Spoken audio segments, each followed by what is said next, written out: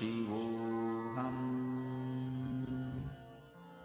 Om Nithyananda Paramashivoham.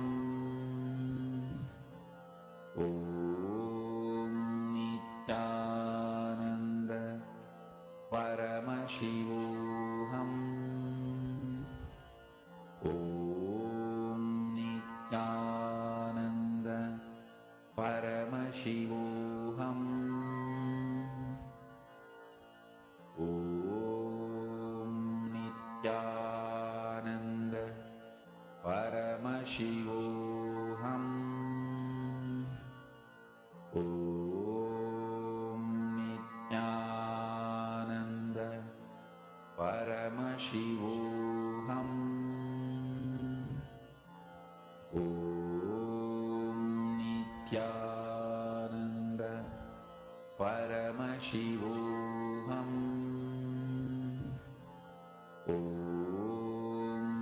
Nithyananda Paramashivoham. Om Nithyananda Paramashivoham.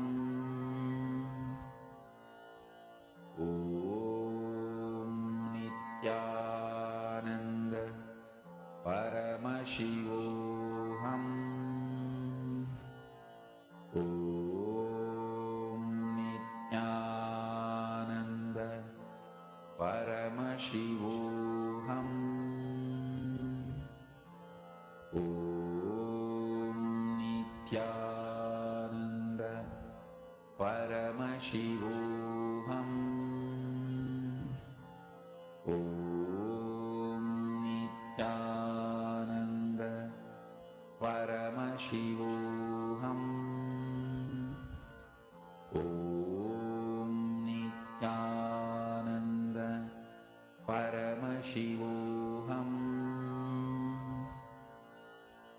Om Nithyananda Paramashivoham. Om Nithyananda Paramashivoham. Om Nithyananda Paramashivoham. Om Nithyananda Paramashivoham. Om Nithyananda Paramashivoham. Om Nithyananda Paramashivoham.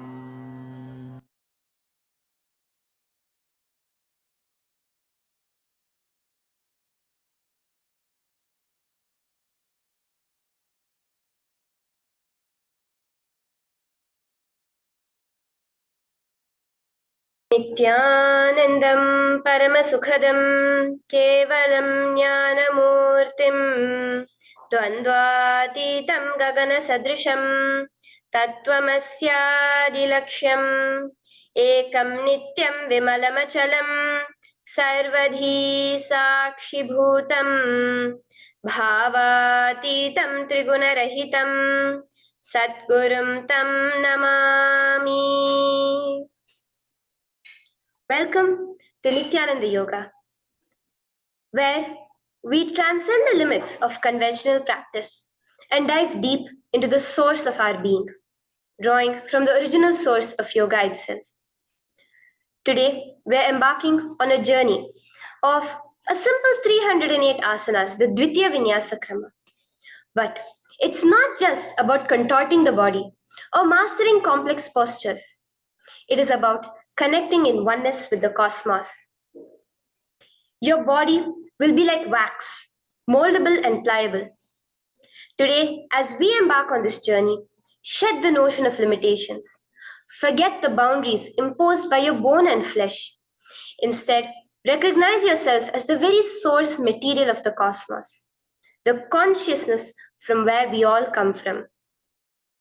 With each movement, you will not just be stretching muscles, you will be reaching into the depths of your consciousness. Visualize yourself as a sculptor, crafting your form with intention and precision. Want to grow 4 inches taller by the end of this session? Believe it, for your body is a wax waiting to be molded as per your intention. There is only one enemy towards this that we have built within each one of us, that is the parasites of negativity. Every muscle you have built in the moment of anger, of anxiety, of pain, of incompletion becomes the boundary of your consciousness. Today, we embark on a journey to detoxify ourselves, make us experience our original nature as divine. So as we go through these 12 components, which is so unique to Nithyananda Yoga, from the original source, the Vedas and Agamas, remember, you are not bound by limitations. You are the creator of your reality. Embrace your true nature. Let us sculpt our beings into an epitome of strength, flexibility, and bliss. Welcome to a transformative experience like no other, Nithyananda Yoga. There are 12 different components that consist Nithyananda Yoga. One is the asanas, which we traditionally know of. The various body postures revealed by Paramashiva to align the physical geometry of our body, the physical geography of our body, to the cosmic geometry, the cosmic geography. As Paramashiva says, sthiram sukham asanam, that body posture which is steady, comfortable, because it's in its original nature of Paramashivatva. The second are the pranayamas, the various systematic breathing techniques that Paramashiva has revealed for each one of us, that connect us to the higher dimensions of the cosmos and increase the life energy within us. The fourth are the bandhas, the different internal locks of the body. The third are the mudras, the various hand gestures and body movements to seal that life energy within ourselves. The very word mudra means seals. You will be able to seal the space of oneness within you with Paramashiva. The fourth are the bandhas, the various internal locks of the body to awaken the Kundalini Shakti, our latent potential energy, and make us conducive for the ultimate experience. The fifth are the karanas, the beautiful dance movements of the body, revealed by Paramashiva to put you in the space of ultimate bliss, and which engage all the different parts of your body. The next are the visualizations. As Swamiji says, the intention with which you move your body manifests as your reality.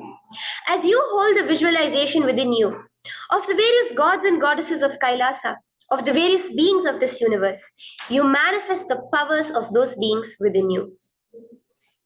The next are the japas, the various powerful energy vibrations of the cosmos that you will be subtly repeating in your throat center, that will cause your very DNA to be bound to the cosmos, to your consciousness with the highest frequency possible. The next are the pramanas, the chanting of the sacred mantras, the original source scripture of Hinduism that reveal the science of Nithyananda Yoga, of yoga, because as Swamiji says, yoga has a source and it is Hinduism. These original verses will manifest the vision Paramashiva had when he created yoga in each and every one of us. There are weights, which is an optional component, helps us to enhance our experience of Nithyananda Yoga as revealed from the source scriptures of Hinduism. The next are the mandalas, the cosmic geometrical representation. The Shri Chakra, the Shri Yantra, which is the direct geometrical representation of the cosmos. When you keep that in front of you and gaze at it throughout your Nithyananda Yoga, your body will fluidly just align itself to the cosmos.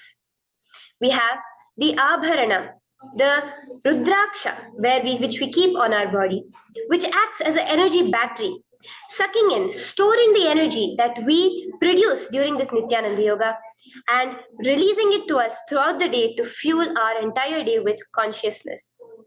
The last but not the least are the Aushadas, the various sacred herbs that you can apply to, which can be infused with the thought current of Paramashivatva to manifest it within you. With this understanding, let us get right into the practice of Nithyananda Yoga, which starts with invoking the presence of Paramashiva himself, the very being of Paramashiva, to witness our Nithyananda Yoga today, with the chanting of the Shiva Mula Mantra.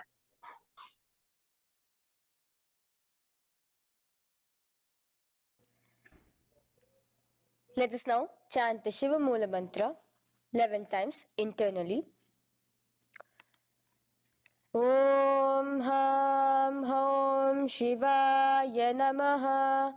Om Ham Hom Shivaya Namaha. Om Ham Hom Shivaya Namaha.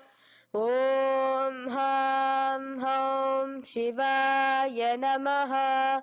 Om Ham Hom Shivaya Namaha. Om Ham Hom Shivaya Namaha. Om Ham Hom Shivaya Namaha. Om Ham Hom Shivaya Namaha. Om Ham Hom Shivaya Namaha. Om Ham Hom Shivaya Namaha. Om Ham Hom Shivaya Namaha. The next step of this ritual of yoga, as Swamiji reveals, yoga is a ritual, a methodology to connect yourself with the divine. As every ritual in Hinduism goes, we cleanse the three elements of our body, of the world, and of the ultimate with the Tattvachamanam.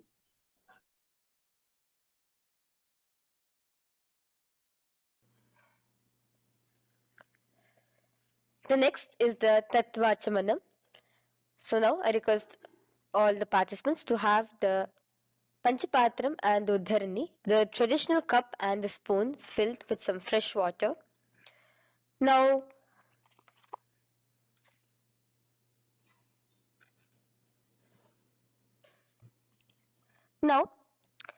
keeping your right hand in the shape of a cow's ear, the Gokarna Mudra, pour an Uddharani of water from the Panchapatram and chanting each of the following mantras internally, drink the water that flows through the base of the palm. Om Atmatattvam Shodayami Svadha. Om Vidyatattvam Shodayami Svadha. Om Shivatattvam Shodayami Svadha. Wash your right hand with water from the Panchapatram. Now, chanting the following mantra internally, wipe the upper and lower lips twice using the base of the right hand thumb, moving the hand from right to the left of the lips. Om Ham Hridayaya Namaha. Wash your right hand with water from the Panchapatram. Now, with the tips of right hand index, middle and ring finger, touch above the upper lips and below the lower lips. Wash your right hand with water from the Panchapatram. Now, with the tips of right hand index finger and thumb joined together, touch your right nostril, left nostril. With the tips of right hand ring finger and thumb joined together, touch your right eye, right ear, left ear.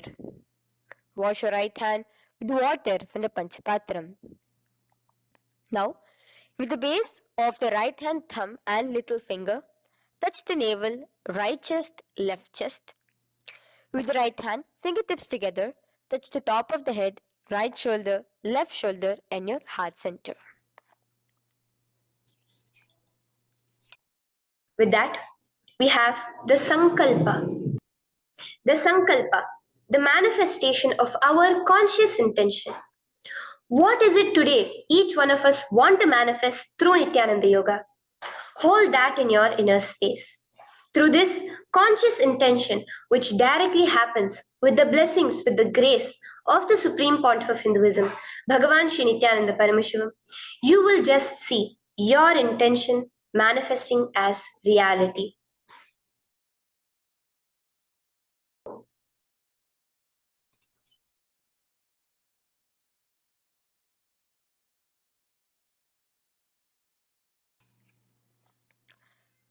The next is the sankalpa, the conscious resolution. So now I request all participants now to, with your right hand, cover your left palm, which is the sankalpa mudra, and keep both the hands on the right thigh. Continue to keep this mudra till the end of the sankalpa.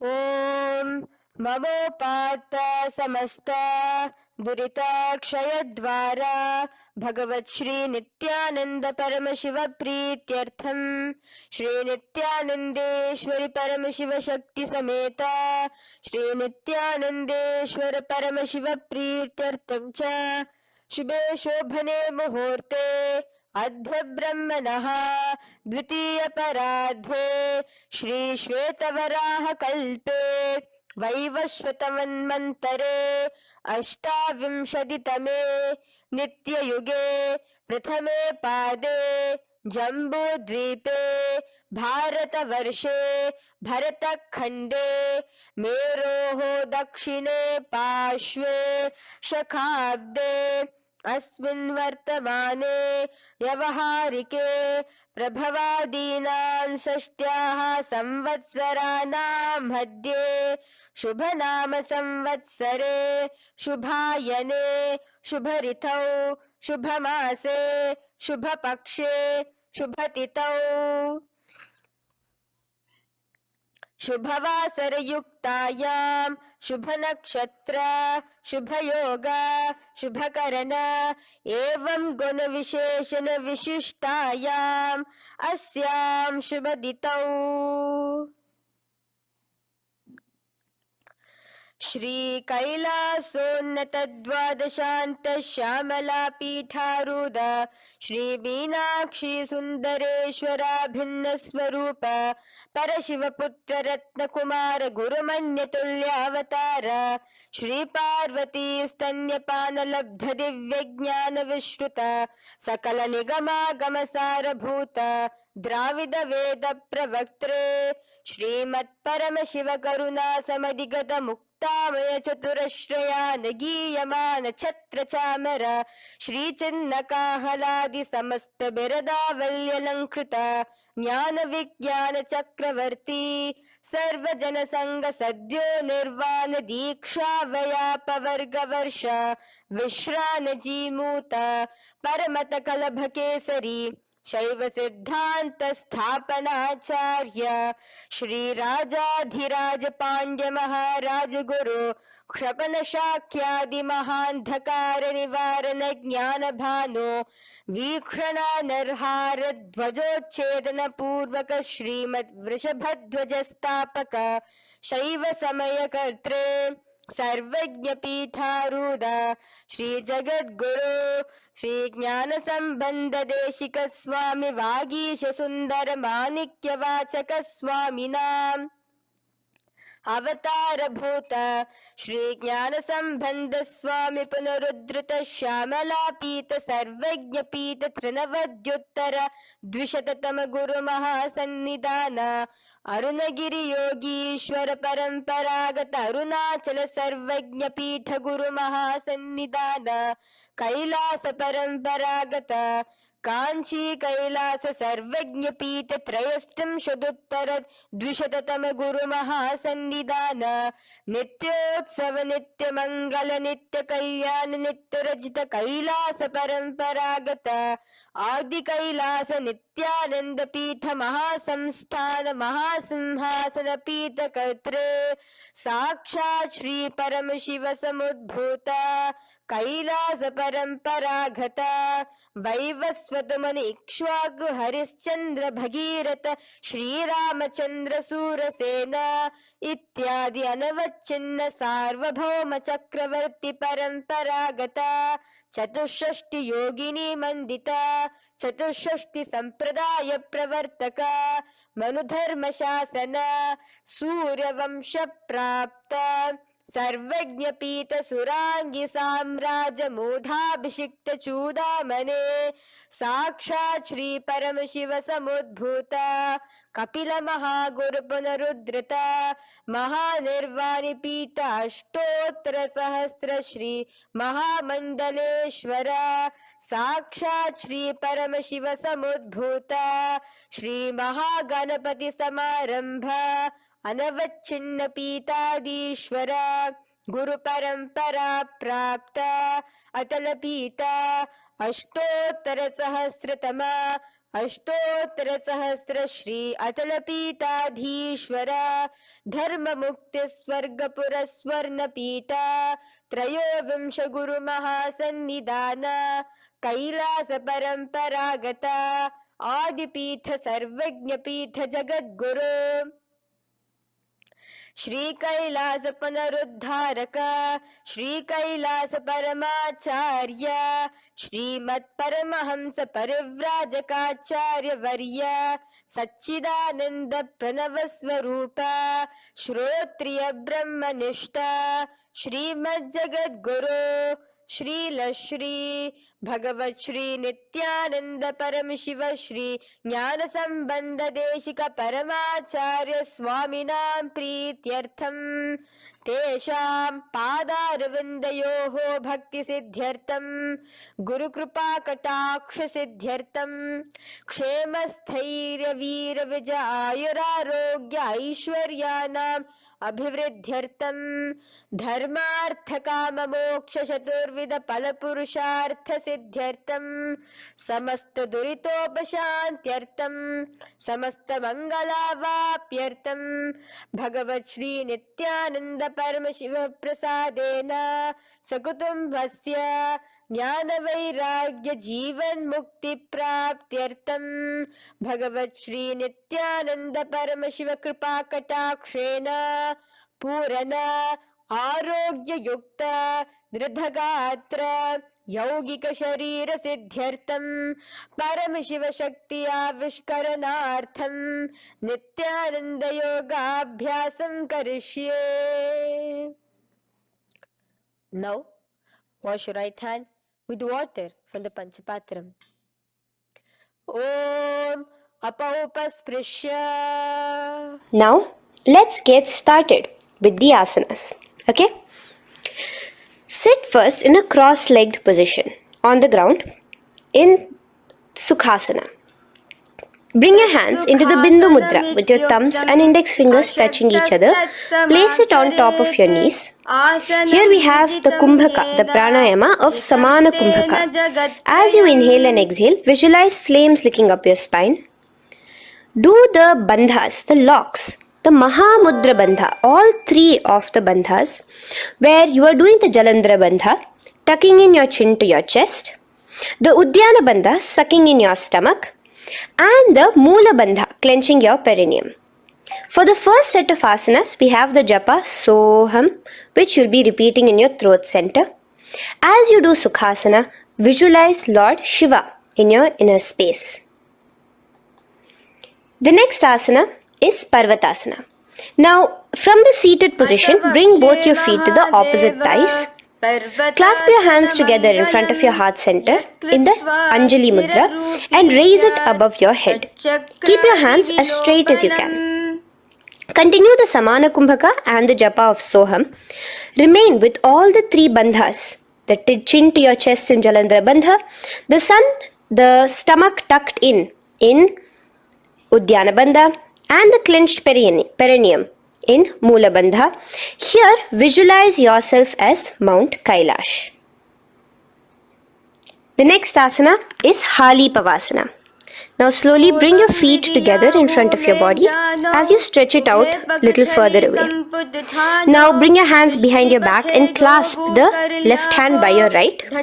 Lean forward, placing your forehead on the ground as you continue to engage all the three bandhas. Here, gaze at your nose.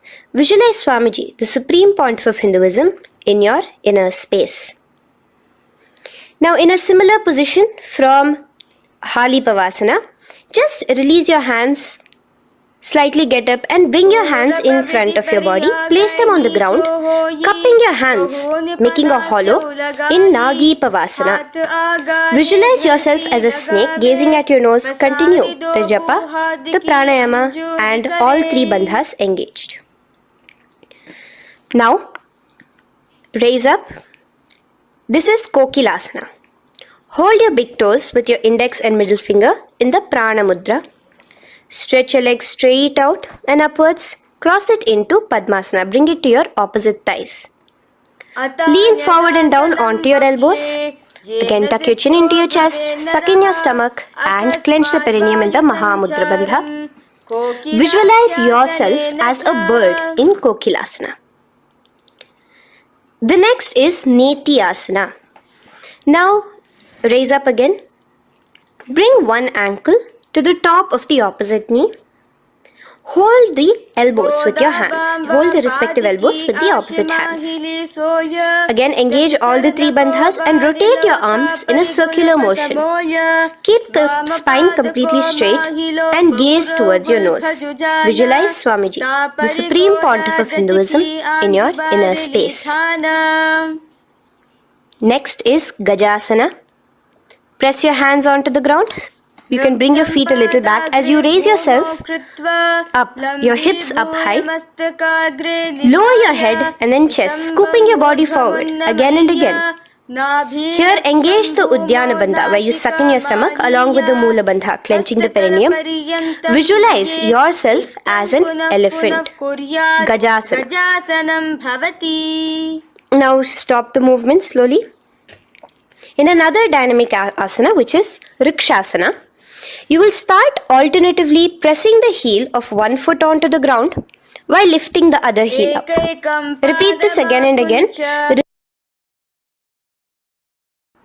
The next is Vaishyasana. Now slowly come to a standing position. Stand tall on the tips of just your big toes. Keep your head neck straight line. And bring the middle, index and ring fingers to your heart in the Hridaya Mudra. Continue engaging the Uddiyana Bandha.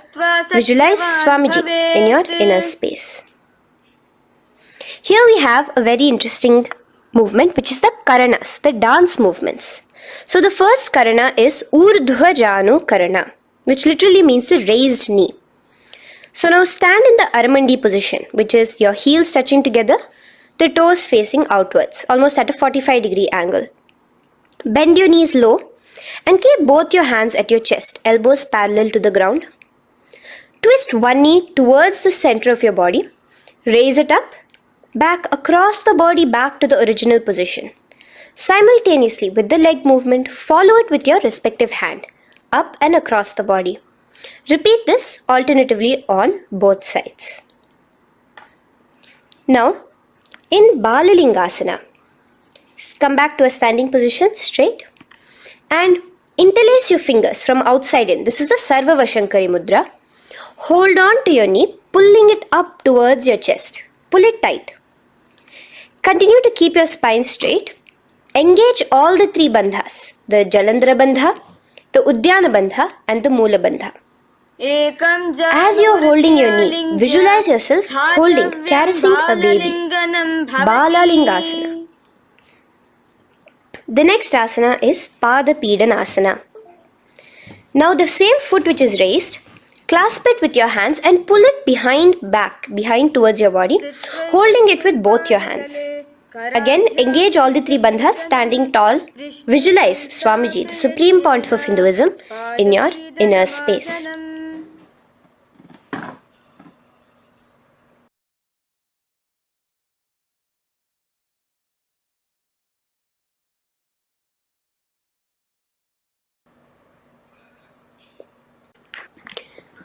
From here, let's enter into Natarajasana.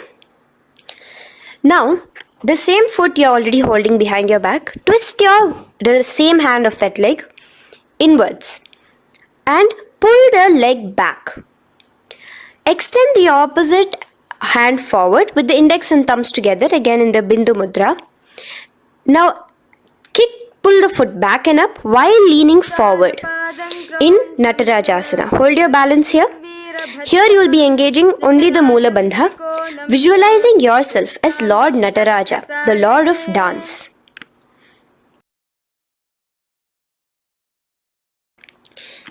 Now again let's repeat Balalingasana on the other side with the other leg. Pull it up towards your chest with the hands in the Sarva Vashankari Mudra. Engage all the three bandhas as you visualize yourself holding and caressing a baby. Now pull your foot back into Padapidanasana on the other side. Remain with all the three bandhas engaged. Visualize Swamiji in your inner space.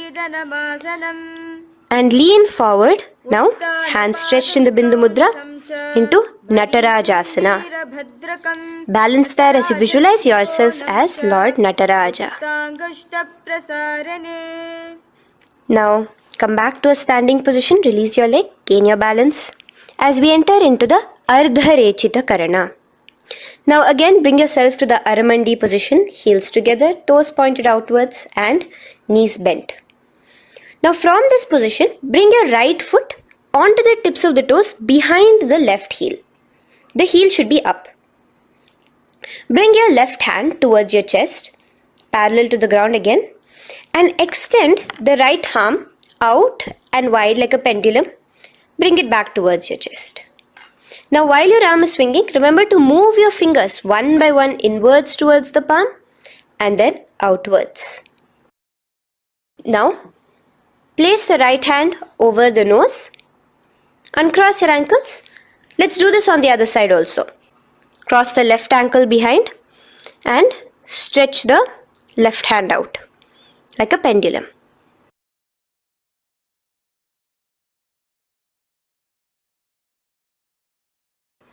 Bring it to your nose and cross the ankles. Now let us enter into the skeleton dance. It's a very powerful meditation. It cleanses the muscle memory. Any patterns which are there within your muscle memory can be completely wiped out through this skeleton dance. Just 2 simple steps. Now stand straight, visualize yourself as a skeleton. You can close your eyes. Just visualize yourself as pure bones. There are no muscles, no veins, no nerves, tissues, organs, nothing. Just bones, a skeleton form. And shake your body intensely.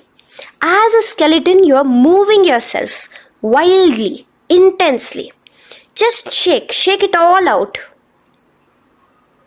Move your hands, move your legs, your head. Let there be no bone in your body untouched. Just move it.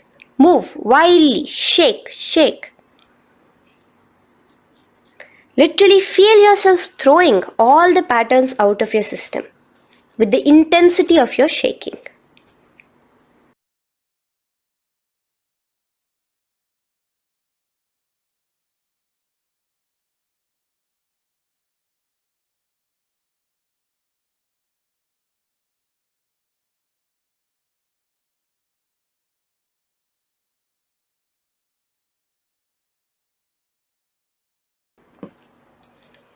Now slowly calm down. Take a few steps, gain your breath back. That's a powerful meditation we did. Let us do the next karana. Again, come back to a standing position. Do the Aramandi. Your toes outwards, knees bent with your feet together. Now here, raise your hands above your head. Keep your palms completely straight and cross the wrists with the palms facing forward and the back of the hands outward. Now from the crossed wrists, uncross the wrists, spreading your arms out wide while you turn your hip towards the side. Turn by the waist sideways. Bring your hands back over the head and turn on the other side. Repeat this on the other side. Do it again. Let's twist out. Come back to the middle and twist out again. This is the Kati China Karana. Now stand tall. Raise your hands above your head. Bring yourself to the top of the tip of your toes. Let your hands face each other parallel to the ears. You're tall, pushing yourself, stretching yourself. Again, engage all the three bandhas. Tucking in your chin to the chest, sucking in your stomach and clenching your perineum. Visualize yourself as a palm tree. We have the japa changing over here, where you will be repeating Shivoham in your throat center. Tadasana. Now, as we enter into Uttanasana, relax and lean forward, bringing your hands on by the ground next to your feet. Keep your palms flat on the ground. Try your best. Engage all the three bandhas. Remain with all the three bandhas engaged as you visualize Swamiji, the supreme pontiff of Hinduism himself, in your inner space. Now jump your feet back into Tarakshvasana, coming to a plank position. Keep your hands shoulder width apart. Be steady there. Chuck in your chin to your chest in the Jalandhara Bandha as well as engaging the Moola Bandha. Now rotate your head while in the Jalandhara Bandha from shoulder to shoulder, side to side. This is Tarakshvasana. Visualize Swamiji, the supreme pontiff of Hinduism, in your inner space. Yes. Now lay flat onto the ground in Bhujangasana. Lower your entire body down. Now point your toes backwards. Keep your hands by the side of your chest and push yourself off the ground. Remember to use the strength of your lower back to hold yourself up. Open your mouth wide. Inhale through the hollow of your throat and exhale through your nose. This is the Bhujangani Mudra. In Bhujangasana, you will visualize yourself as a cobra. Now come back into a plank position. So you can tuck in your toes and come back into a plank position. In Shashasana, alternate bringing one knee towards your chest, back and forth. So you'll bring one knee front, push it back and bring the other knee. Repeat this again and again. Do the Sahaja Kumbhaka. Simple breathing in, breathing out. Engage the Moola Bandha, clenching your perineum. Visualize Swamiji, the supreme pontiff of Hinduism. Okay. Now place your legs back into the plank position as we enter into Rathasana. Again, bring one foot between your hands and alternate jumping one foot back and bringing the other foot forward simultaneously. Again and again. Continue the Sahaja Kumbhaka and the Moola Bandha engaged as you visualize yourself as a chariot, a Ratha, in Rathasana. Now, into Veerabhadrasana. Remain one leg in between your hands. So as you jump, one leg comes between your hands. Stop in that position. One leg stretched back. And raise yourself up into a standing position. So the front foot will be pointing forwards and bent at a 90-degree angle. The knee will be bent at a 90-degree angle. The other leg, which is extended back, the foot will be pointed sideways at a 45-degree angle. Now raise your palms, hands up, parallel beside your ears. Do the Uddiyana Bandha along with the Moola Bandha, pulling in your stomach in. Gaze towards your third eye as you visualize yourself as Lord Veerabhadra. Now relax down, switch your legs around and let us do Veerabhadrasana on the other side. Stretch your hands up, gaze towards your third eye, suck in your stomach in the Uddiyana Bandha and visualize yourself as Lord Veerabhadra. Okay, bring your feet together now. Let us move into Vrikshasana. Now stand tall, gain your balance here slowly. Bring one foot towards the inner thigh. Bring your palms together, raise them up above your head in the Anjali Mudra. Keep your elbows as straight as you can. Again, continue the Uddiyana Bandha, sucking in your stomach. Gaze forward, hold your balance, visualize yourself as a tree, the stability of a tree in Vrikshasana. Now, slowly bring your hands down. Now the foot which is in your inner thigh, bring it towards the opposite to the root of the opposite thigh. Bring your hands in the Namaskar Mudra in front of your heart center together and visualize yourself here as Lord Garuda, just engaging the Moola Bandha alone here. This is Garudasana. Now let us repeat Vrikshasana on the other side. Slowly put your foot down.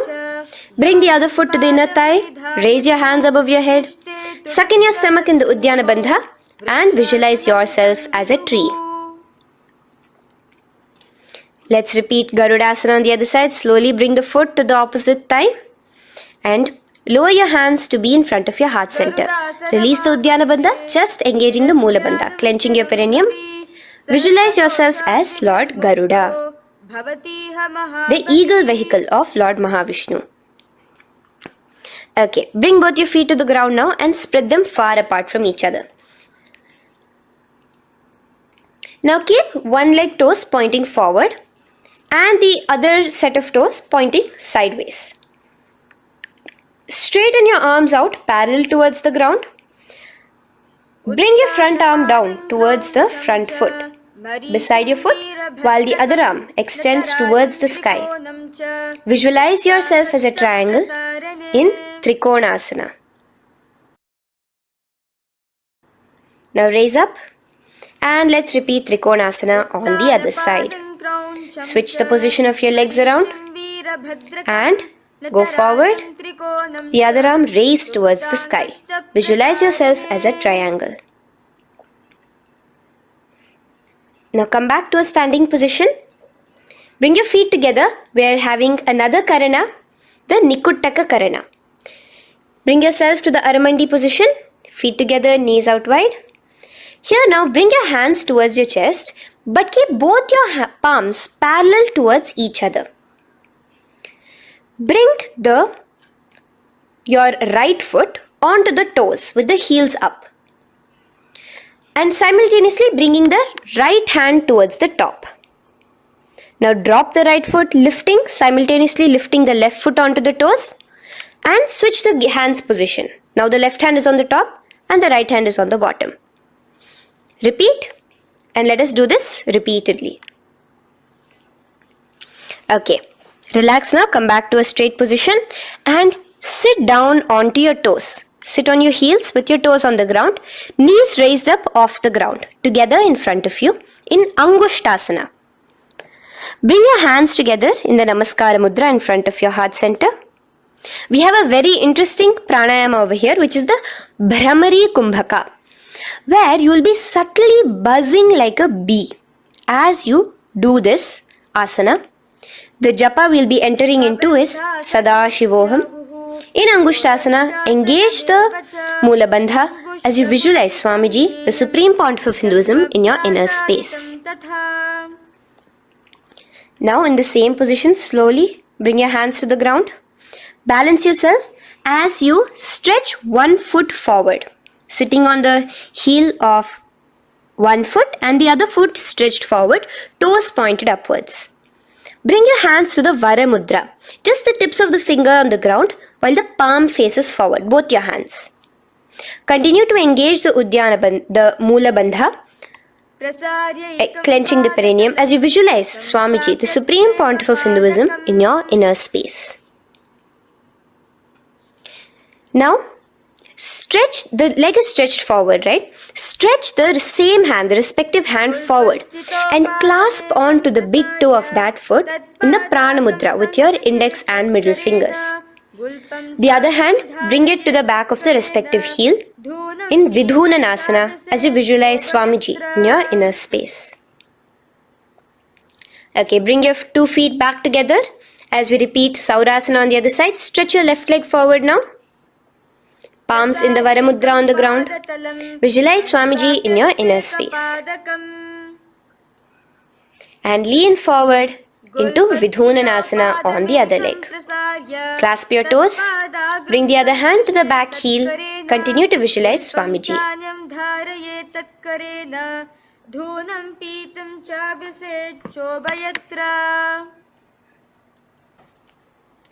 Now bring your 2 feet back together as you continue to sit on the heels, getting a nice toe workout here. Balance on your toes, bring your knees together in front of you. Now place your palms on top of the respective knees with the hands facing upwards, the palms facing upwards. Leave a slight gap between your palms and knees. As you gaze forward, engage the Jalandhara Bandha, tucking in your chin to your chest, and look between the gap between your hands. Brahma Jurankushasana. The next is Kapilasana. Now spread your knees wide and place them onto the ground. Keep your hands on the respective knees. Pull your stomach in and up in the Uddiyana Bandha. Gaze towards your nose as you visualize yourself as Maha Kapila Muni, the first man that ever started thinking. In the same position, just release that Uddiyana Bandha. Release the lock of the stomach, but continue to clench your perineum in Mula Bandha. As you switch your gaze to your third eye. So from your nose, switch your gaze to the third eye. Visualize Swamiji, the supreme pontiff of Hinduism, in your inner space. Bhadra Gorakshasana. Next is Suryasana. Now, your toes are tucked. Just lift your knees off the ground, wide apart. Bring your hands together in the Padma Mudra, with the little fingers and thumbs joined together. Engage the Uddiyana Bandha, suck in your stomach and raise your hands up tall above your head. Slightly lean back as you look towards the gap between your hands. Visualize Lord Surya in your inner space. Now relax, slowly bring your hands to the ground. Sit on top of your heels, the toes flat. Here, keep your hands on top of your knees and lift your tongue up against the roof of your mouth in the Manduki Mudra. Do the Sahaja Kumbhaka, simple breathing in and out. Engage the Mula Bandha, clenching your perineum. With the Japa Sadashivoham, repeating in your inner space, here you will visualize yourself as a frog in Mandukasana. Your tongue pressed against the upper palate. Is your frog-like tongue catching the nectar of immortality dripping from your Sahasrara Chakra?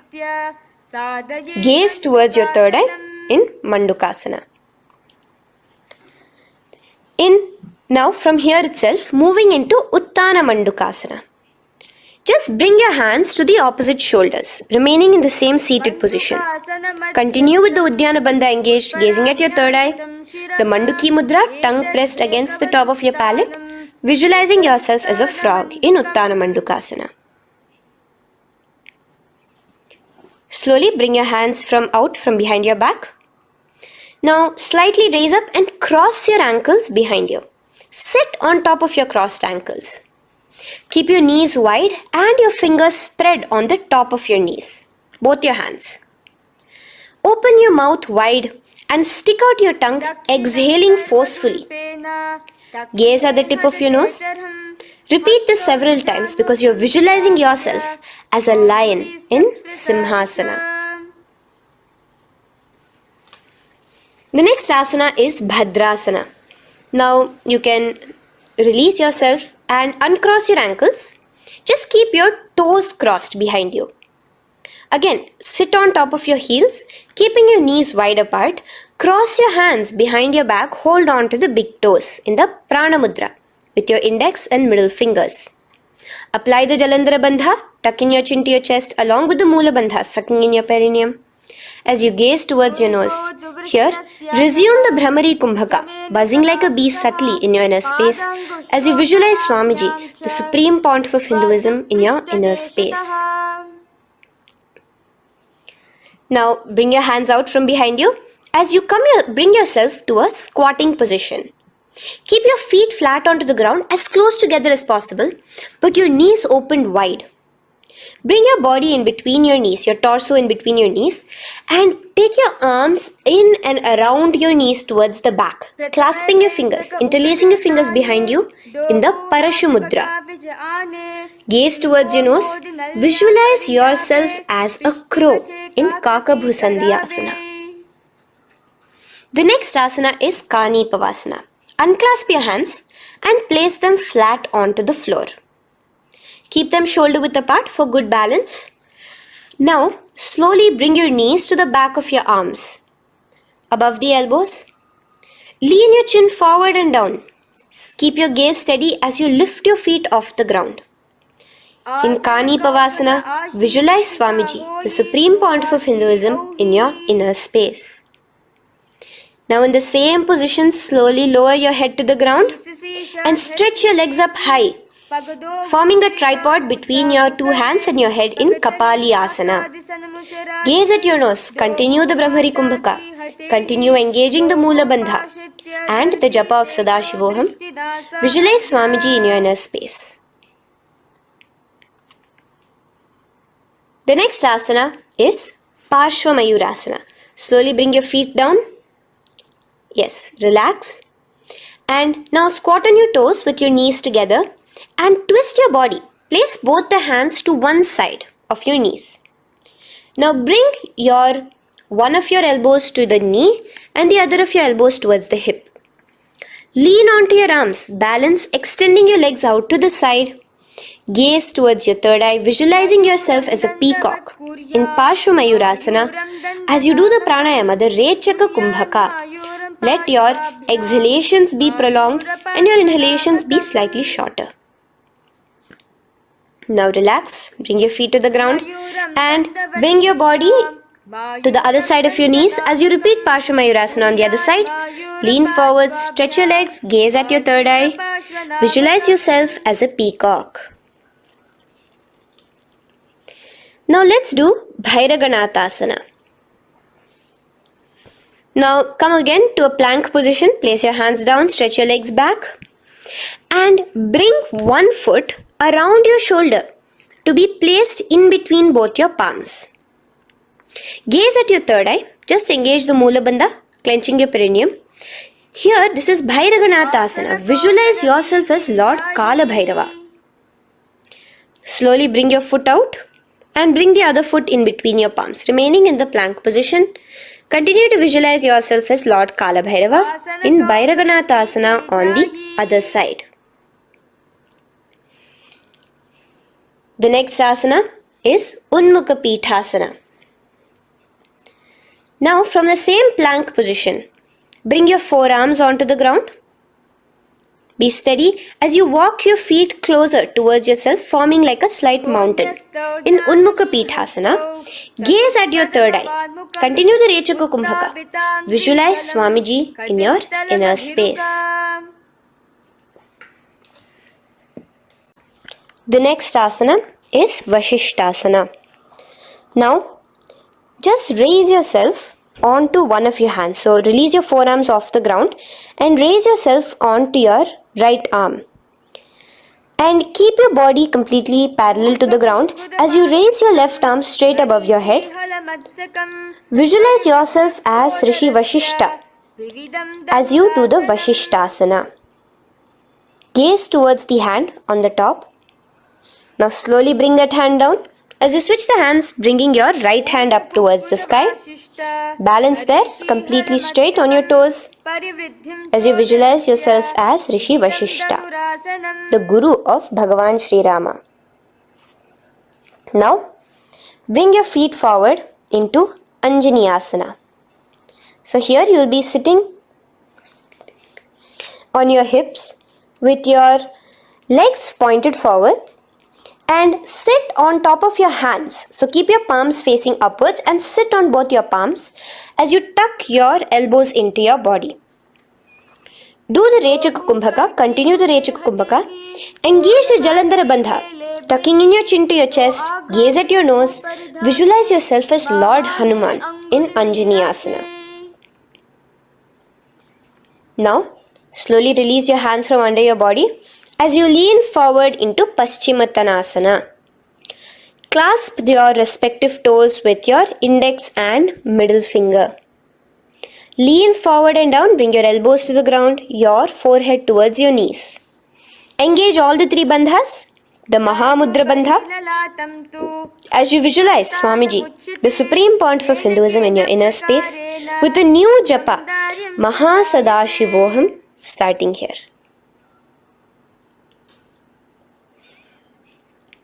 The next is Ugrasana. Now, you can raise up and clasp your hands behind your neck in the Parashumudra. interlace both your fingers. Lean forward and down, bringing your forehead to your knees and your elbows onto the ground. Again, engage all the three bandhas in the Mahamudra Bandha as you visualize Devi Kali in your inner space in Ugrasana. The next is Marichi Asana. So raise up and keep one leg pointed forward while you bring the other leg towards the groin, the knee pointed upwards. Place the foot flat on the ground. Now lean forward. Bring both your hands, wrap your arms around the raised knee, clasping your hands behind the back together. Bring your chest to the thigh with your head towards the knee. Here engage just the Moola Bandha, sucking in your perineum, as you visualize yourself as Rishi Marichi in Marichi Asana. The next asana is Mahamudrasana. Now slowly raise up and the raised knee, let it rest by your side with your leg towards the inner thigh of the opposite leg. Now again reach down, hold your foot, bring your elbows to the ground, your forehead to your knees. Engage all the three bandhas in the Mahamudra Bandha. Gaze at your nose, visualize Swamiji himself in your inner space. Raise up. Let's repeat Marichi Asana on the other side. Bring the other foot straight while the other foot comes into the groin. Knee up. Lean forward, clasping your hands behind your back. Visualize yourself as Sage Marichi. Now from here, raise up, engage all the three bandhas as you let your knee fall to the side. Lean forward, clasping the foot. Gaze at your nose. Visualize Swamiji in your inner space in Mahamudrasana on the other side. Now, bring yourself to a seated position. Sit and bring the soles of your feet together. Bend your knees and keep your heels as close towards you as possible. While try to touch your knees to the ground. Clasp your feet together with both your hands. Maintain a straight spine. Gaze towards your nose in Bhadrasana 2. Visualize Swamiji, the Supreme Pontiff of Hinduism, in your inner space.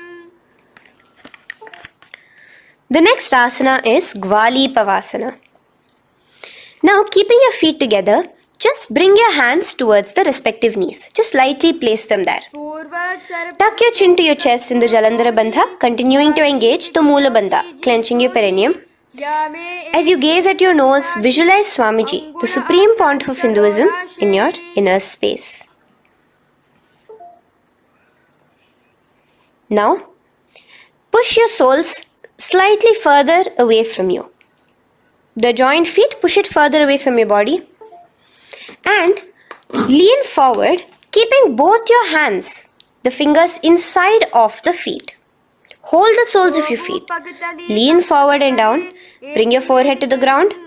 Gaze at your nose. Visualize the Yoni Mandala in your inner space.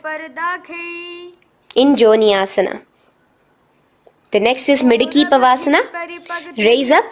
Stretch your arms out wide beside your body as you lean forward, your arms going over your knees. Bring your forehead to your feet. Continue to gaze at your nose. Visualize Swamiji, the Supreme Pontiff of Hinduism, in your inner space. Now, in Siddha Samadhi Asana, raise yourself up. Now, put your forearms underneath the calves of the respective legs. Let your palms face up towards the sky as you bring your head down to your feet. Gaze at your nose as you visualize Lord Surya in your inner space in Siddha Samadhi Asana.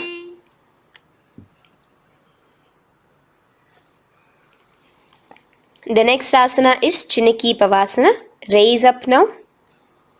Bring both your feet together in front of you. Bring your feet back close to your body. Now place your hands underneath both the feet and pull your feet open like a book facing towards the sky. Both your feet. Press your elbows onto your thighs near the knees and gaze towards your nose, visualizing Swamiji in your inner space in Chiniki Pavasana. Giving yourself a nice stretch. Now release your feet and bring your hands to the respective knees. Gently push down on your knees, pushing it towards the ground. Suck in your stomach in the Uddiyana Bandha. Gaze at your third eye, visualizing Swamiji in your inner space. This is Charapata Chokasana. The next asana is Bhairavasana. Now, continuing to remain with your feet together, you can use the help of your hands to bring your toes onto the ground with your heels pointed upwards. Just push yourself and try to do it. Continue to remain with the Uddiyana Bandha engaged, your stomach sucked in. Bring your hands to the Bindu Mudra with the index and thumbs together on top of the knees. Gaze at your third eye. Visualize yourself as Lord Kala Bhairava in Bhairavasana. The next asana is Samanasana. So slowly you can bring your feet out from underneath. Take now one foot towards your chest, holding with both your hands as the other foot rests by the perineum. Pull the sole onto your chest. Gaze at your third eye. Visualize yourself holding the breath in the Mooladhara Chakra, the Chaturdala, the 4-petal lotus of your body. Gaze at your third eye. Visualize Swamiji, the supreme point of Hinduism, in your inner space in Samanasana. From here, let's move into Apanasana. Now, the foot that you have towards your chest, just bring it over your shoulder and place both your palms onto the ground beside you. As you lift the leg by your perineum, stretch it out and lift it up high into the sky in Apanasana. Gaze at your third eye, visualizing Swamiji in your inner space. Let's repeat Samanasana on the other side. Bring your foot down. Clasp the other foot towards your chest. Gaze at your third eye, visualizing Swamiji in your inner space. And bring the foot onto your shoulder as we repeat Apanasana on the other side. Stretch your leg out straight in front of you, up high towards the sky, gazing at the third eye, visualizing Swamiji in your inner space. Okay, relax slowly. Let's move into Gomukhasana. Now, sitting in a seated position, cross one leg over the other, like over, and align the knees together at the center of your body and the feet by the opposite hips. Place both your hands on top of the stacked knees. Gaze at your nose. Here we have a beautiful pranayama, very cooling pranayama, which is the Sheetkari pranayama, where you will be inhaling through your clenched teeth with your tongue pressed against behind your teeth and exhaling through your nose, creating a hissing sound. The japa will be for the next sequence of asanas. Om Nithyanandoham. Visualize the face of a cow in Gomukhasana. Now keep your knees crossed. From the knees, bring your hands towards the respective toes on the side of the body. Clasp the big toe in Pranamudra. Suck in your stomach in the Uddiyana Bandha. Visualize yourself as Rishika Anasuya in Anasuyasana. Now in Anusuyasana 2, just bring your hands behind your back, clasp together, interlaced fingers in the Parashamudra. Lean forward and down. Try to bring your nose to touch the ground in front of you. Just visualize yourself as Rishika Anasuya and gaze at your nose. Anusuyasana 2. Raise yourself up now. Now bring one foot towards the perineum, knee resting on the ground. Raise your other foot with the foot in front of the lying down foot, knees pointed upwards towards your chest. Place your hands on the respective knees. Keep your spine tall, chest out. Gaze at your nose. Visualize yourself as Lord Garuda, the eagle vehicle of Bhagavan Mahavishnu. Garudasana 2. From here, moving into Naradasana. Now, keep both your hands, bring both your hands behind your neck and clasp them in the Parashamudra. Interlace your fingers behind your neck. Twist outward of the raised knee. Just keep your whole body outside of the raised knee. Gaze towards your third eye, visualizing yourself as Devarishi Narada in your inner space. From Naradasana, let's enter into Matsya Pithakasana. Place one foot on the top of the opposite thigh. Wrap your respective arm across the knee, holding on to the opposite shin. Extend the opposite hand straight. Hold on to the respective toe with the index and middle fingers in Prana Mudra. Gaze towards your nose. Visualize Matsyavatara, the fish form of Bhagavan Mahavishnu in your inner space in Matsya Pitakasana.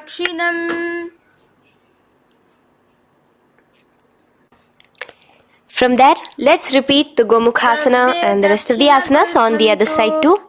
So slowly you can cross your knees over to the other side in Gomukhasana. Keep your hands on the top of your knees. Gaze at your nose as you visualize the face of a cow in Gomukhasana. Continuing into Anusuyasana on the other side, bring your hands to your toes. Suck in your stomach in the Uddiyana Bandha. Gaze at your nose, visualize yourself as Rishika Anasuya. And lean forward, bringing your hands behind your back in Anusuyasana 2. Interlace your fingers in the Parashamudra. Continue to gaze at your nose, visualizing yourself as Rishika Anasuya. As you relax the Uddiyana Bandha, just clenching the Mula Bandha alone. Raise up, bring your feet together in front of you as we enter into Garudasana 2. Place your hands on the respective knees. Stay straight. Visualize yourself as Lord Garuda as you gaze towards your nose. And twist your body out of the raised knee, hands clasped in the Parashamudra behind your neck. Gaze at the third eye, visualizing yourself as Devarishi Narada. And bring the foot to the opposite thigh as we enter into Matsya Pitakasana on the other side. Clasp your toe in Prana Mudra. Gaze at your nose, visualizing Matsya Avatara, the fish avatar of Lord Vishnu in your inner space. Now let's enter into Matsyendrasana.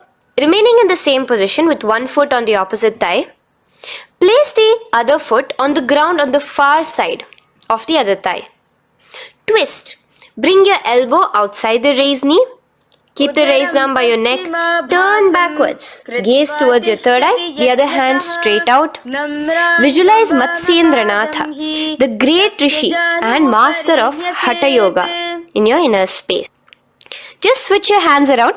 Straighten the hand that was originally bent and bend the other hand towards your neck.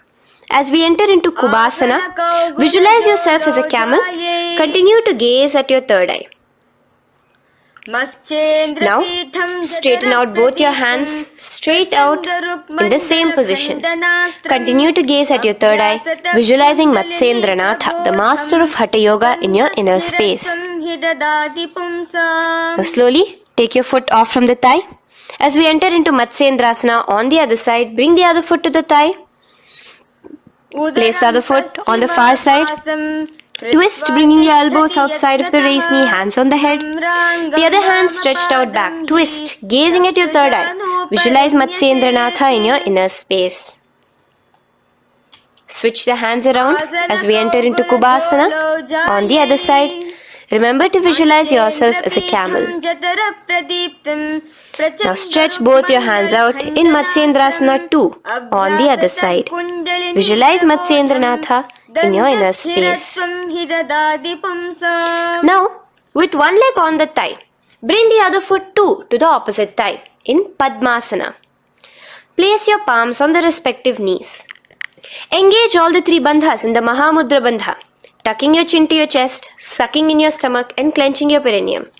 We have a new pranayama here, which is the Shitali Kumbhaka, where you will continue to inhale through the teeth without creating the hissing sound and exhale through your nose. A new japa of Om Nithyananda Mahasadashivoham starts here.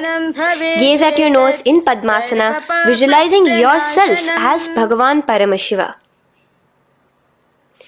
Now, keeping your legs in the same position, just cross your hands over each other, clasping onto the toes with your index and middle fingers in the Prana Mudra.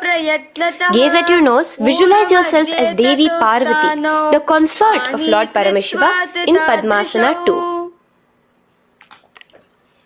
Now, uncross your hands. Take your hands and insert it into the gap between your thighs and your calves. Put both your hands within and pull it out on the other side.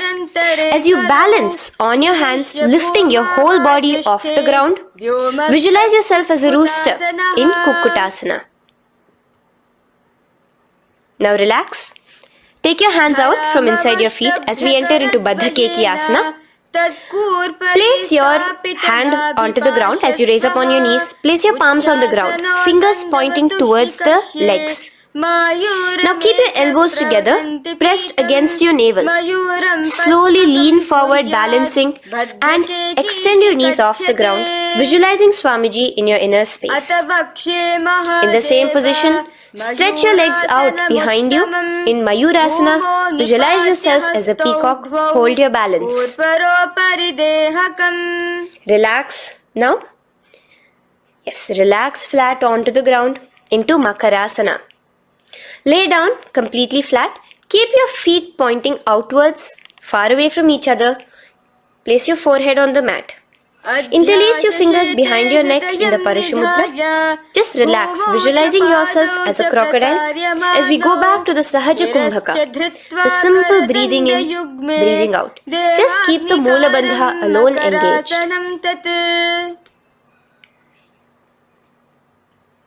The next asana is Shalabhasana. Now lay on your stomach and place your hands on the ground beside the chest. From the laying position, raise your legs up. Use your core strength to bring your thighs off the ground. Visualizing yourself as a locust in Shalabhasana. Relax your feet down and bring your hands to your feet, pulling your feet down towards the ground beside your hips. In Ushtrasana, visualize yourself as a camel. Now slowly kick your legs back. Rise your hand is clasping your feet. Pull your feet towards the sky, lifting your chest and thighs off the ground. In Dhanurasana, gaze at your third eye. Visualize yourself as Paramashiva's bow. Relax slowly and come up to a sitting position. In Bhagasana, sit on both your knees with your head, neck and spine straight. Clench your perineum in the Mula Bandha. Place your hands on top of your knees. Gaze towards your third eye, visualizing Swamiji, the supreme pontiff of Hinduism, in your inner space. From here we enter into Gohyasana. We have a couple of headstand postures here, so get yourself ready. Now place your forearms on the ground with your fingers interlocked. Ensure your elbows are at shoulder width for the best balance. Place the top of your head on the ground, holding your head with your hands. Slowly walk your toes forward until your hips are in a straight line with your shoulders, and just kick your feet up slightly. Make sure not to lose your balance. Keep your knees bent together at your chest. Toes pointed upwards. Gaze to your nose, visualizing Swamiji in your inner space.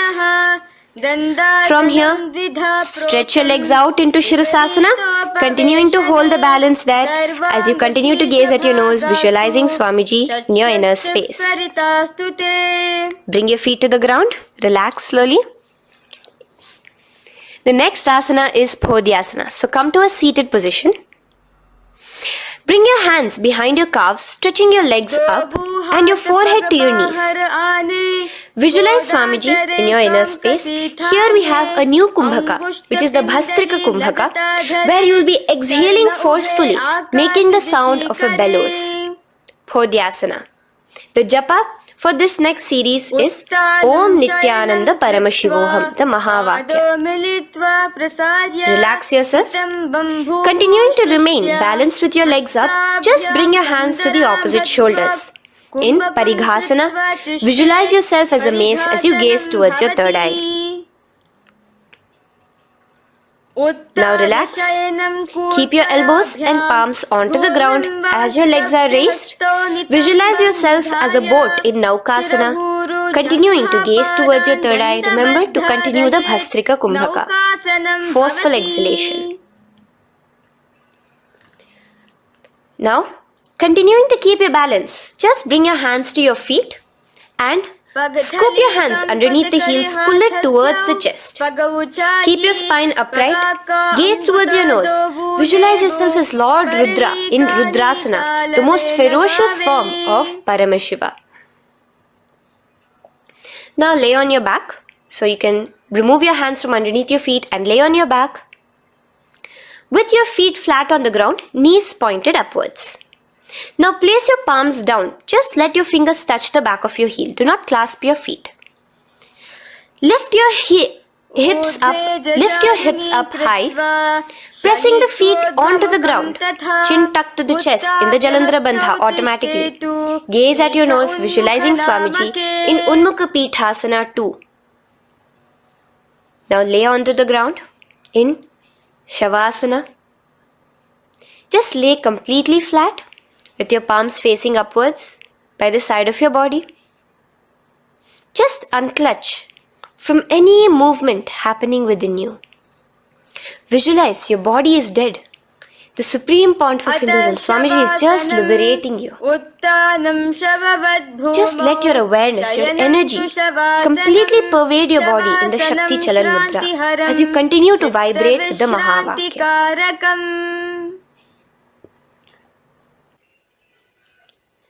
Roll over to one side and come to a seated position. Feel the life entering your body back. In a seated position, let us get continued with the sequence. We have 200 asanas more to go, starting with Yathasanishtasana.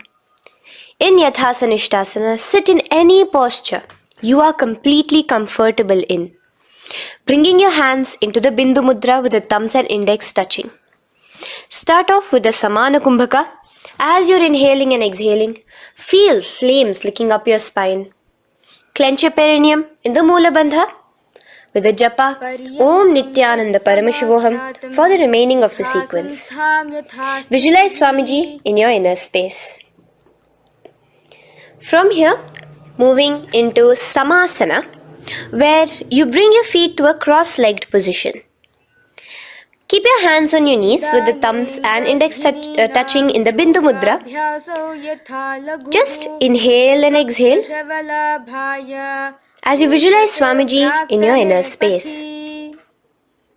The next is Muktasana.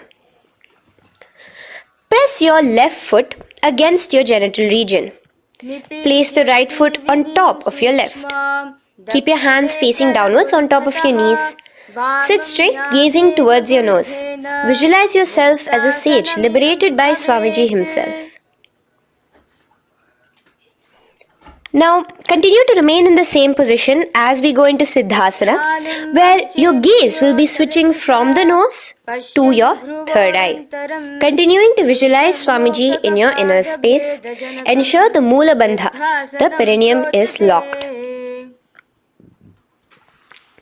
In Siddhyasana now, continuing the same position.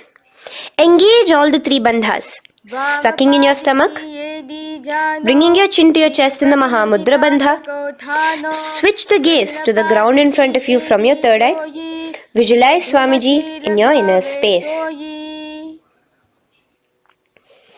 Now, relax the Uddiyana Bandha and Jalandhara Bandha. Just keep the Moola Bandha, the perineum alone clenched, as we enter Rudrasana 2, where your legs will remain in the same position, just your hands alone, from resting on your knees, will turn around to the Bindu Mudra, the thumbs and index touching.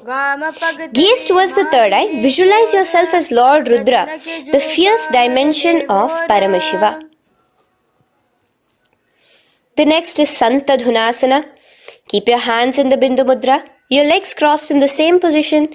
As you switch your gaze from your third eye to your nose, visualizing Swamiji, his tranquility, unshakable nature. Now, relax the Bindu Mudra, keep your legs in the same position, and bring your hands to your navel, cupping one palm over the other in the Samputa Mudra. It looks sort of like a lotus bud. Continue to visualize Swamiji in your inner space in Siddhasana 2. The next asana is Bandha Yoni Asana. Maintaining one heel over the other in the same position of the legs, Bring your hands to your face in the Shanmukhi Mudra. So just listen carefully now. Bring your little fingers beneath the bottom lip of both hands. Your ring fingers above your upper lip. Your middle fingers closing your nose, your nostrils. Your index finger covering your eyes. And your thumbs pressed into your ears. This is Bandha Yoni Asana, visualizing Swamiji in your inner space.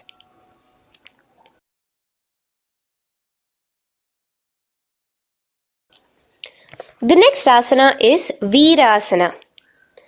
Now, you can remove your hands from your face and bring one foot onto the opposite thigh, and the other foot underneath the thigh. Keep your hands in the Bindu Mudra, thumb and index fingers together on the top of your knees as you embody the space and state of bravery, Veera, in Virasana. Now, changing the leg position again as we enter into Valmikasana. Keep your left heel on the right side of the generative organ, toes under the thigh. Keep your right foot on top of the left leg, toes by the knee. Again, bring your hands into the Bindu Mudra on top of the knees. Gaze towards your third eye. Visualize Rishi Valmiki, the poet, the first poet and author of Ramayanam. The next asana is Joni Mudrasana. So you're going to remain here as you switch your gaze to your nose, visualizing the Yoni Mandala, a beautiful formation, divine cosmic geometry, representing Devi, Shakti, a symbol of the creative energy of the universe in Joni Mudrasana. In the same position, switch your gaze to your third eye, continuing to visualize the Yoni Mandala in your inner space. Now, let's move into Bhadrasana 3. So bring your feet, the soles of your feet together, uncross them and bring them together in front of your body. Hold it with both your hands, pulling it against you. Push your knees down towards the ground. As you gaze at your nose, suck your stomach in the Udyana Bandha. Visualize Lord Veerabhadra in your inner space. Bhadrasana 3. In the same position, we are entering into Aghorasana, where your left hand will rest on top of the left knee, while your right hand comes towards your face. Now, do the Khechari Mudra, where you are bringing your tongue towards the upper palate, gazing towards your third eye. Now, with your right hand, cover your mouth, close the left nostril with your index finger, inhale through the right nostril. Close both the nostrils, hold your breath and exhale through the left nostril in the Abhyantara Kumbhaka. Repeat this on the other side. Visualize yourself as an Aghori, completely dedicated to Paramashiva in Aghorasana. The next asana is Kaneri Pavasana. So you can distance your feet a little away from your body. As you lean forward, place your elbows onto the soles of your feet and rest your chin on your palms. Gaze at your nose, suck your stomach in Udyana Bandha. Here, continuing with the Rechaka Kumbhaka, where your exhalations are prolonged than your inhalations, visualizing yourself as a female elephant drinking water in Kaneri Pavasana. The next asana is Parasana. So now, come to a seated position, raise yourself up and keep your knees raised. Bring your hands underneath your knees, between your calves and thighs, and clasp them together. Interlace your fingers in the Parashamudra in front of your navel. Lift your feet off the mat. Visualize Swamiji, the supreme point of Hinduism, in your inner space as you gaze at your nose in Parasana. The next asana we'll be moving into is Gopi Chandasana. Now, take your hands out from in between the feet as you let your feet rest on the ground. Take your hands out from underneath your calves. Interlace your fingers around the feet with the soles of the feet together and raise it up towards your chest. Rest your knee on top of your feet. Gaze at your nose. Embody the state and space of a king in Gopi Chandasana. The next asana is Udarasana. So now just Quickly release your legs, bring your hands underneath your calves and hold on to your feet again from inside out. Both your feet together. Bring your feet up to your chin, resting your chin on top of the interlaced fingers. Bring your feet to your chest, gaze at your nose, visualizing your body, the supreme point of Hinduism, free from any defects in Udarasana. Now, in the same position, just lift your legs up towards your head. Let the top of your hands come towards the top of your head, your forehead. And this is Vishishtasana. Visualize yourself excelling in everything in this posture. Now, slowly relax. Keep your hands underneath your shins as you take your hands up to the shoulder, pulling your hand and interlacing your fingers behind your neck. In Bhujasana, visualize yourself as a cobra. The next asana is Kalyanasana. So in the same seated posture, bring your hands around from behind your neck, remove them and put them around your back, interlacing the fingers behind you. Gaze at your nose.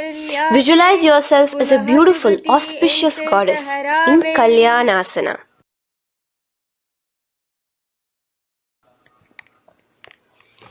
The next posture is Sankatasana.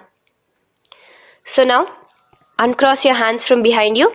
Release yourself completely onto the ground. Place your left knee on the mat and the left foot flat. Sit on top of your left foot, knee pointed forward. Raise your right leg on top of the left, bringing the right heel to the left hip. Place your hands on the opposite knees.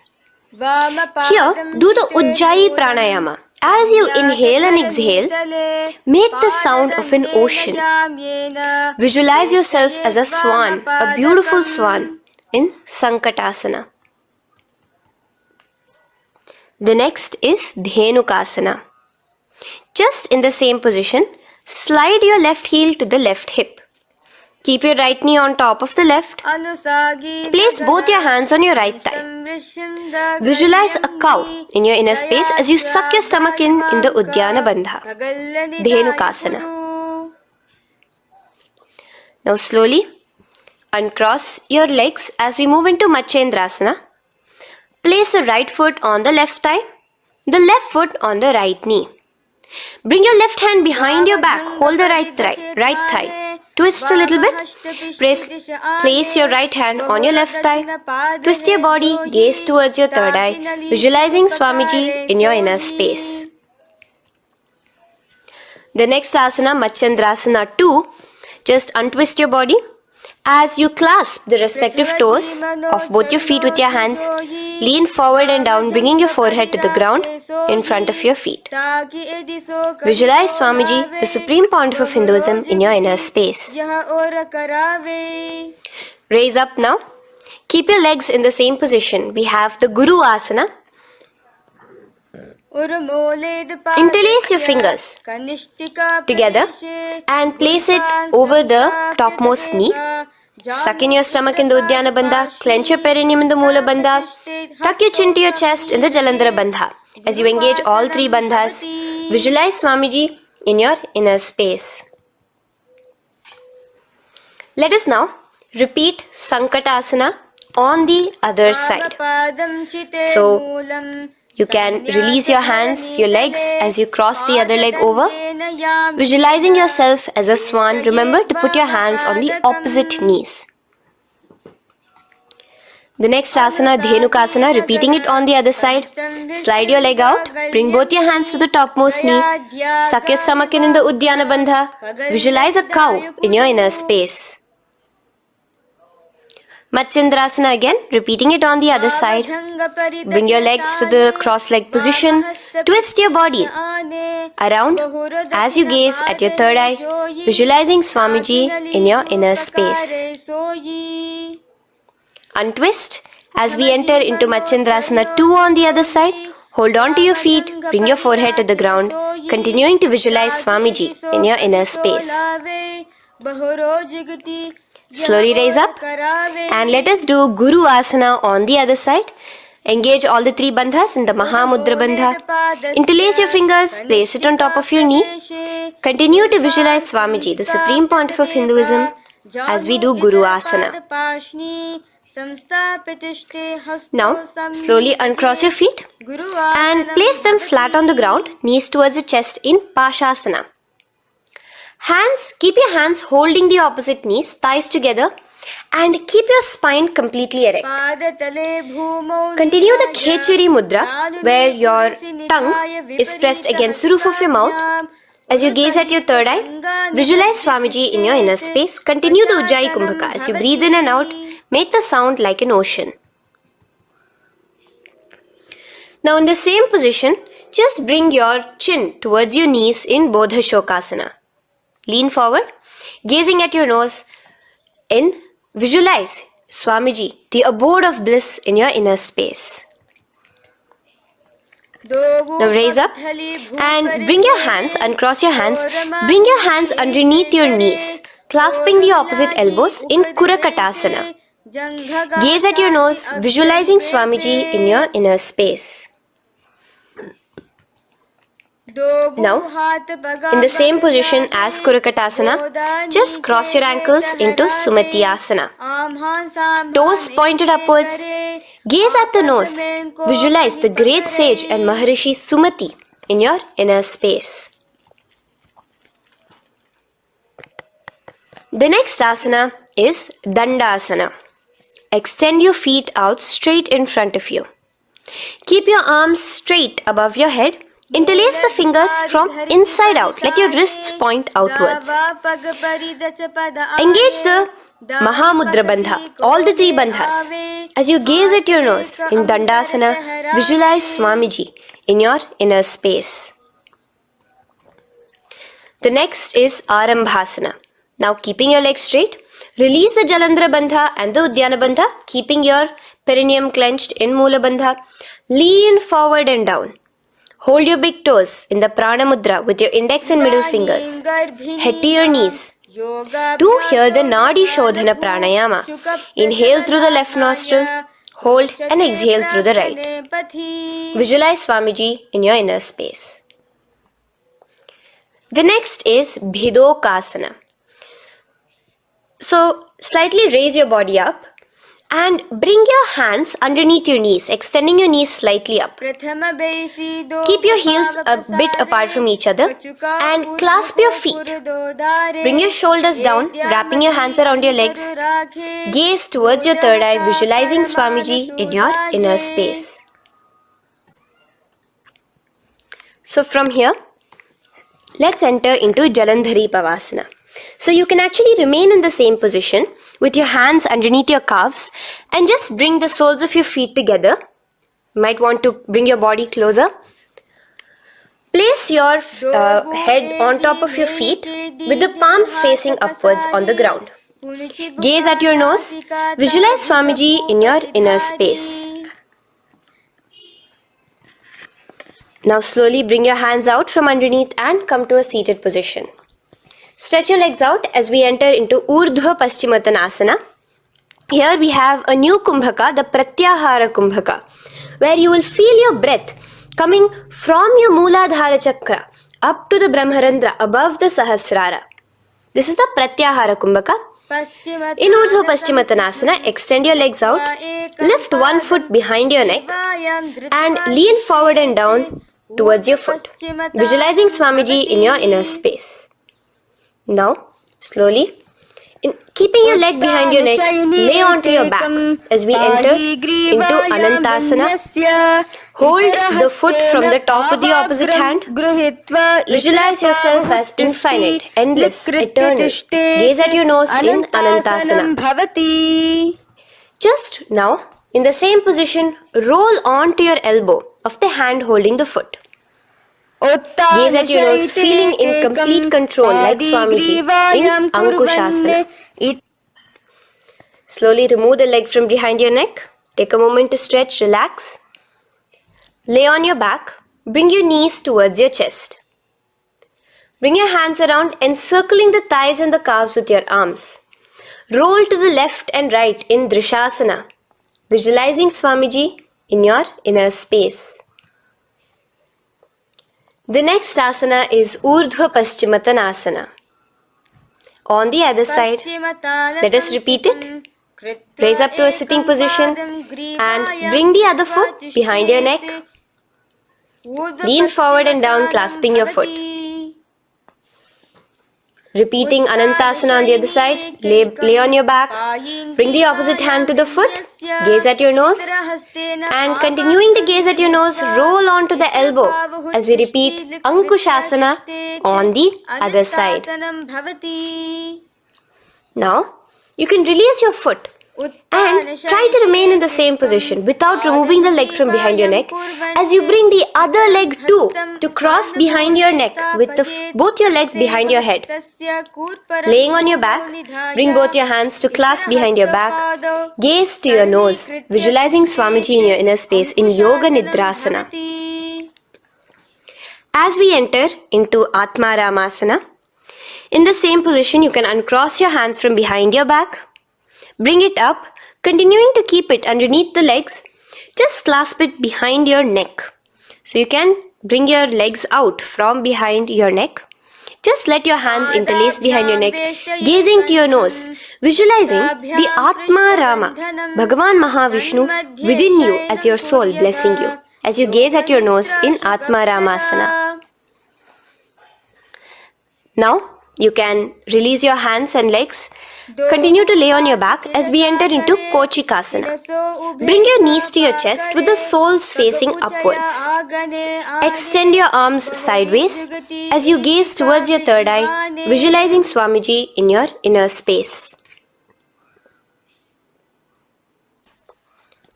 Now, from Kochikasana, keep your arms reached out to the sides at shoulder level.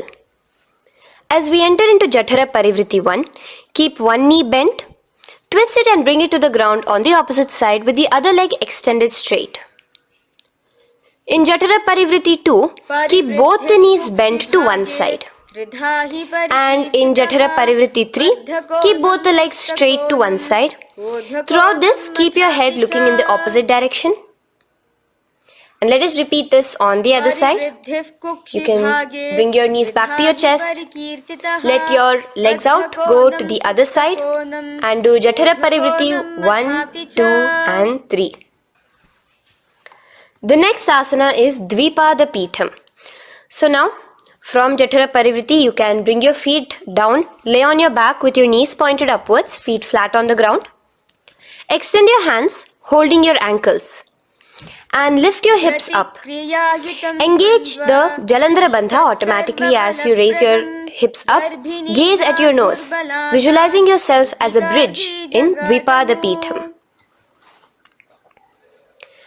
Now in Paryankasana, so you can lay back onto the ground and place your feet flat. Bring your arms over your head, placing the hands flat near your shoulders with the fingers pointing towards the feet. Lift your entire body up and off the ground in Paryankasana as you visualize yourself as sturdy as stone furniture. Lay back down slowly as you bring your hands out. Keep your knees to your chest here and your hands on the shoulders as we enter into Svottanasana. Visualize you're laying on your back as a playful dog. Move your hips in the circular motion. Do the Sahaja Kumbhaka. Now let us enter into Viparita Karani. First, bringing your arms out from behind your shoulders. Let your arms be extended by the side of your body.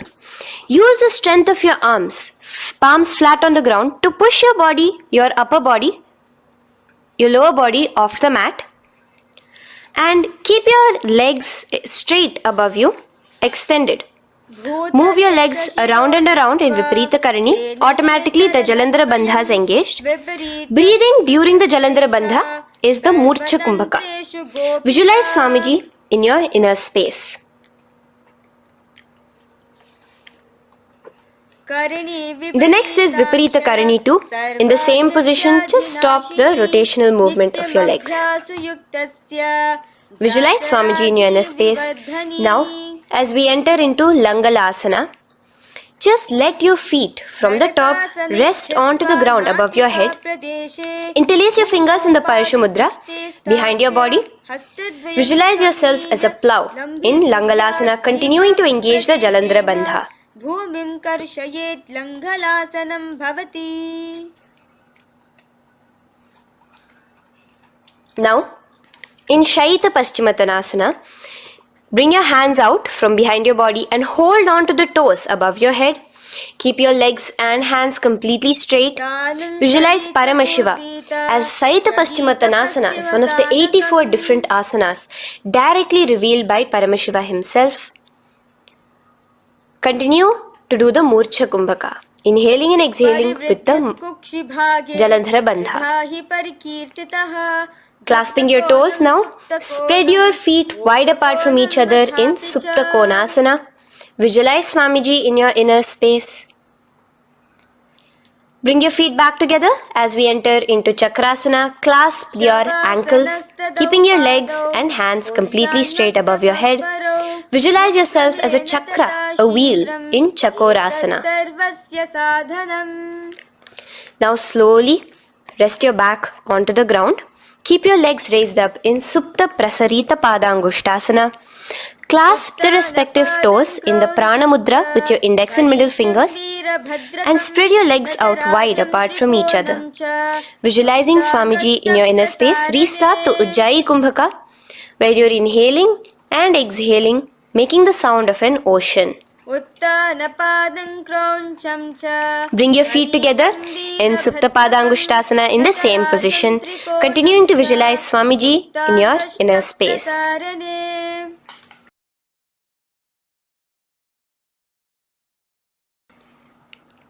Now, bring your feet, release your feet and bring them into Padmasana. As you lay flat on your back in Matsyasana, hold the opposite elbows over your head, gazing at your nose. Visualize Matsya Avatara, the fish form of Bhagavan Mahavishnu. Now in the same position, put one hand over the other, extend it straight above your head. As you visualize Lord Rama in your inner space, continue to gaze at your nose. Now, slowly bring your hands to your hips as we enter into Sarvangasana. Lift your hips and legs up into the sky, crossing your legs in Padmasana. Let your hands support you, your elbows on the floor. Do the Jalandhara Bandha as you gaze at your nose in Sarvangasana. Now, bring your hips back onto the ground in Vrishchikasana. So, in the Padmasana, just remove one foot alone. Keep one foot on the opposite knee as you pull the knee towards your face. Let your hands stretch out above your head, hooking forward as you raise your upper back off the ground, visualizing yourself as a scorpion in Vrishchikasana, gazing at your third eye. Do the Jalandhara Bandha, tucking in your chin to the chest. Now just switch your legs around as we repeat Vrishchikasana on the other side. Continuing to visualize yourself as a scorpion, gaze at your third eye. The next asana is Vrishapada Kshepasana. So come now to a complete flat position on your mat. Come down to a complete lying down position and interlace your fingers around your neck. Now raise both your feet off the ground. Extend one leg straight and the other knee to the chest in a bicycle motion. Alternate between extending and raising the knee again and again, bringing your opposite elbows to the respective knees. Visualize Swamiji in your inner space. Breathe in and out in the Sahaja. From Vrishapada Kshepasana, now lay flat onto the ground with your hands by your side as we enter into Marottanasana, where you will be lifting your legs one by one, touching the ears with your knees. Visualize Swamiji in your inner space. The next asana is Vrikasana. Now what you'll be doing is laying on your back. Bring the soles of your feet flat onto the ground. stand up completely and lay back down. Visualize yourself as a wolf in Vrikasana.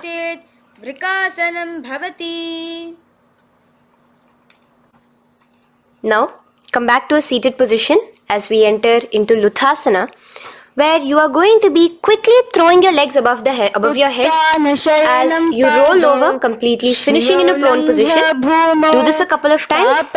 Come forward, roll over. Come forward and roll over again. Visualize Swamiji, the supreme point of Hinduism, in your inner space. Now, take a moment to relax. Lay on your belly with your toes extended in Sarathasana. Keep your hands onto the ground by your shoulders. Now here, contract your lips and make a sound like a flute, whistling while inhaling. Visualize yourself as a ratha, as a chariot carrying warriors into battle for dharma on your back. Now from Sarathasana, let us enter into Dehal Ullanghanasana. So place your palms on the ground and bring yourself to a plank position. Jump your leg forward and back between your arms, visualizing Swamiji in your inner space. Jump forward now. When your legs are between your hands, stand tall.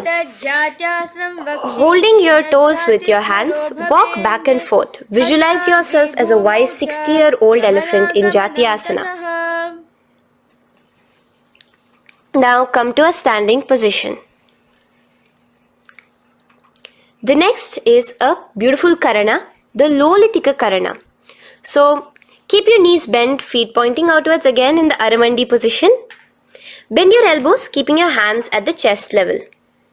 Now swiftly move your arms across the body, bringing it back to the center and tilt your head back.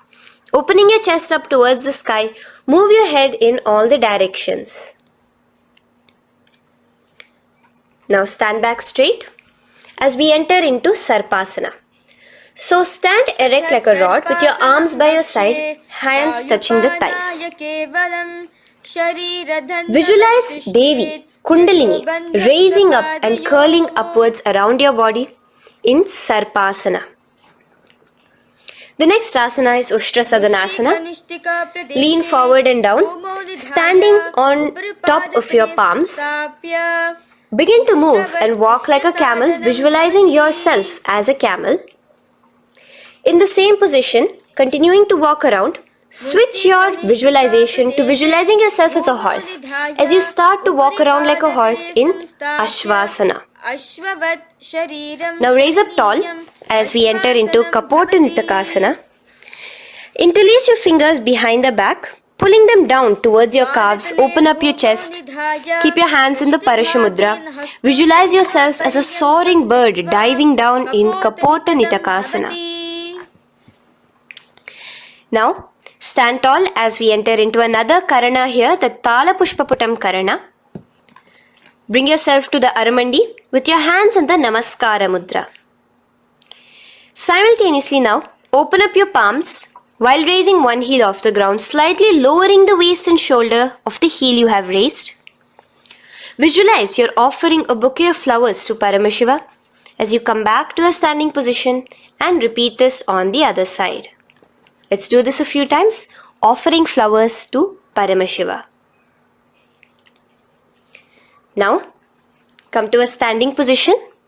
Stand straight and bring your hands together in the Namaskara Mudra. Slightly lean forward. Visualize yourself as a rhinoceros. Your hand is the horn as you gaze at your nose in Khadgasana. The next asana is Uttanottanam. So come to a standing position and sit down all the way as low as you can to the ground and stand up. Do this again. Sit down. Stand up and again. Sit down. Stand up.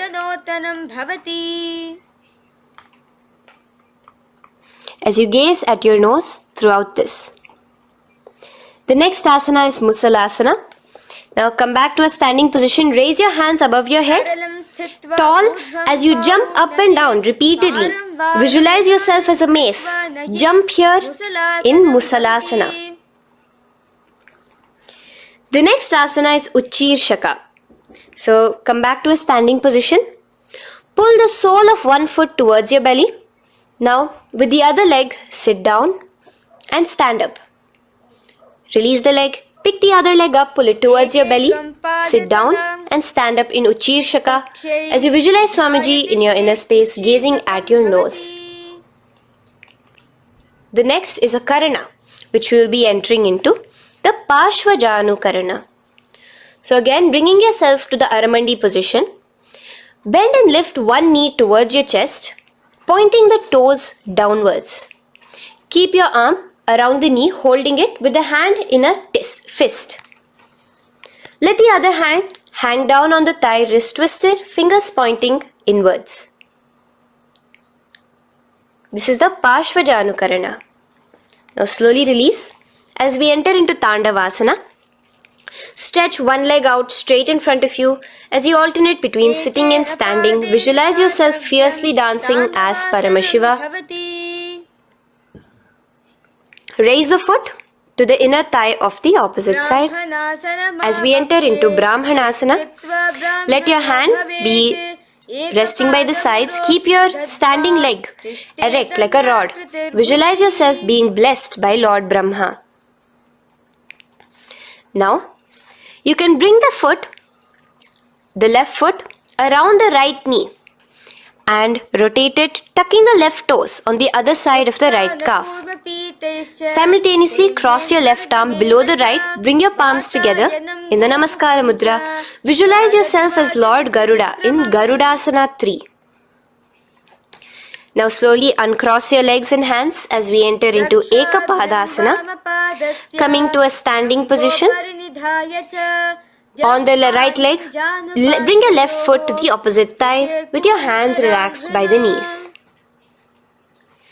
Now take a hold of the raised foot with your hand in the Prana Mudra. Stretch your leg out wide, out to the side, and rotate your body quickly on the standing leg. Visualize yourself as the North Pole star in Dhruvasana.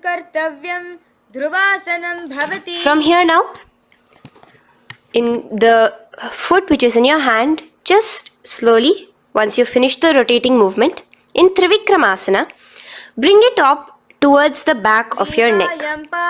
Stand as tall as you can and alternate between sitting and standing. Visualize Bhagavan Mahavishnu in your inner space. Now you can take the leg out from behind your neck and stand straight. As we repeat the Parshvajanu karana on the other side, bring your knee up to your chest, clasp your knee in a fist while the other hand comes to the opposite thigh. Hold there for a second and stretch your leg out.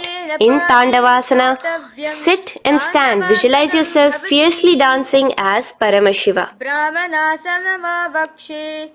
Bring the foot to the inner thigh, standing straight like a rod. Get your hands by your sides. Visualize yourself being blessed by Lord Brahma. In Brahmanasana on the other side. Move into Garudasana 3 on the other side as you rotate your leg over, your hand under. Visualize yourself as Lord Garuda. And uncross yourself as we move into Ekapadasana on the other side. Bring your foot to the inner thigh, to the root of the thigh, and stand straight.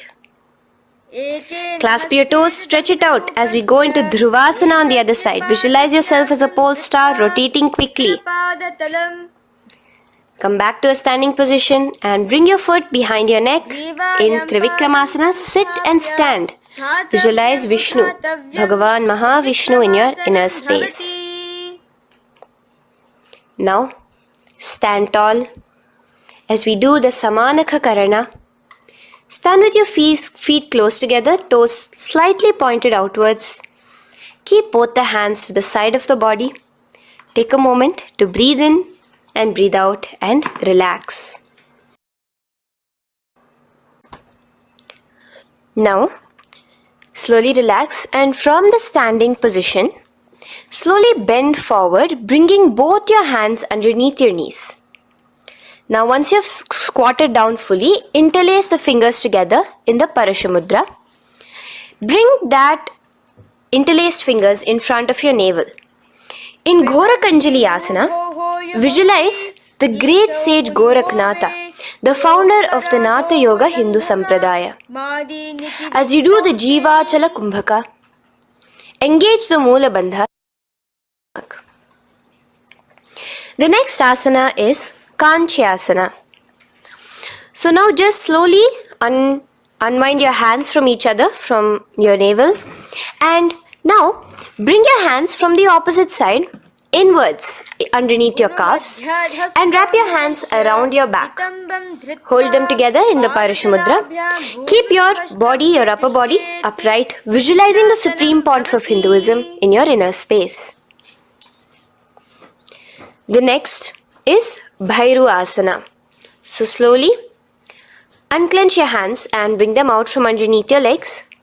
Keep your feet and knees together and in a squatting position. Bring your hands behind your back, clasping them together, remaining in the Parashamudra. As you gaze at your navel center, visualize Bhagavan Kala Bhairava, the Lord of Time, in your inner space. The next asana is Varahasana. Now to gain your balance, you can lightly spread your legs apart and bring your hands to the back of behind you in the Anjali Mudra, palms together. Visualize a boar, one of the 10 incarnations, the Varaha Avatara of Mahavishnu, gazing at your nose. Now slowly relax, bring your hands out from behind you as we move into Pripithasana. With your hands in the Prana Mudra, with your index and middle fingers, clasp the respective big toes and come to a half squatting position where your hips are at your knee level. Visualize Swamiji in your inner space as you do this asana, Pripithasana. Slowly let go of your feet and place your palms flat on the ground in front of you with the fingers wide for balance. We're going to be balancing here in Bakasana. Place your knees on the back of your arms. Focus your eyes on one spot as you raise your feet off the ground, balancing here. Visualize yourself as a crow. The next asana is Shushtanga Kapali Asana. So now come to a kneeling position. So from there itself, you can directly put your head onto the ground, or else come to a kneeling position and place your head onto the ground. Palms spread for support. Raise your body onto your head, bringing your legs into the Padmasana. Gaze at your nose. Visualize Swamiji himself in your inner space. Come down now, uncrossing your legs as you come down. Sit onto your knees, keeping the toes flat. Now, let your heels come outside of the hips. Keep your hands on your knees in Guptasana, sit straight. Keep your gaze on your nose. Visualize you're sitting in the sacred secret seat with Paramashiva and your Guru, Swamiji himself. Now we are going to be kicking up into a handstand. So get ready, place your palms on the ground, fingers wide for support. Do take support of a wall if you need it. And lift your body up straight above your hands. Visualize you are a tree in Vrikshasana 2 with deep roots into the ground. Breathe in and breathe out slowly. In the same position as we move into Shibhu Asana, switch your gaze to the third eye. Hold it there for a few seconds. And relax. Bring your feet back to the ground. Now lay flat onto the ground in a plank position. And slowly lower your body towards the ground and push yourself up again. In Matsyasana 2, go down and come up, visualizing yourself as a fish. The next asana is Sarpasana 2. So here you're going to lay prone, completely flat now. You can lower yourself to the ground. Bring your hands to the hips. Extend your legs together and point your toes backwards. Lift your chest up and move left to right. You're moving like a snake while visualizing yourself as a snake in Sarpasana 2. Relax slowly, bringing your chest back to the ground.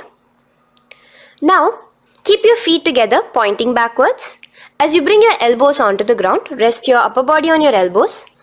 Bring your hands together in the Padma Mudra with your little fingers and thumbs together and rest your chin on your hands. Niralambanasana, where feeling yourself completely supported, knowing that Swamiji is there in your life.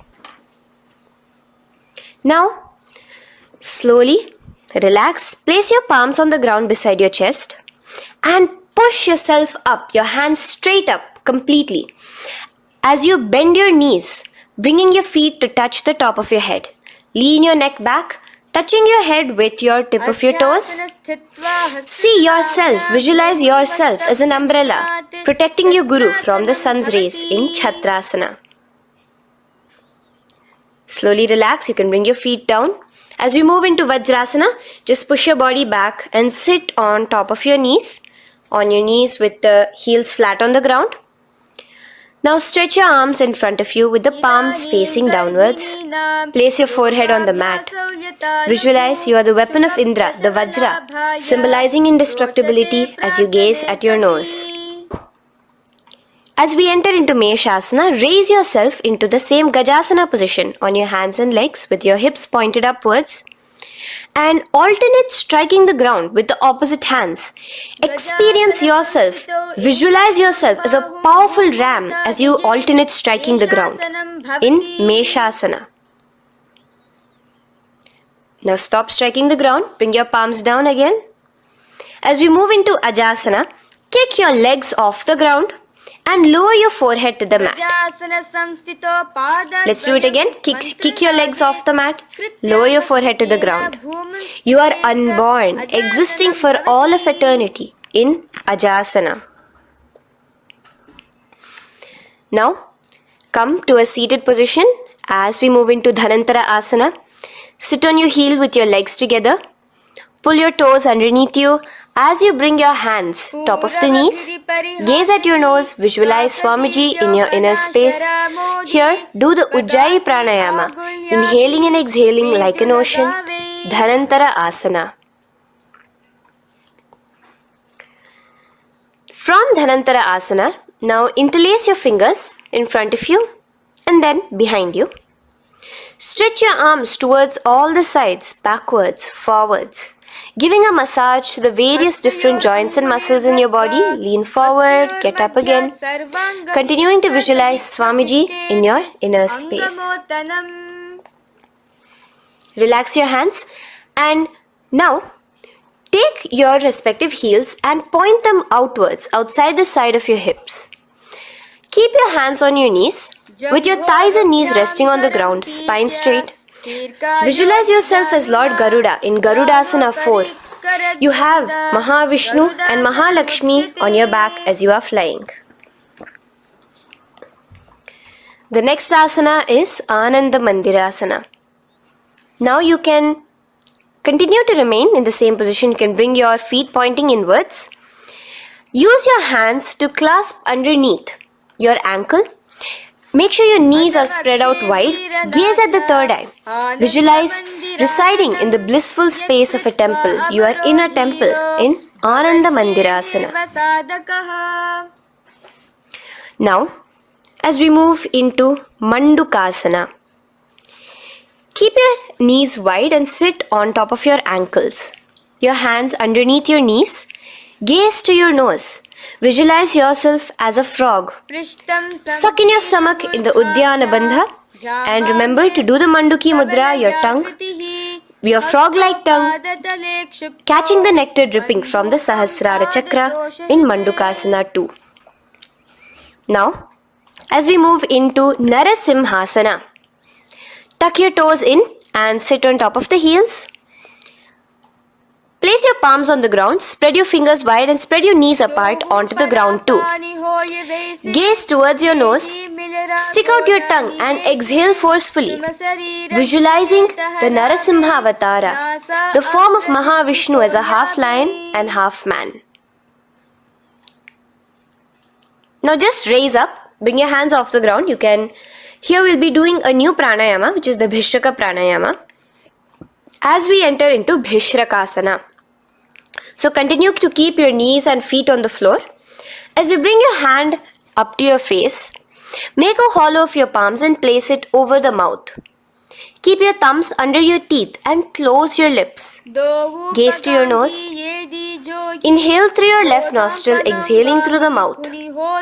Gaze at your nose again. Visualize yourself as Devi, presiding over any and all minuscule fears you may have within you. Now moving back into the Ujjayi Pranayama, let us do Makadasana. So you can take your hands off your face and slowly remaining in the same position, bring it to your armpits. Bring your fingers to your armpits. Imitate as if a monkey is scratching. As you gaze to your third eye, visualize yourself as a playful monkey in Makadasana. From Makadasana, let's move into Vajra Sangharasana. So you can slowly lift your knees off the ground, just balancing on your toes, sitting on the heels. Bring your hands behind your back and clasp the opposite elbows. Gaze to your nose, embody a diamond. Visualize yourself as a diamond-like strength for yourself and your Sangha. The next asana is Khanjanasana. So now you can uncross your hands. Rest on top of the heels with your knees on the ground. Keep the toes down, ankles crossed behind. Place your palms on the mat to your side. Suck your stomach in the Uddiyana Bandha as you gaze at your nose in Khanjanasana. Now, you can uncross your ankles and just sit with your toes flat. Keep your knees wide on the floor. Rest your hands on the knees. Just relax the Uddiyana Bandha, just sucking in your perineum in the Mula Bandha. Gaze at your nose, visualize yourself as a turtle with a stable body and mind to live for hundreds of years. And without changing anything in your physical posture, just visualize yourself uniting with Swamiji himself in Yogasana. Now, raise up onto your knees, cross your ankles behind your back until the feet are coming towards the opposite knees. Now, bring your hands behind you and hold on to the calves with the fingers inside, the thumbs outside. Gaze at the third eye as you visualize yourself in a space of oneness with Paramashiva himself as Swamiji. Now you can uncross your ankles, come back to us standing on your knees as we enter into Ushtrasana 2. So now in a kneeling position, bend backward, hold your ankles with your hands. Keep your arms straight. As you push your hips forward and tilt your head backwards, visualize yourself as a camel in Ushtrasana 2. Slowly, in the same position, lower yourself onto your back in Jatyasana 2. As you are lowering yourself, experience yourself as a blooming lotus. Bring your head, the back of your head onto the mat. Gaze to your nose. Now, let's move into Viratasana. So, try your best to do this without the support of your hands, but you can use your hand support if needed as you raise up from Jatyasana and back down. Raise up and go back down as you gaze at your nose. Raise up and go back down. Visualize Swamiji in your inner space. Now from Viratasana, raise your hips up higher, bringing your forearms onto the mat behind you in a short back bend posture. Hold the back of your heels in Kapotasana. Visualize yourself as a beautiful dove, a Kapota, in your inner. As we move on from Kapotasana into Varasana. So stand upright on your knees with the toes tucked. Hold your arms with the opposite hands. Gaze at your nose. This is the boon fulfilling posture. Visualize your boon becoming a reality directly from Paramashiva himself in Varasana.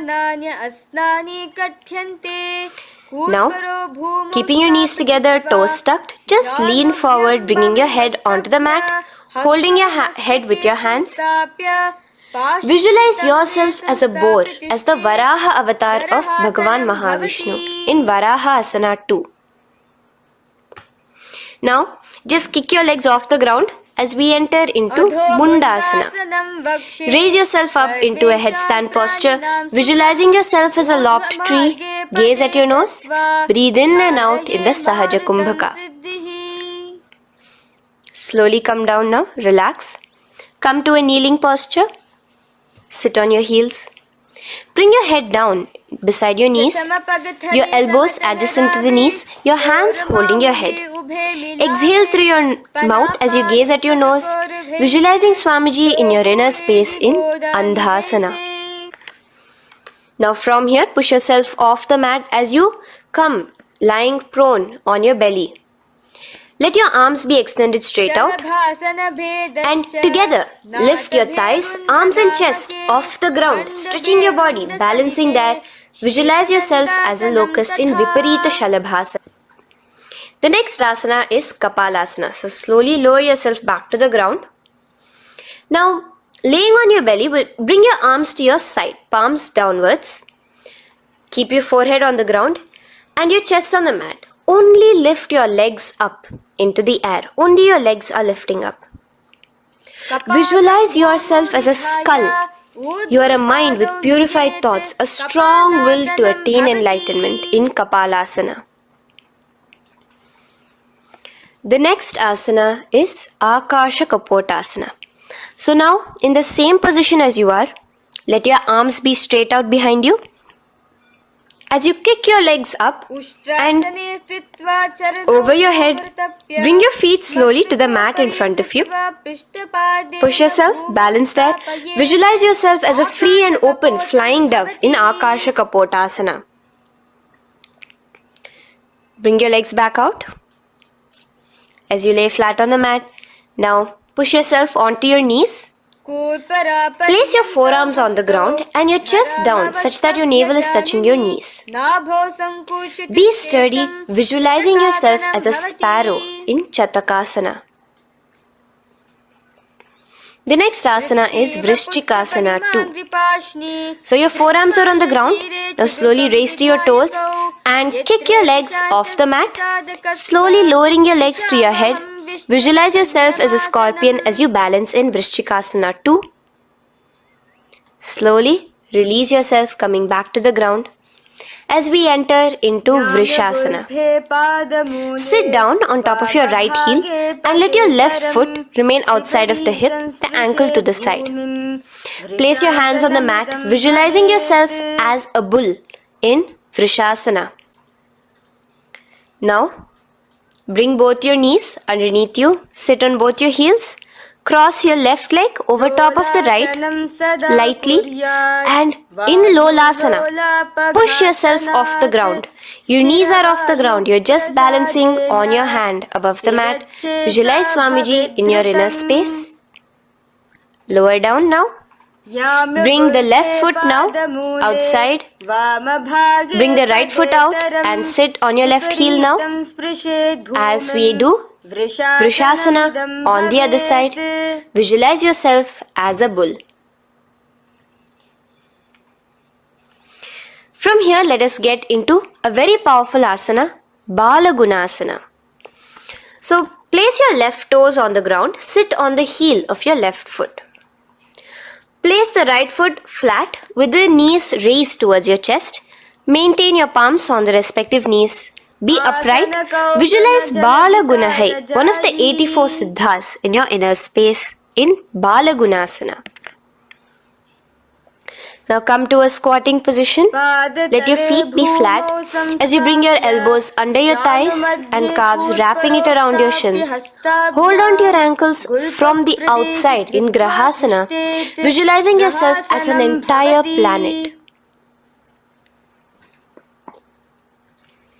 Now, you can unwrap yourself as you sit on top of the opposite heel in Balagunasana on the other side. Maintain your palms on the respective knees. Visualize Balagunahai, one of the 84 siddhas in your inner space. Now, sit upon both the toes with the heels up and knees off the mat, knees pointing forward. Now, keep your hands downwards on the respective knees. Keep your spine upright as you visualize Swamiji in your inner space in Utkatasana. The next asana is Vajra Sangharasana. Just spread your knees out wide in Utkatasana. Spread your knees out wide. Clasp the elbows behind your back. Visualize Swamiji in your inner space in Vajra Sangharasana 2. The next asana is Anilasana. Now, sit with your feet hip width apart. Bring your hands under the soles of your feet from inside. Your palms facing downwards. Step onto your hands. Keep your arms straight, elbows together at the navel. Gaze to your nose. Visualize yourself able to consume and live off of air alone in Anilasana. The next is Padukasana. So from Anilasana, you can release your hands. Place the back of your hands on the mat with your fingers facing upwards. With your fingers facing towards your body, palms upwards. Step your feet on top of your hands and wrap your hands around your feet like a shoe. Walk around. Visualize you're wearing padukas, walking across the length and breadth of the world in Padukasana. Now bring your palms onto the ground. Stop moving around as we move into Kukutodana.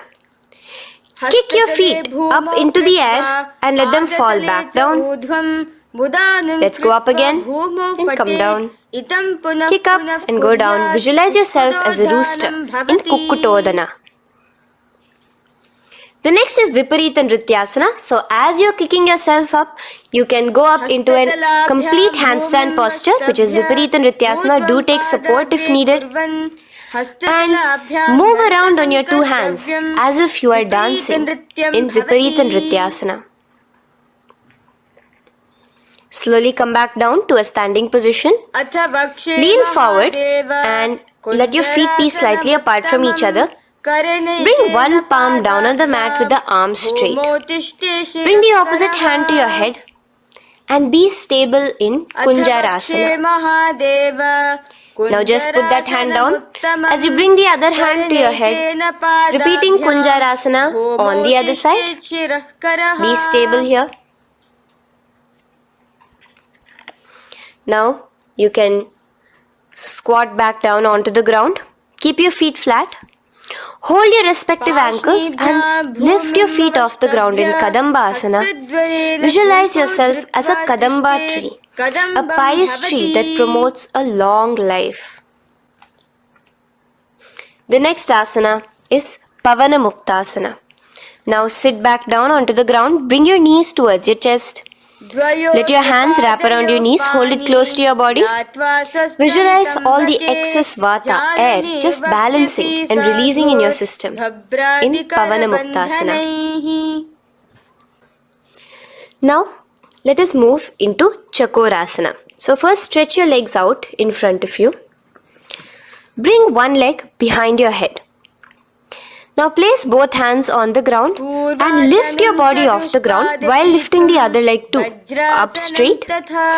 Visualize yourself as a powerful source of energy. Gaze at your third eye in Chakorasana. Slowly relax back down. Now hold your left toes with the left hand, index and middle fingers. Pull the foot to the left ear. We are entering into Dhanurasana 2. Extend your right leg out, keeping straight. Hold the big toe with your right hand. Visualize yourself as a bow in Dhanurasana 2. The next is Ashtavakrasana.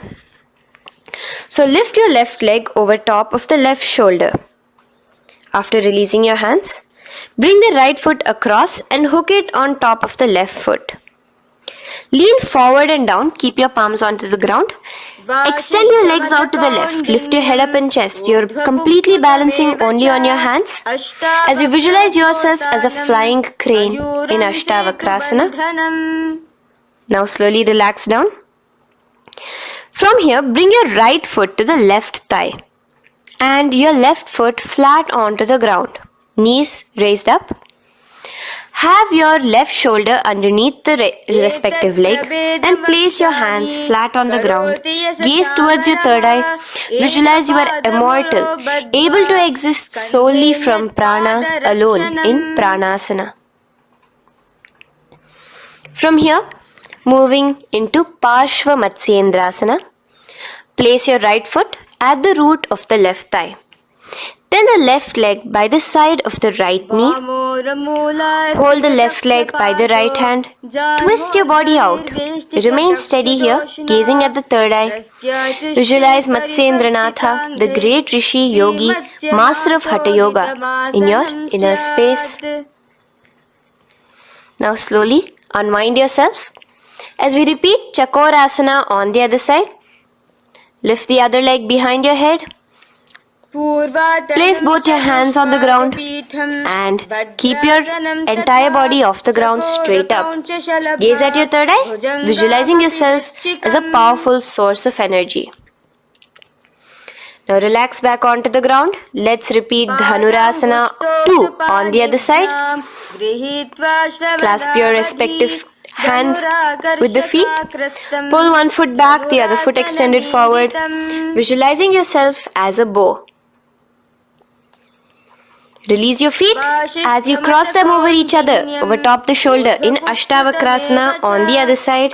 Raise off the ground. Visualize yourself as a flying crane. The next asana, we'll be repeating Pranasana on the other side. Bring the right foot to the left thigh. Bring your hands onto the ground with the knee raised. Gaze at your third eye, visualizing yourself able to live off just prana, just air alone. And relax as we do Parshva Matsyendrasana on the other side. Twist yourself, visualizing Matsyendranatha, gaze towards your third eye. And from there, let us enter into Ardha Paschimottanasana. Keep one leg straight and press your perineum with the other heel. Bring your chest forward and down. Hold your toes and feet and bring your head towards your knees. Here in Ardha Paschimottanasana, visualize Swamiji in your inner space. Now raise up, and the foot which was at the inner thigh, now rotate it outside of the hip. Now hold the sole of your other foot and lift your leg up towards your forehead. Try to bring your knee to your forehead as you keep your knee straight. Gaze to the nose in Kraunchasana. Visualize yourself as a crane. Now slowly relax around your leg. Now the leg which is now straight, you can bring it to the inner thigh as you straighten out the other leg. As we repeat, Ardha Paschimottanasana on the other side. Lean forward and down, clasping your foot. Bring your forehead to your knee. Visualize Swamiji in your inner space. Slowly raise up. Place your right ankle outside of the hip now. Hold the sole of the left foot, lifting the leg up towards your forehead. Stretch yourself there. Gaze at the tip of your nose. Visualize yourself as a crane in Kraunchasana on the other side. Now from here, bring the soles between the thighs and calves. So once you have relaxed yourself, bring your soles between the thighs and calves. Keep your spine straight. Palms resting on your knees. Visualize a swastika, embodying peace, well-being, good fortune and prosperity as you gaze at your nose in swastikasana. Now without changing anything about your position, just take your hands alone. Cover the respective heels with your hands in Gorakshasana as you tuck your chin to your chest in Jalandhara Bandha. Gaze at your nose. Visualize the great Rishi Gorakhnatha, the founder of the Natha Yoga Hindu order. Now release the Jalandhara Bandha. Continue to keep the Mula Bandha engaged throughout the whole sequence. As you raise one foot to the opposite thigh, bring your hands to your face in the Shanmukhi Mudra, closing your eyes with your index finger, nose with the middle finger, ears with the thumbs. Gaze at your third eye as you meditate on Swamiji himself, the Supreme Pontiff of Hinduism. Now release the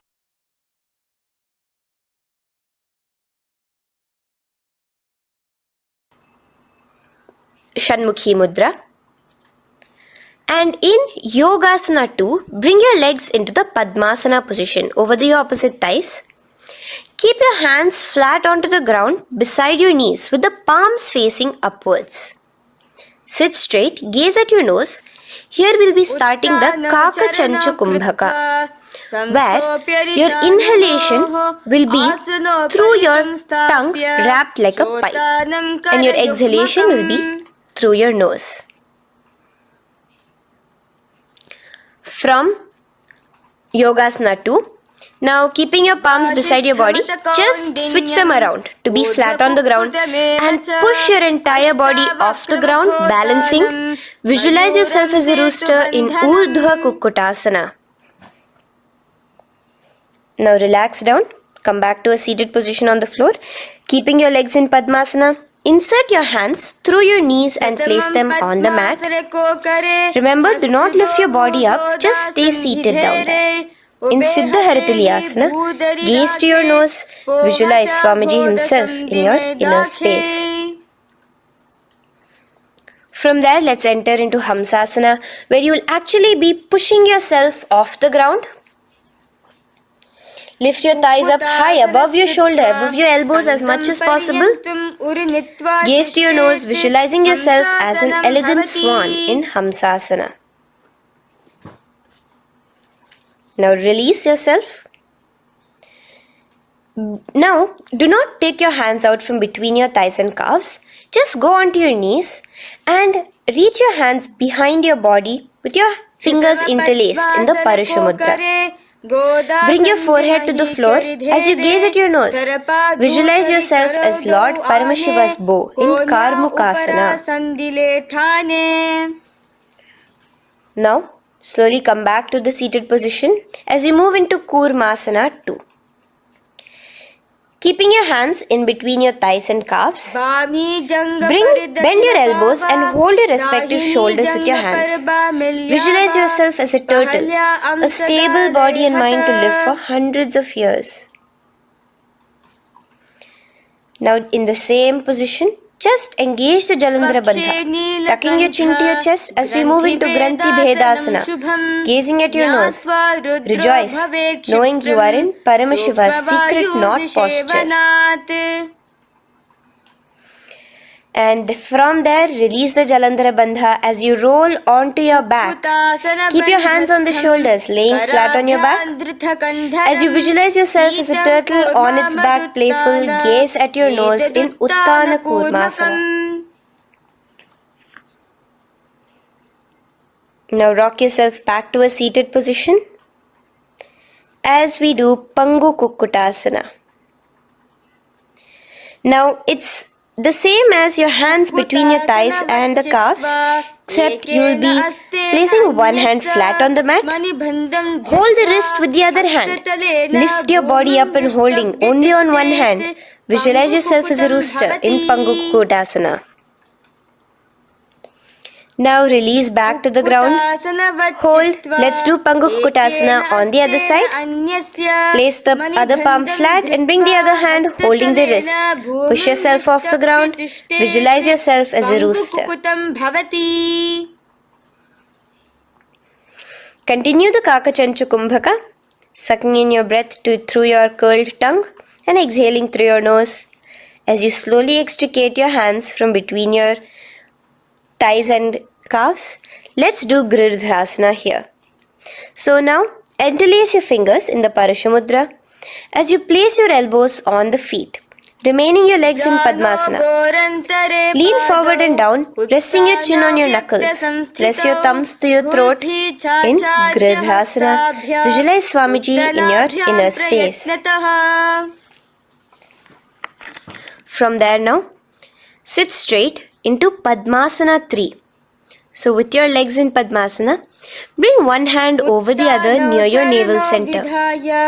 Engage all the three bandhas, suck in your stomach, clench your perineum, tuck your chin to your chest and gaze at your nose in Padmasana 3. Slowly now, As we move into Padmasana 4, bring your hands to the respective knees. Release the Jalandhara Bandha and release the Udyana Bandha, just engaging the Moola Bandha alone. Visualize Paramashiva in your inner space as you gaze at your nose in Padmasana 4. Now we'll be entering into Karmukasana 2. So in the Padmasana position, hook your right hand index and middle finger in the Prana Mudra around the toe. Pull it back while your left hand rests on the knee. Now, as you visualize yourself as Paramashiva's bow, just release your right foot, bring your left hand to the left toe, right toe, and let your right hand be on the right knee. Now from here, let's do Karmukasana 3. So you can release your toes, cross your hands behind your back, continue to keep your legs in Padmasana, and with your respective hands, cross behind your back. Hold on to the toes in the Prana Mudra. Engage all the 3 bandhas, suck in your stomach, clench your perineum, tuck your chin to your chest. Visualize yourself as Paramashiva's bow in Karmukasana 3. Slowly relax the bandhas, just keeping the Moola Bandha. Continue to hold on to your toes. Release the Udyana Bandha and the Jalandhara Bandha. Switch your gaze to the third eye. Visualize you are Paramashiva's third eye itself. Anything you come across, you just rejuvenate it, destroy it in Dridhasana. Now, try to keep your hands at the toes. If not, just keep your hands crossed behind you as you lean onto your back in Padmasana, where you are entering into the Nagrasana position. Lay flat onto the back, visualizing yourself as a snake, gaze at your nose in Nagrasana. Do the Sahaja Kumbhaka, simple breathing, inhaling and exhaling.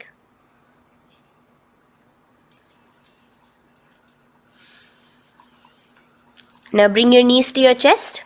Let your hands wrap around your knees. Slowly uncross your Padmasana and bring your knees to your chest. Bring your hands to the Parashamudra, the fingers interlocked on top of your knees. As you pull your chin up to your knees, visualize yourself as a ball in Kandukasana. Now relax. Bring your feet onto the ground, the knees pointed upwards in Urdhva Pavanasana. As you interlace your fingers, bring the interlaced fingers behind your head.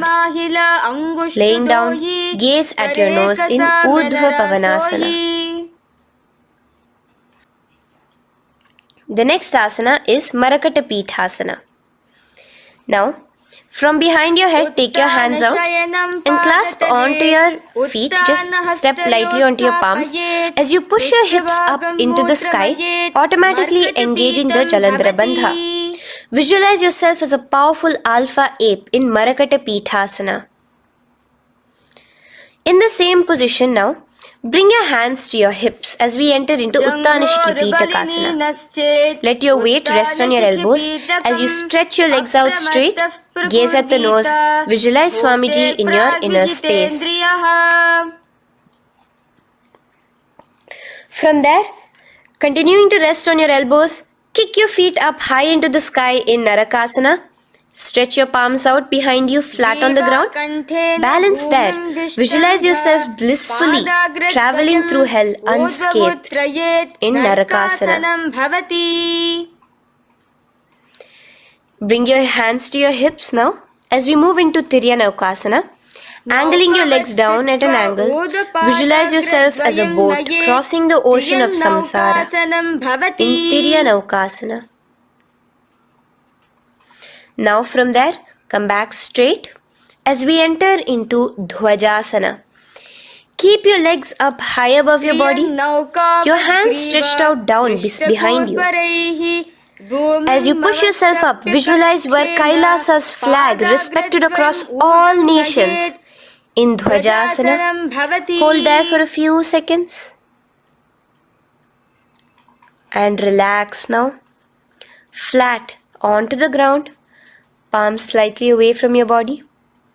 Do not move at all in Mritasana.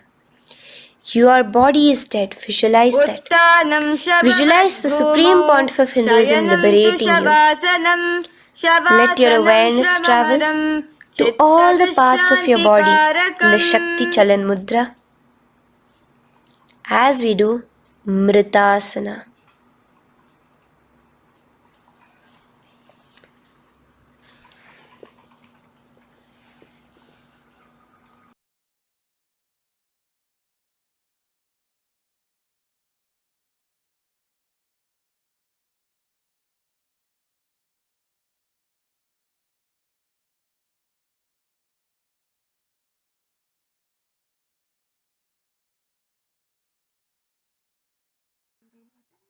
Om Purnamadah Purnamidam Purnat Purnamudachyate Purnasya Purnamadaya Purnamevavashishyate Om Shanti Shanti Shantihi Harihi Om Tat Sat Sarvam Bhagavat Shri Nithyananda Paramashiva Padukarpanamastu Om Nithyanandam.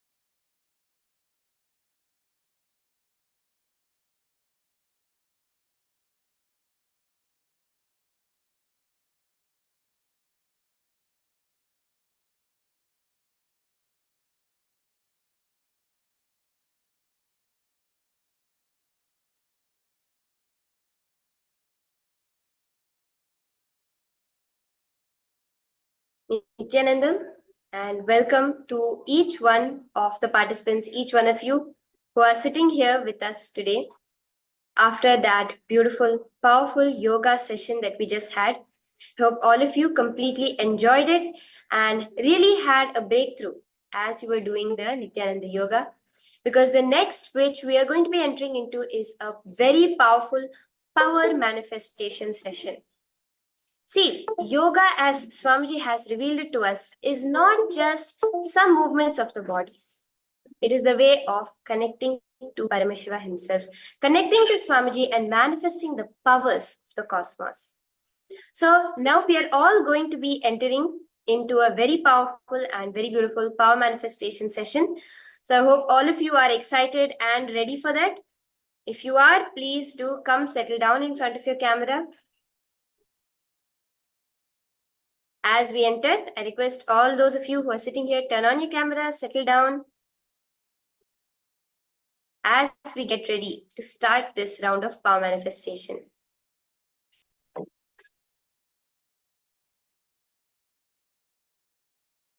Yanandamma, Mahabhairava Jnana Surupini, yes, ma, you can come, settle down.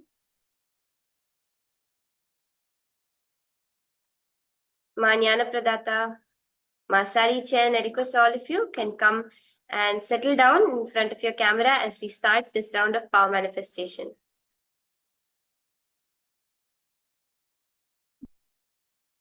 Do get your blindfolds ready as we will be starting the day with the power of the third eye. So if any of you are there who would like to get your blindfolds and come settle down, do go ahead.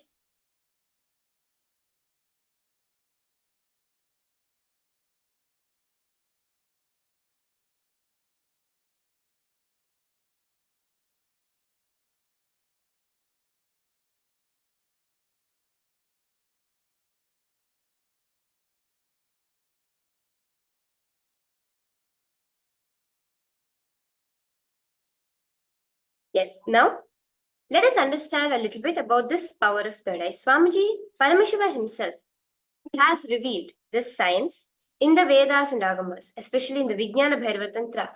Very beautifully, Paramashiva elaborates about this power of blindfold reading, of being able to see through the third eye without the aid of the two physical eyes, where he says, Kapalantarmanonyasya tishthanmilitalochanaha kramena manasodardhyat lakshaye lakshamuttamam. Paramashiva beautifully reveals that science of third eye. How? By connecting in the space of oneness. Having fixed your attention within the crown center without having any thoughts. When your mind is completely stable, completely in the space of oneness, at that moment, you perceive beyond the sight, the true goal of life. And that is the ultimate space of oneness with Paramashiva. Every pramana that you see, every instance of manifesting powers that we look at from the Vedic tradition, from our Itihasas and Puranas, always happen from the space of oneness. Even in the Mahabharata, when Krishna gives the divine third eye vision to Arjuna to witness his Vishwarupa Darshana, he says, Natumam shakyase drashtum anenaiva swachakshusha divyam dadami te chakshuhu pashyame yogamaishwaram. He is telling to Arjuna that you cannot see my cosmic form with these physical two eyes of yours. Therefore, I grant you the divine third eye vision. Behold my cosmic opulence. Krishna is explaining to Arjuna. At that moment, when Arjuna witnesses Krishna's Vishwarupa, the first things which Arjuna describes is that he is all pervasive. He is in the space of oneness, because that is the space from which powers manifest. In Swamiji's own life, beautifully, at the age of 12, when Swamiji experienced this power, as he was sitting in the Pavalakundra, the coral rock, and just sitting and looking at the source of his thoughts, he had a divine experience. That was where suddenly all 360-degree vision, this way and this way, became available to Swamiji. Swamiji, it was not logical, it was just magical. And not only was Swamiji able to see, Swamiji was able to feel himself as a part of each and every one of these beings that he was witnessing around him. Again, emphasizing how power manifestation happens from the space of oneness. So, with this context, understanding that it is only our oneness that can manifest powers through us. It is the amount of time. Again, Swamiji says, when we do manifestation, we always say, go into the space of oneness with Swamiji. What does that exactly mean? Swamiji beautifully says, that is the space of being in love with me. When you are in love with my vision for yourself, for the humanity, at that moment, you are in the space of oneness with me. So, with that context, let us start now. I request all the participants, all of you can go ahead and tie your blindfolds on, put on your eye bands, as we manifest this divine power of being able to witness, see through the third eye.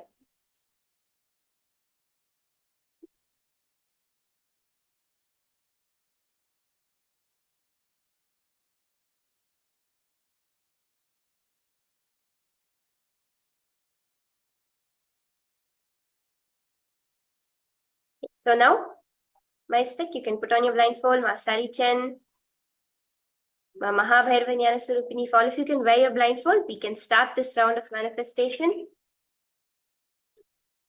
Just start with chanting the Mahavakya. Connect to Swamiji.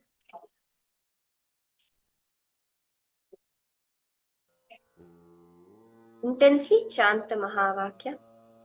And now, the first image, the first object for all of you to scan is now on screen for you.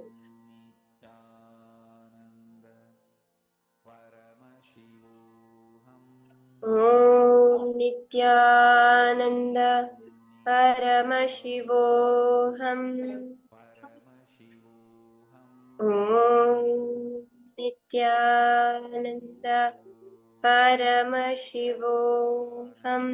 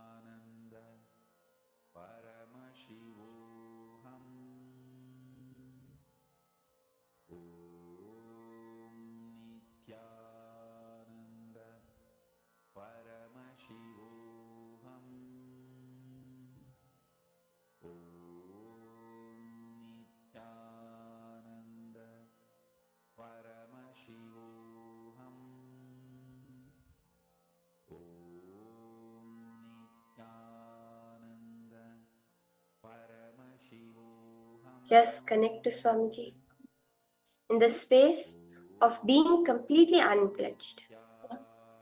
Know that He is the one that is going to show you. He is the one that is going to talk through you and reveal whatever He wants to reveal.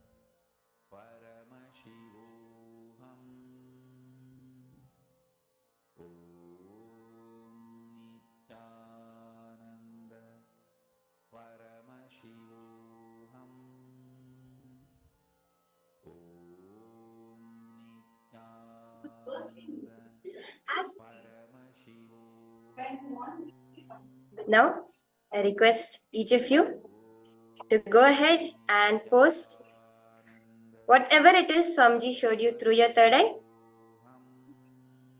It can be any details that Swamiji has shown. Go ahead and post it immediately.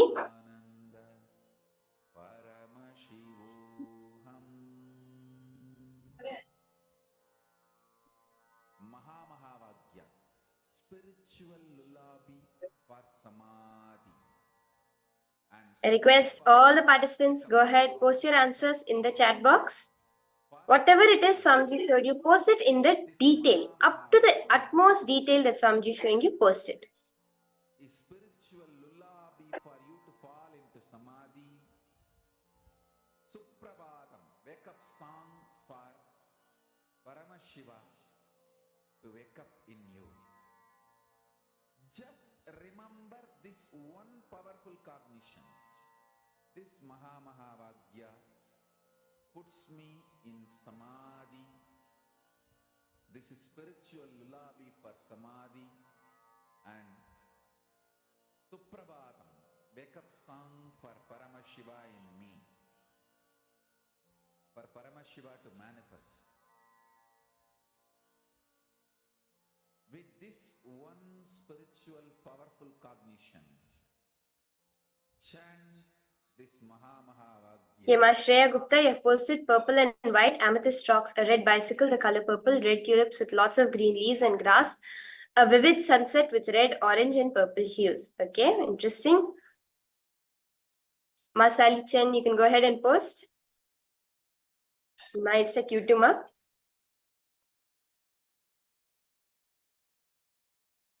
Go ahead and post whatever it was that Swamiji had revealed to you before we verify this answer. Mahamahavaagya, spiritual lullaby for samadhi. And Suprabhatam, wake up call, wake up song for Paramashiva. For Paramashiva to manifest. With this one spiritual powerful cognition. Yes, Pavanaya, you too can go ahead and post whatever it was that Swamiji showed you in your third eye as you were doing this round of manifestation. Nithyananda, Paramashivoham.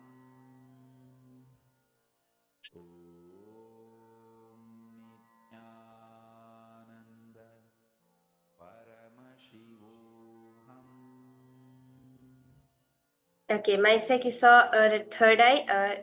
In your third eye, you saw a white outside tree, mountain snow on the top, flowers, white, long petals, hand holding a candle with a flame passed on faucet, water, drop, water, white background, hanging bridge, pine trees, elephant, waterfalls, arrow. Okay. And Ma Sarichan, you saw crystal white brilliantly and a diamond. Okay, let's see the answer for this round. As you can see here, the exact image that I had projected to each and every one of you was a picture of a Trishul actually. It was a Trishul, like the Trishul which Paramashiva holds in his hand. That is the exact picture that I had projected to all of you. Nithyananda, Paramashivoham.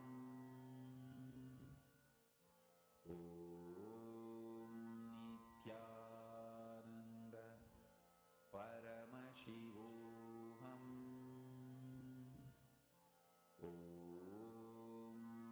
Nithyananda, Paramashivoham.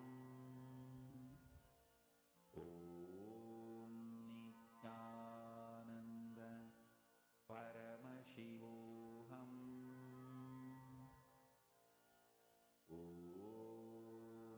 Nithyananda, Paramashivoham. That's very nice. Even if you got one color, if you saw even the red color that's there in the gem of the Trishul, whatever it may be, understand, the more and more we do it, every time you do the next rounds of manifestation, you'll see more and more the powers manifesting through you. Okay, so let's do another round now. Just close your eyes, connect to Swamiji, chant the Mahavakya.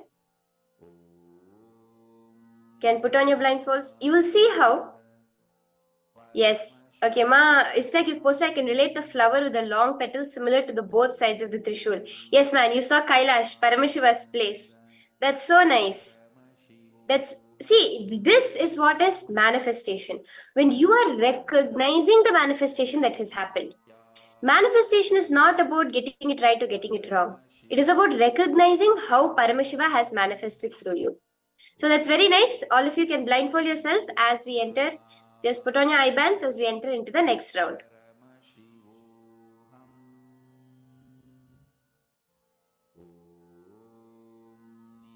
Continue chanting the Mahavakya intensely.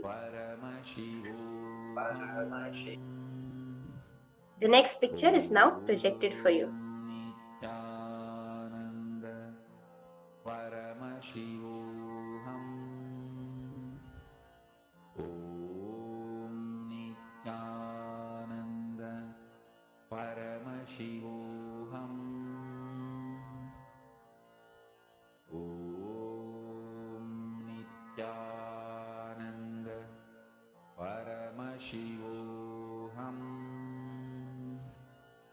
Om Nithyananda Paramashivoham Om Nithyananda Paramashivoham Om Nithyananda Paramashivoham Om Nithyananda Paramashivoham Om Nithyananda Paramashivoham Om Nithyananda Paramashivoham Om Nithyananda Now, if you can post your answers again. Any colors, any shapes, any numbers, anything that Swamiji showed you, go ahead and immediately start to post it.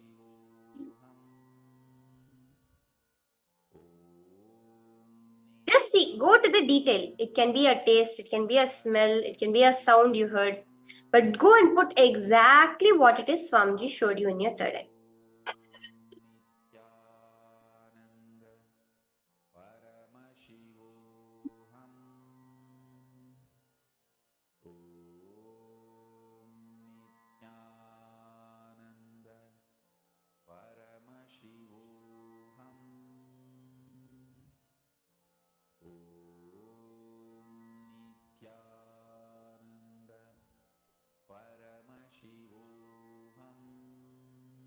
Ima Shreya, you saw yellow color, green, and a purple ball. Okay.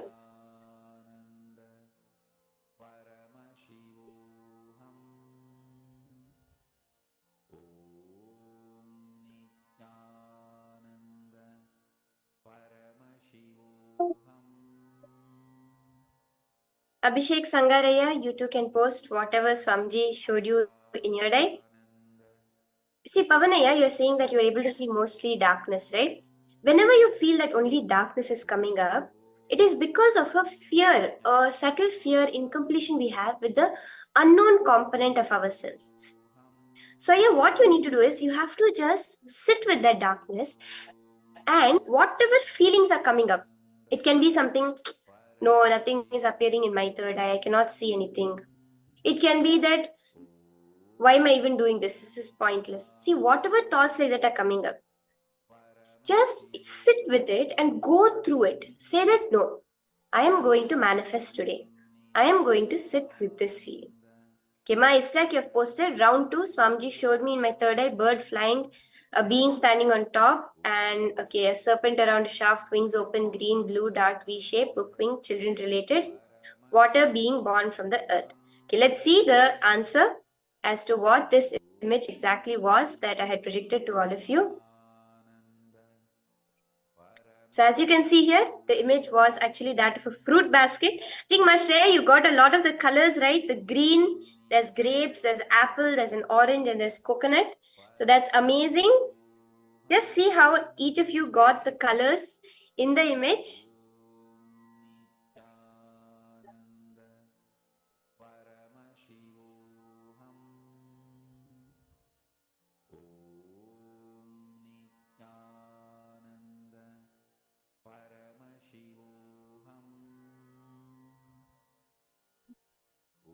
Yes, so beautiful. Understand whether you manifested or not, Paramashiva is manifesting. It is about us recognizing that manifestation. So with that, now we come to the end of this power manifestation session. And we'll be now moving on to the first session of the day. Today is an amazing, powerful day.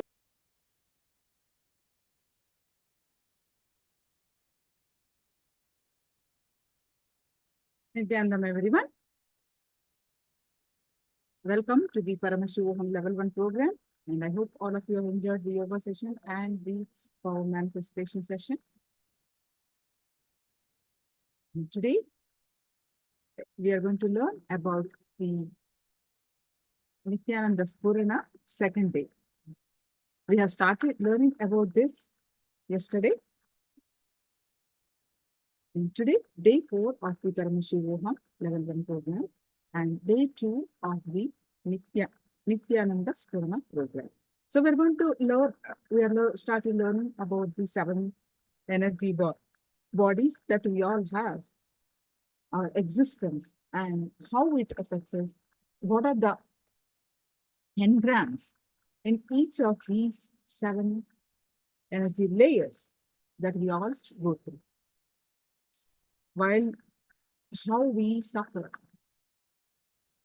If we do not understand and get a conscious experience during when we are alive, when we are still living, when we're leaving the body, how all the engrams come into the place and we go through that pains, guilts, unfulfilled desires, all that, what we go through and what needs to be done is what we are learning. So our being flower into Nithyananda.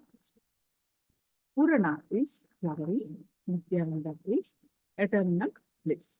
So let us start our session. Let's pay our deepest gratitude to Swamiji and let's invoke his presence to be in the sessions here. So let's start. Nithyanandam Paramasogadam Kevalam Jnanamurtim Dvandvatītam Gagana Sadrusham Tattvamasya Yekam Nityam Vimalamachalam Sarvadi Sakshibhutam Bhavatitam Trigunarahitam Sadgurum Tam Namami. Again. So now, we are going to, yesterday we have learned about what is Nithyananda Spurana program about, how Swamiji devised this program for all of us to get a conscious glimpse.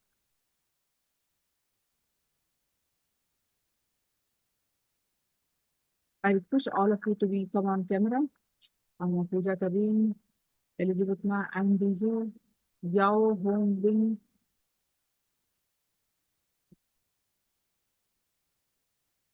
Yao Home Wing. All of you, can you please come in front of camera? And who is the Chinese translator, please?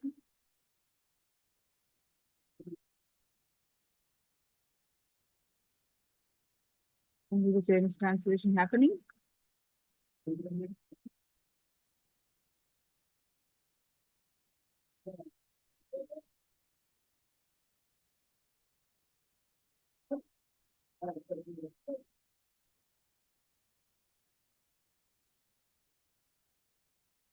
Am I audible? Elizabeth Ma, am I audible, Ma?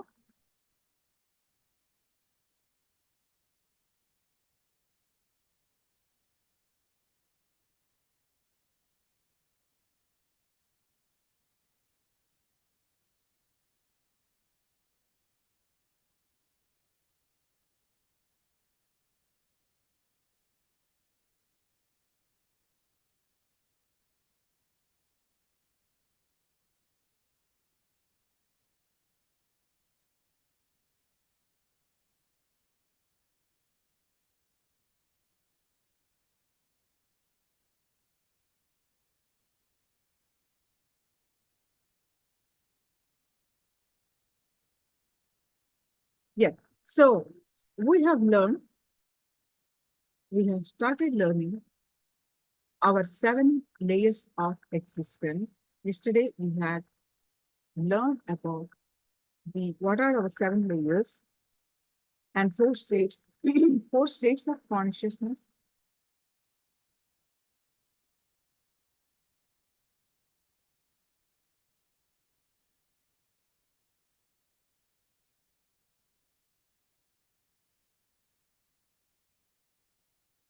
And we exist not just the physical body, but all the breath body, the mental body, all the 7 layers.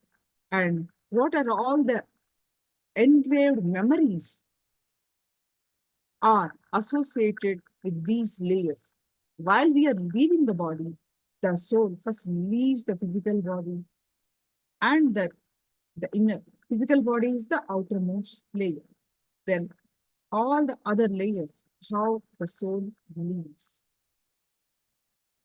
And what are all the engraved memories pops up at that time, come into the picture, and what are all the emotion, all that life, engraved memories we go through. I should have done. See, when physical pain, the physical body, we have this fear all the time. Fear, lots of fear of death especially. The second layer, the breath layer, prana. So pranic layer are pranamaya kosha in Sanskrit. This layer associated with all our unfulfilled desires. So I should have done this way, I should have done this way, so much. Sorry, I want to do this, I still have not done. Oh, and then push and pull. We try to enter into the body, and the body says, I'm done, I'm tired. The physical layer is. So there is a lot of push and pull and the pain that happens. Then we came to the mental layer. Now we are learning the mental layer. So the physical layer, the pranic layer, basically, we have done the elaborate meditation on how the breath meditation we have done, and all our unfulfilled desire we visualized they have come true, and we live through all the unfulfilled desires we lived. We visualize they have all fulfilled. So now we are going to work on the mental layer. The rest of all the layers we are going to learn today. The mental layer.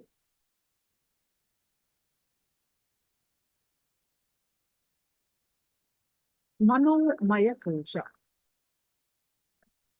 is associated with guilt. I should have, when the body and the soul is leaving, when it enters into the manomaya kosha, it goes through the process. I wish I could have lived this, why I behaved that way. So much of guilt or I should not have done this. All the guilt that we went through, it comes into when we are passing through when we are leaving the.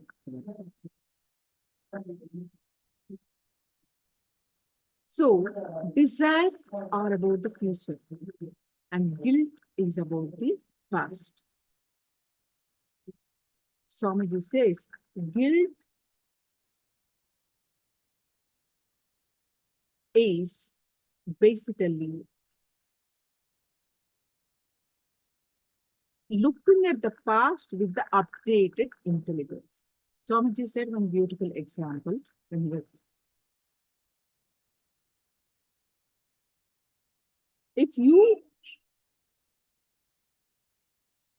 when you are a 7-year-old boy, your toys are more important.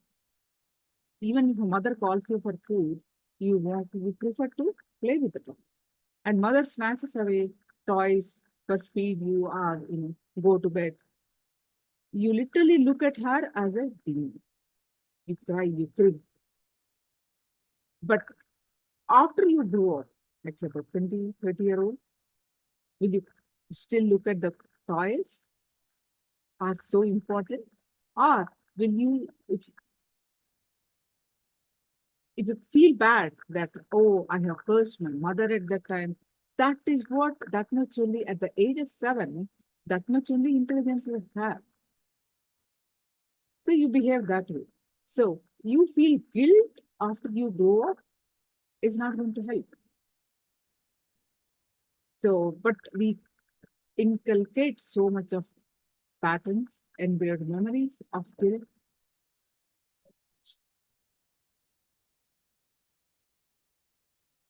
So today we are going to write down all the guilts about our life,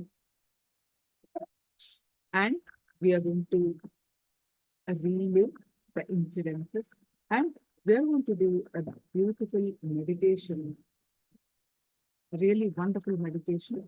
We are going to. So let's learn a little bit more about the mental layer. So all of you need to write down clearly all your guilts.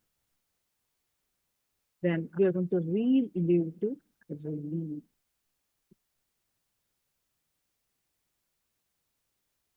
Then we are going to do a meditation to remove the engrams of guilt from the mental layer. So what is the mental layer affects us? How it affects us? See, physical layer, whatever you do, whatever food you eat, it affects your body. You are the one suffering. You don't eat properly, if you are overweight, or if you abuse your body, if you don't detox, you are the one attract a disease. You are the one suffering. Your body will suffer. But when it comes to, as you move towards the center, more and more, physical layer is the outermost layer. But when you are moving towards more deeper inside, towards our full nirvanic layer, we are all, it is the distance between each reduces. So mental layer is associated with, like I said, powerful emotion guilt. And these thoughts are much powerful, much more powerful than what we think they are. Thoughts are really, really powerful. We think our thoughts can at the most affect only us. But understand, all the negative thoughts that we encounter, we entertain, affects not only people around us, but it adds to the collective consciousness.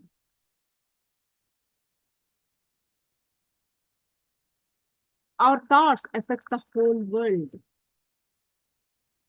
not just us. We may not be able to believe this logically,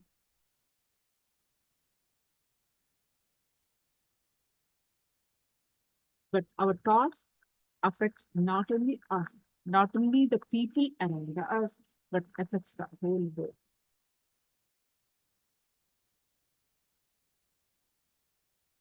The collective consciousness is the reason every single incident happening in this universe. Nothing is an accident. Nothing happens randomly because we don't understand the science behind what is happening. We call them incidences, and accidents are coincidences.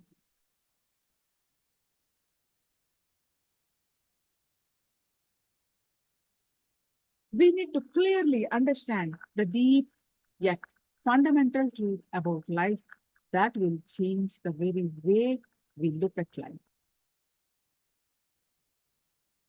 if you understand this cognition, that all our minds are not individual separate pieces of the universe. They're all one and the same. All our minds are interlinked. Not only interlinked, they directly affect each other. This is what I call collective consciousness. Your thoughts are as infectious as your cold. People may escape from your cold, but it is not so infectious. But your thoughts are so infectious, much more than your cold is.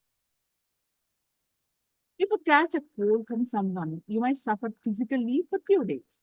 Then you get over it. But when you catch the thoughts from people, not only you suffer mentally, but the suffering is also forever. Anything that you think affects the people staying around you, it affects not only those who are staying closely around you, but everyone living on planet Earth.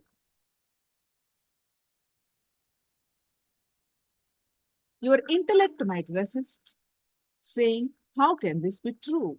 But the truth is, all of us are not different beings or different minds. We are all totally interlinked, closely networked. Any of my thoughts can transform you. Any of your thoughts can touch me. We are not separate individuals. We are not an island. There is only one whole thing, collective consciousness. That is the first truth. The second truth is that you are connected not only at the mental level, but even deeper conscious levels. The deeper you go, the deeper you are connected. We are all actually connected in the levels of 7 energy bodies. Now, in the physical level, we see each other as separate beings. God is separate, somewhere sitting, and you and me are separate. The world is separate. We see everything as separate existence.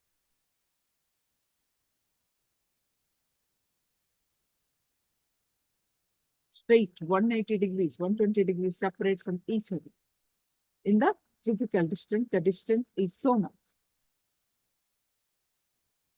To come down to the pranic layer, the second layer, the distance is reduced. If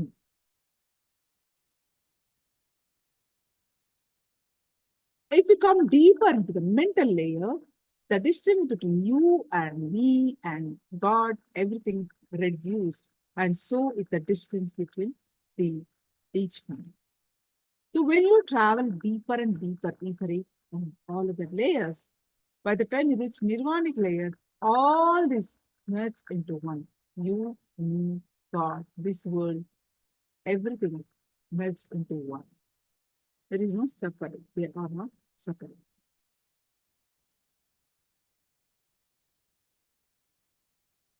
At the deepest level, you, me, God, all are one.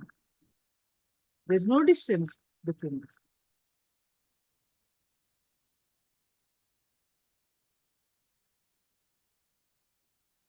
So at the physical level, we all seem to be so different entities.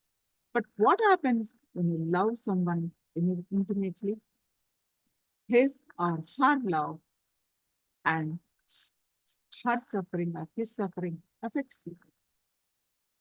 It comes and goes out of your being.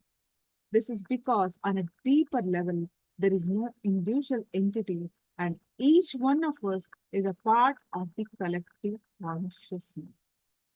Of course, you do not want the suffering. However, you cannot escape from the suffering.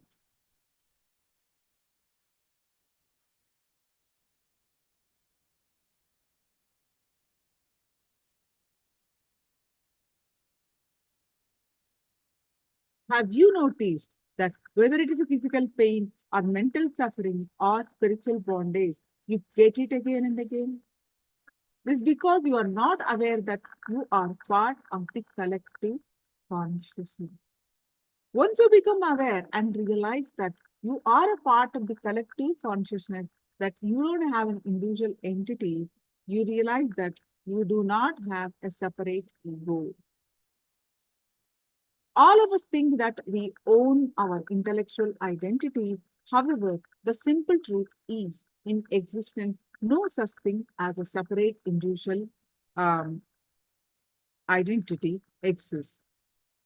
Once we know this truth, we go beyond pain, suffering, depression, and disease. Understand clearly that as long as we have this concept of individual identity, whether physically or mentally or at the being level, we will be continuously suffering.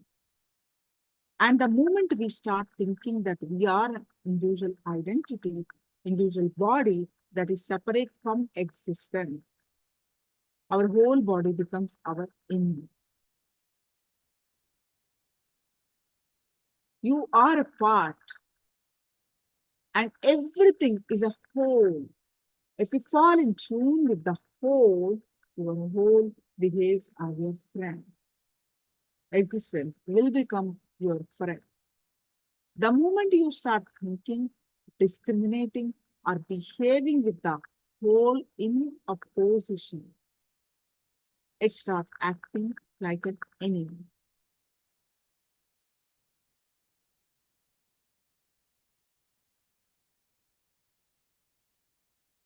Understand, the whole, the cosmos is not here to kill you or destroy you.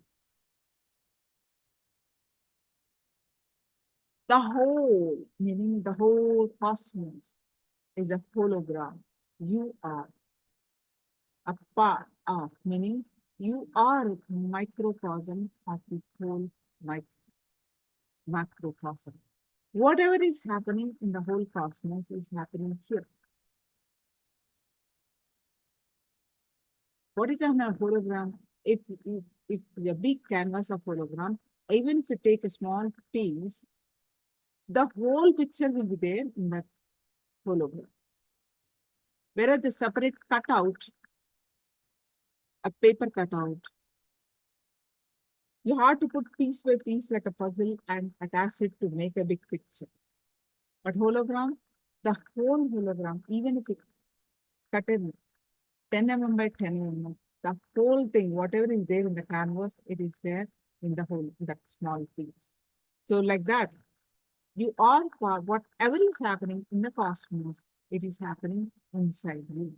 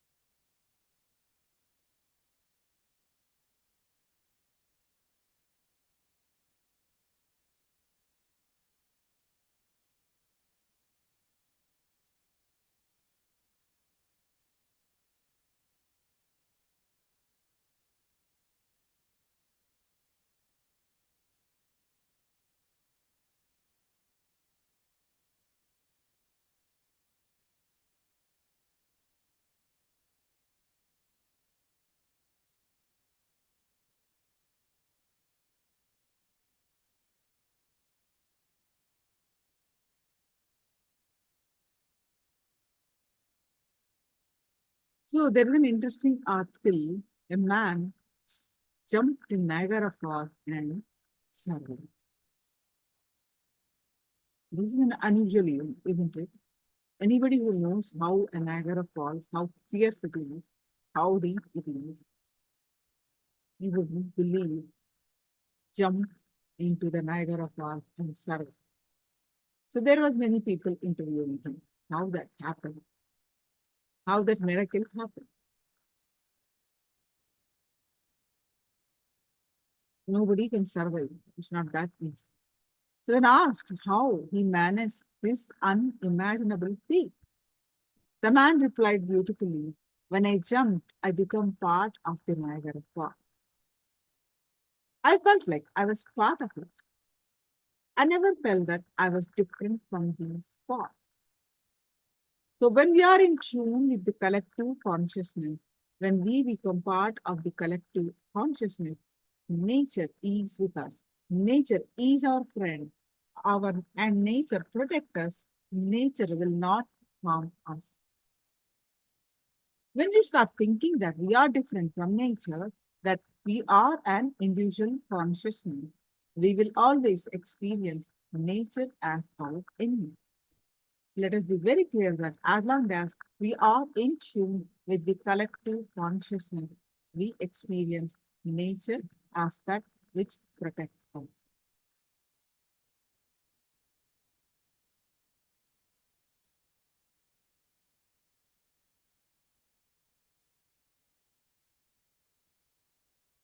When we fall in tune with the whole, we achieve everything in life. Success, health, relationships, everything is possible when we are in tune.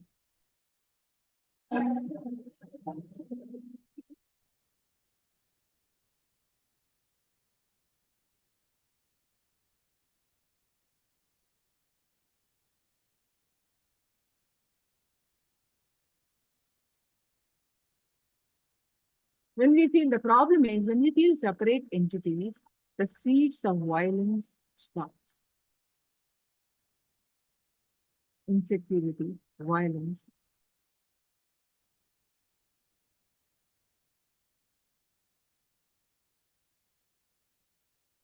With individual consciousness, we dissect.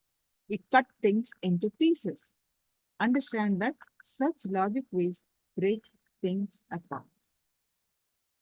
However, with collective consciousness, we unify everything around it. So,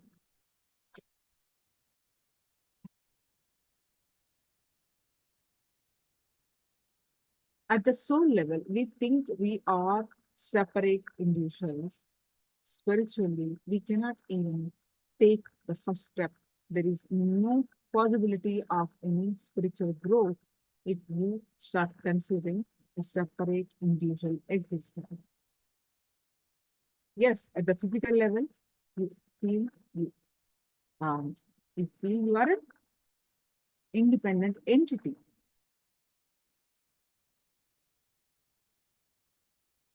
Understand, Swamiji says something. Our body and the body of sun and moon are pre-connected. Any small change in the body of sun can make changes in our body. Any small change in our body can change the body of the moon and vice versa. Some of us may have noticed that phases of moon affects the state of our mind. So many of you notice that, right? Every full moon, some people mind changes. How can you connect it logically of these? So in the mental layer also, we are not alone. At any given point in time, any thought rising from anyone's head comes and touches us, and any thought created in our mind goes and touches someone else. This is going on continuously. Be very clear that any thought sown by someone else can touch us and affects us. So do whatever negative thought we think affects others. Any thought as a matter of fact.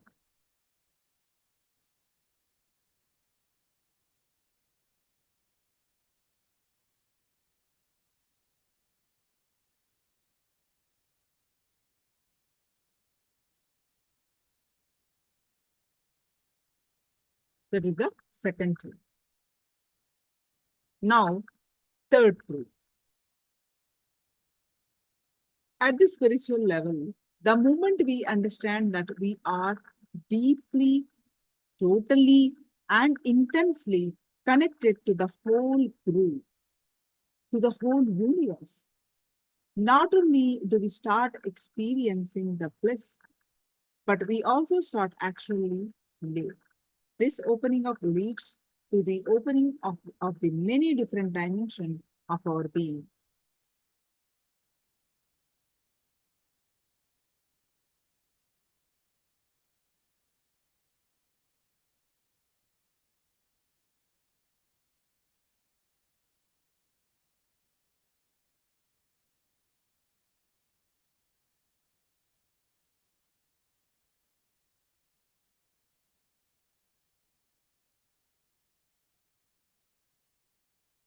So if we start feeling as individual entities, we suffocate.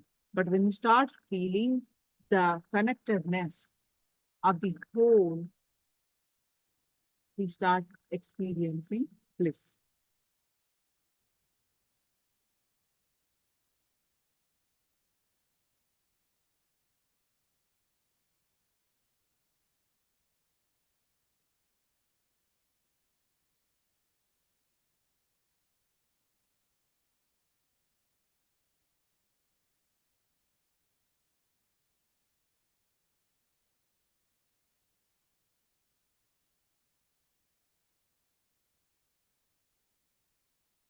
Swamiji shared a beautiful story.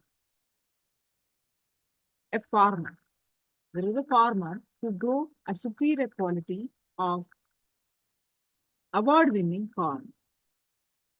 Year after year, his corn won honor and prizes in the state. One year, a newspaper reporter interviewed him. The reporter wanted to find out something interesting about the farmer brew and how he is doing the best corner every year, how he won the award. So during the interview, the reporter discovered that the farmer shared his seed corn to his neighbors. How can you afford to share your best seed corn with your neighbors when they too are entering their corn in competition with yours each year? The reporter asked. Farmer asked, why? Why, sir? Why shouldn't I give? Didn't you know that the wind picks up the pollen from the ripening corn and swirls it from the field to field? So if my neighbors grow inferior, substandard, and poor quality corn, the cross pollution will steadily degrade the quality of my corn. So if I am to grow good corn, I must help my neighbors grow good corn also. So the farmer gave a superb insight into the connectedness of life. So his corn couldn't be better or improve unless his neighbor's corn also improved. The farmer had learned the secret to harmonious life. If we choose to be at harmony, we must help our neighbors and colleagues to be at peace. So if we choose to live well, then we must help others live well also.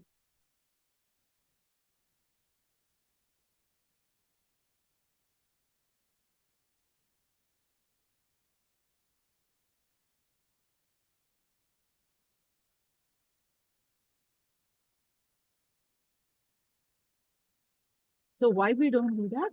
Especially in India, in general, the society trains us to be complete, to be separate from others. In schools, we are taught to be somebody different. Prove that we are somebody. As adults, we are taught to compete with others. We have to understand one thing. Those who have created the present system of education are not enlightened. The system of education designed and developed by the ancient sages of the East, the Gurukul structure is almost completely out of practice. So it is almost dead today. So, of course, Swamiji is reviving that Gurukul education system. So it is an ancient Indian residential education system whereby the students study with and imbibe the energy and teachings of enlightened masters.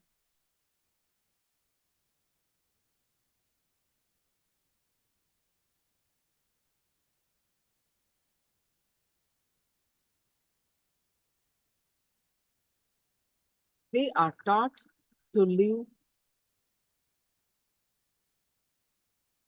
connecting, relate with the existing.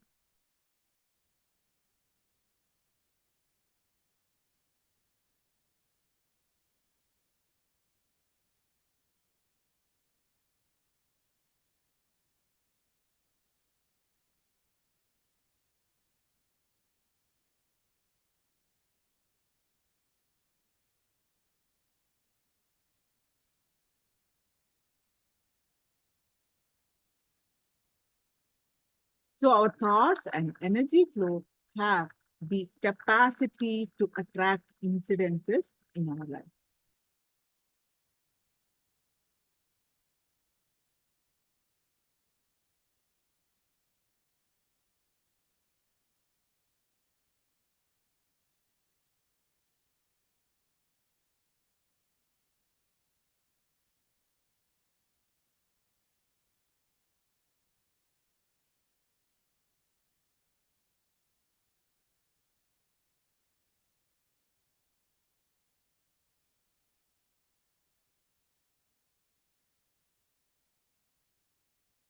Now let's listen to Swamiji.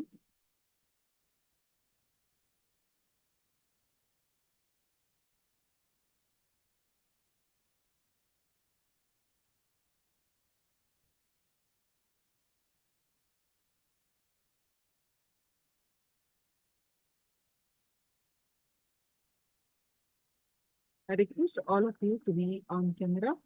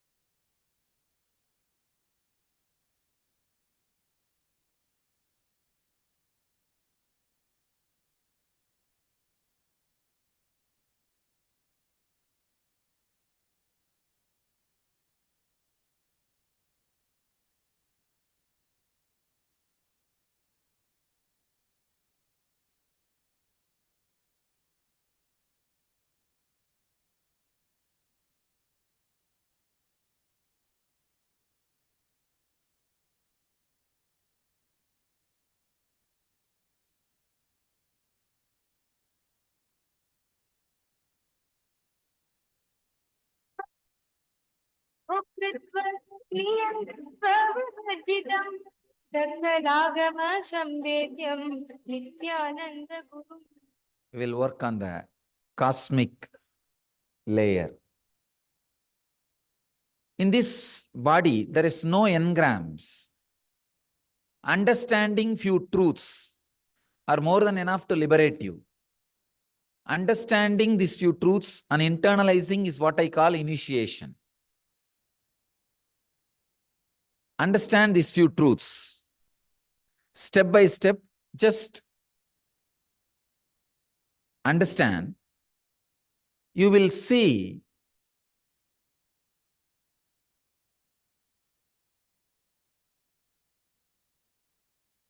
the clarity understanding all these things happening inside you about the major things of your life.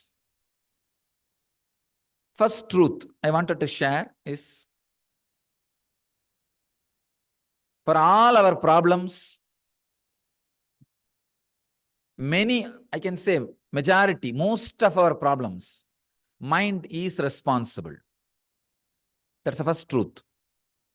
Second, let us analyze and understand what is mind. I'll give you a simple diagram how the mind happens and how we think and all that.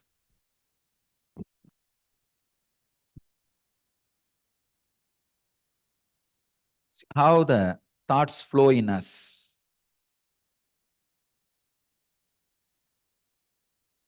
Like these different shapes, different way, different. Just continuously it will be flowing.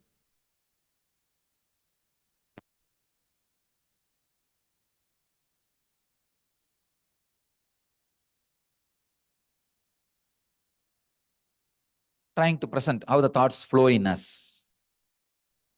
See, some thoughts will be related to joy, some will be related to suffering, some will be related to worrying, some will not be related to anything, just inconsistent.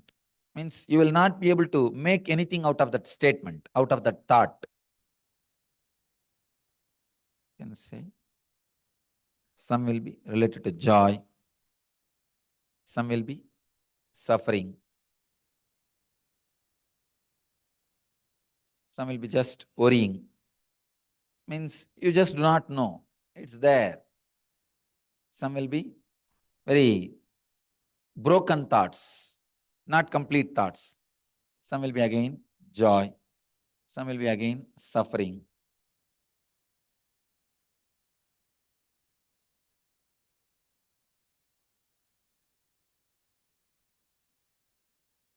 Just like this. Very inconsistent. Different thoughts will be flowing in a different way. Usually, how our mind works, please understand. This is the main thought flow with a different inconsistent, irrational thoughts will be just flowing. If you look inside how it flows, it will be just flowing inside. Most of them unconnected, illogical, independent, and irrational. If I have to give one example, you see a dog in the street. Suddenly you will remember all the dogs with which you are very friendly or you had fear in the young age. Then the memory of young age. Then the teacher with whom you studied in the young age. Then where you are staying. If you see logically, there is no connection between the dog you are seeing in the street and the teacher with whom you studied in the young age. Just you slipped.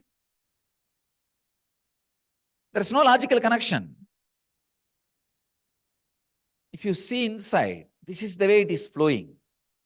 Just illogical, irrational, independent, inconsistent, completely unconnected. They are just flowing. You don't know what for, what reason. Usually if you ask people, what is your life, how is your life? You can always see, at least from my experience I can say, whoever I ask, no, you don't know Swamiji, nobody should suffer like me. Nobody will have the suffering like me. If somebody has suffered like me, they would have become long before mad or committed suicide. Please understand, your life is not, as you think, always a long suffering. There were so many beautiful things, but you continuously connect all that pain incidents, all that pain memory, and create a shaft. Your life is a long pain. That is what I call pain shaft. In your life, you can see, Here, there is few suffering, few just baseless thoughts, few worry, few joy. So many things are happening. But you will pick up all the suffering and imagine life is suffering.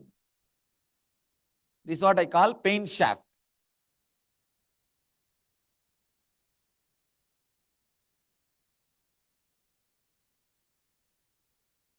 But you forget, between these many suffering memories and incidents, there are a lot of beautiful, joyful things were also happening. Unfortunately, you don't see the reality as it is. You just pick up and see. The big problem is, the moment you decide your life is a long pain shaft, long pain, you are ready to suffer forever. How?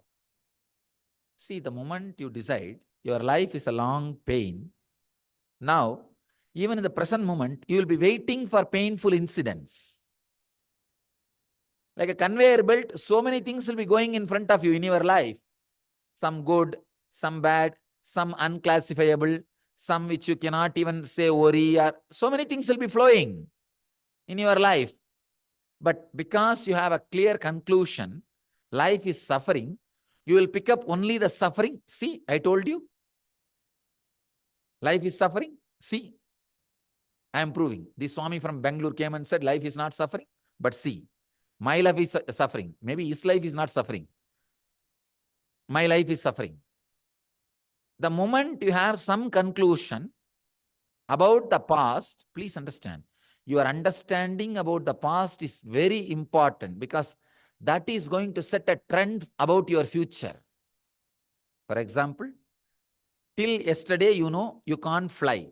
You can only walk.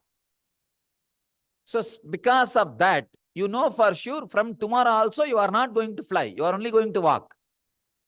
Maybe you can walk fast or you can run.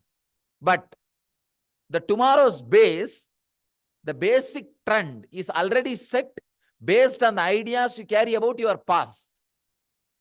Same way, if you are clear, your past was pain shaft, it is pain, then you already set a base. From tomorrow also it is going to be pain.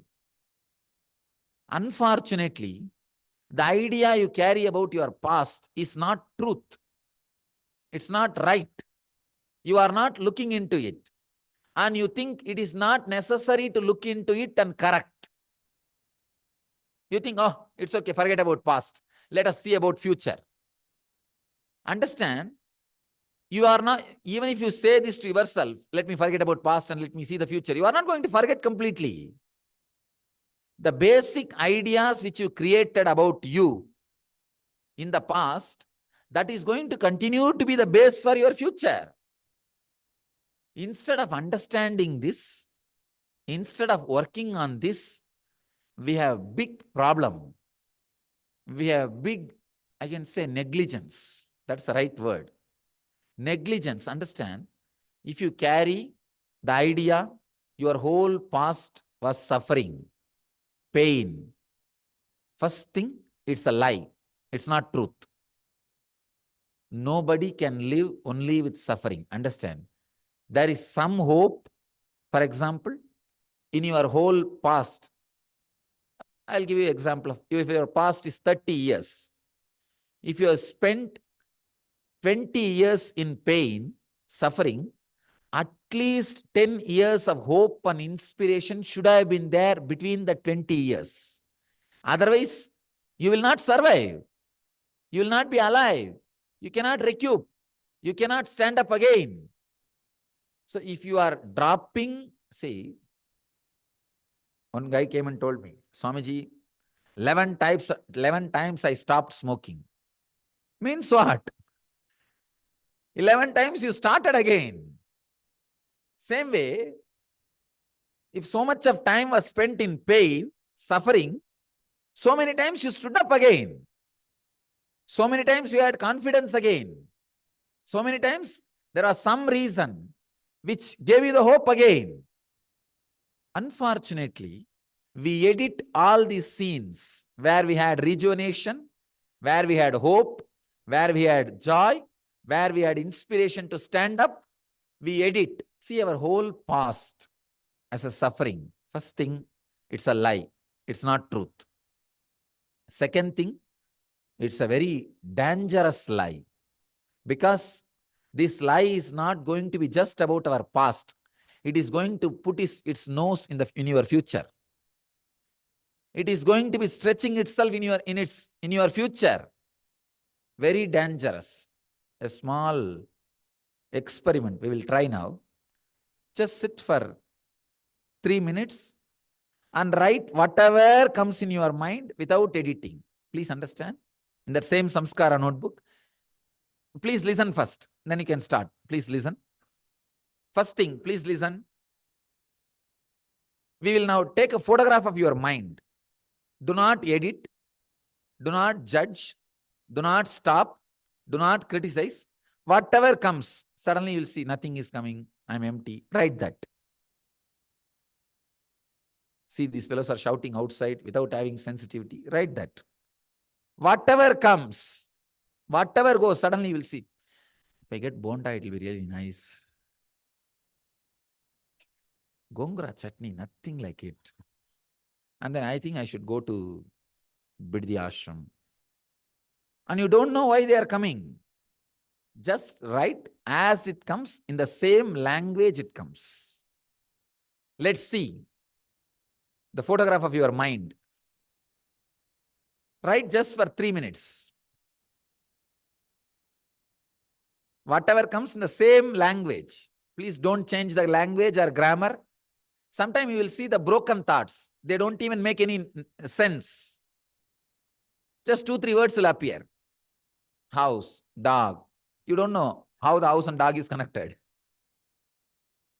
Whatever comes, just write.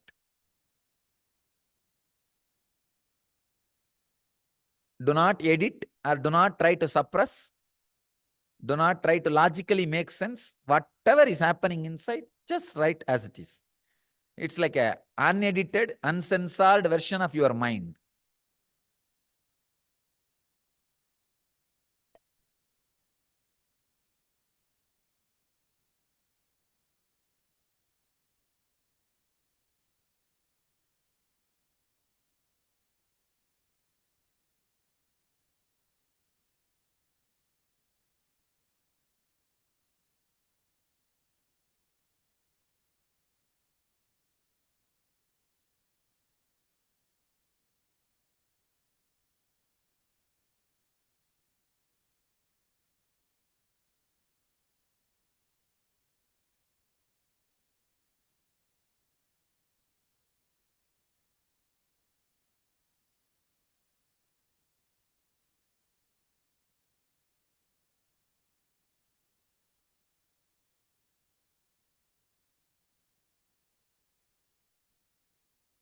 Yes, relax. You can just read and see very clearly, experientially what I am talking. It is just to give you a glimpse. Is there any connection between what you are? Is there any next? It is just a madhouse happening inside. See, you do not, because it is a madhouse, the main shaft is madhouse. Because of that, you pick up few things and wanted to have some clarity. So either you pick up all the pain and create pain shaft, or you pick up sometime rarely you do, all the joy and create a joy shaft. When you feel really confident, yes, I can live. I can handle this life. There is nothing to miss. There is nothing to lose. I can be confident. Either joy or pain. You create some shaft and try to live with it. Please understand. Either you create a pain shaft, oh God, my life is pain, it's a depression, and wait for things to suffer with pain. Or sometime, very rarely you create. No, I have so many wonderful things happening in my life. My life is joy. I can handle, I can deal with it. Confidence, joy shaft. The problem is, even if you have joy shaft, immediately the problem starts. You wanted that shaft to be with you forever. The moment you want that joy forever, you killed it. I've seen. Already I started receiving letters. Swamiji, do something. This joy should be forever with me. I should be like this forever. You already killed it. The moment you want, you are greedy about the joy, you destroyed the joy. Please understand. See, bliss is choicelessness. When you are choiceless, bliss flows through you. The moment you choose bliss, you have chosen suffering. Any choice is suffering. Being choiceless in the flow is bliss. In these 4 days, through various methods and techniques and process, I am reconciling you with you. I am just bringing you to the choiceless space, choice-free space. That is why you are feeling like settled, peaceful, joyful. All these things are happening. The moment you choose this, what will happen? You have chosen suffering. Whether you create a joy shaft, the end what happens? Suffering. If you create pain shaft by itself, suffering. So any shaft is suffering. Understand? Any shaft is suffering. This is pain shaft. For example, sometime you will collect all the joyful incidents happened in your life. When you went for vacation, when you got married, when you had kids, that post photograph, where the photographer says, smile please. And you take that photograph, later on you sit with that photograph and think, those days, see, I was so joyful. You don't understand when you are in the vacation at the spot, photographer told you to smile and then you smiled. You forget all that fact very conveniently. See those days, how joyful I was, how happy we were. And you go on. Sometimes the life when it is described really too much. If you create joy shaft again, because of the greed to retain, you will end up in pain. If you create pain shaft, already you are in pain. So any shaft you create, it is suffering. Understand the main source as it is, main flow as it is. Only this is sufferingless. Any shaft you create is suffering. Let us understand this main source little more detailed way. This technical knowledge will be really helpful. The whole thing is available in YouTube. So you don't need to bother about taking notes now. This whole, the pain shaft, joy shaft, the whole thing with the diagram is available in YouTube. Actually, in the YouTube, I have put graphic diagram. So it will be a lot better than my handwriting.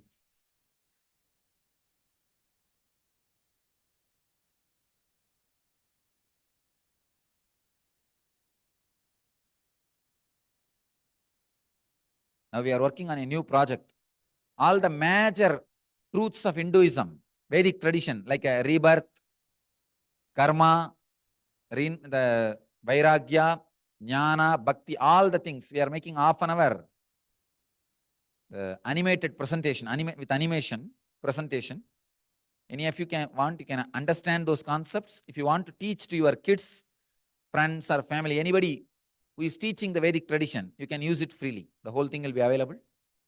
So, of course, these concepts are already available, already in the YouTube. So you can spend time with the YouTube and take notes. Now understand how the main source, that main thought current is happening.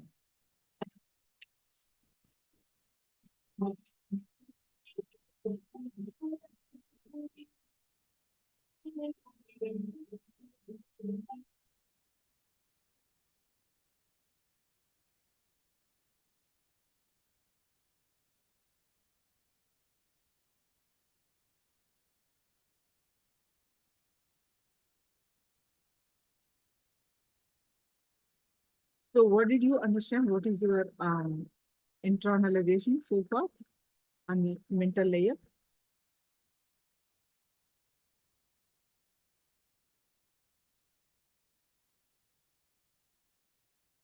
Ananda, what is your understanding?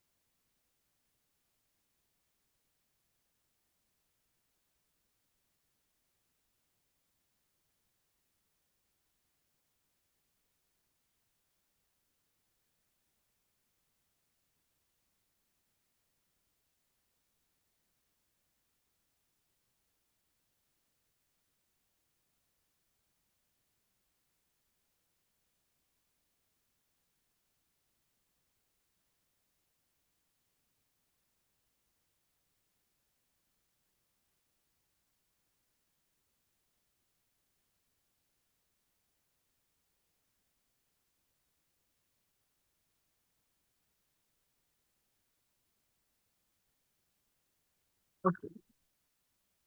Now we'll set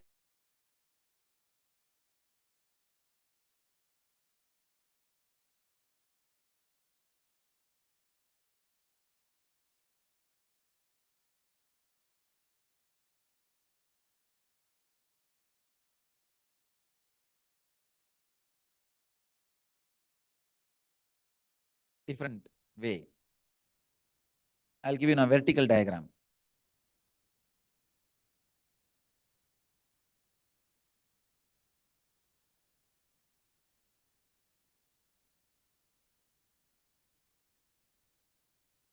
Like this, different thoughts going on.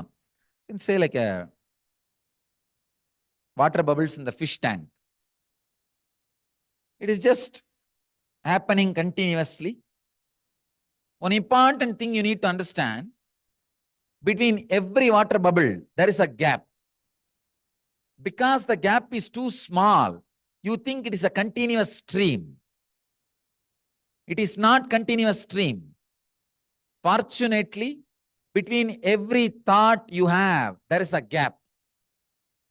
Between every thought, there is a gap. There is a gap. That is why they are completely unconnected. That is why they are completely too different, independent, illogical, irrational. They are not connected because there is a gap. There is a gap between every thought. There is a gap between every flow. There is a gap in every thought. Now let us understand these few truths. First truth, you can have only one thought at a time. Am I right? You cannot have two thoughts at a time. Maybe you can have very fast. That is acceptable. You see, every microsecond you will have one thought. Next microsecond, second thought. Third microsecond, third. That is acceptable. But you can have only one thought at a time, fortunately. Fortunately, you can have only one thought at a time. You cannot have second thought. It's like in this chair, only one person can sit at a time. If somebody else has to come and sit, he has to push me out. If next person has to come, he has to push this guy out. So in your inner space, only one thought can be at a time. Please understand. This is the first truth. So, second important thing, if some other second thought is coming, means naturally the first thought is replaced. Am I right? If the third thought is coming, the second thought is already replaced. It is continuously moving. It is continuously moving with different thoughts. Understand some of the very important, simple secrets of life and truth, which we never looked in. It never reveals itself to us because we never look inside. That's all. Nothing else. Very simple truths. I'm not teaching you any big philosophy. I'm just stating as it happens. Satyam, Sat, as it is.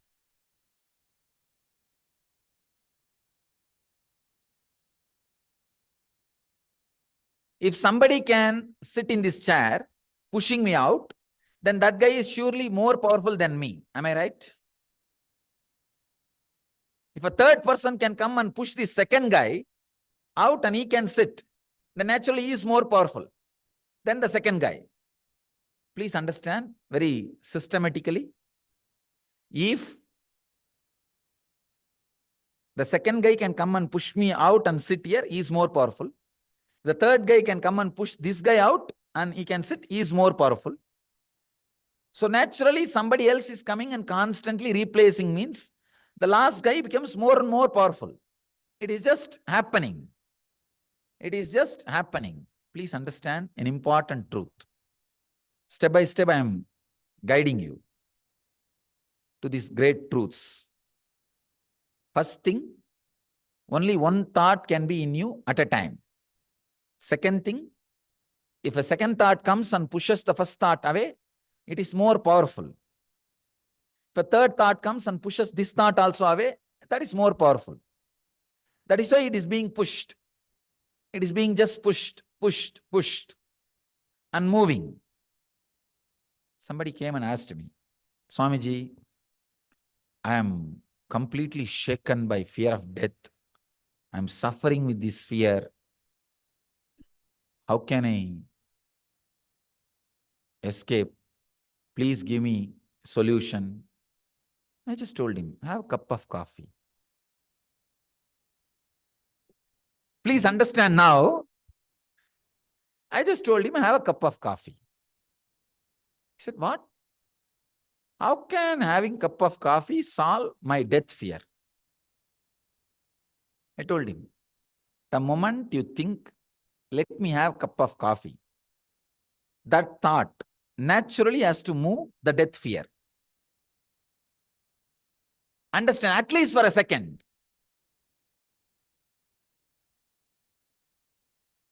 Come on. At least for a second, it has to move. That guy said, no. It is not that easy. The death fear again comes back. What will I do? One more cup of coffee.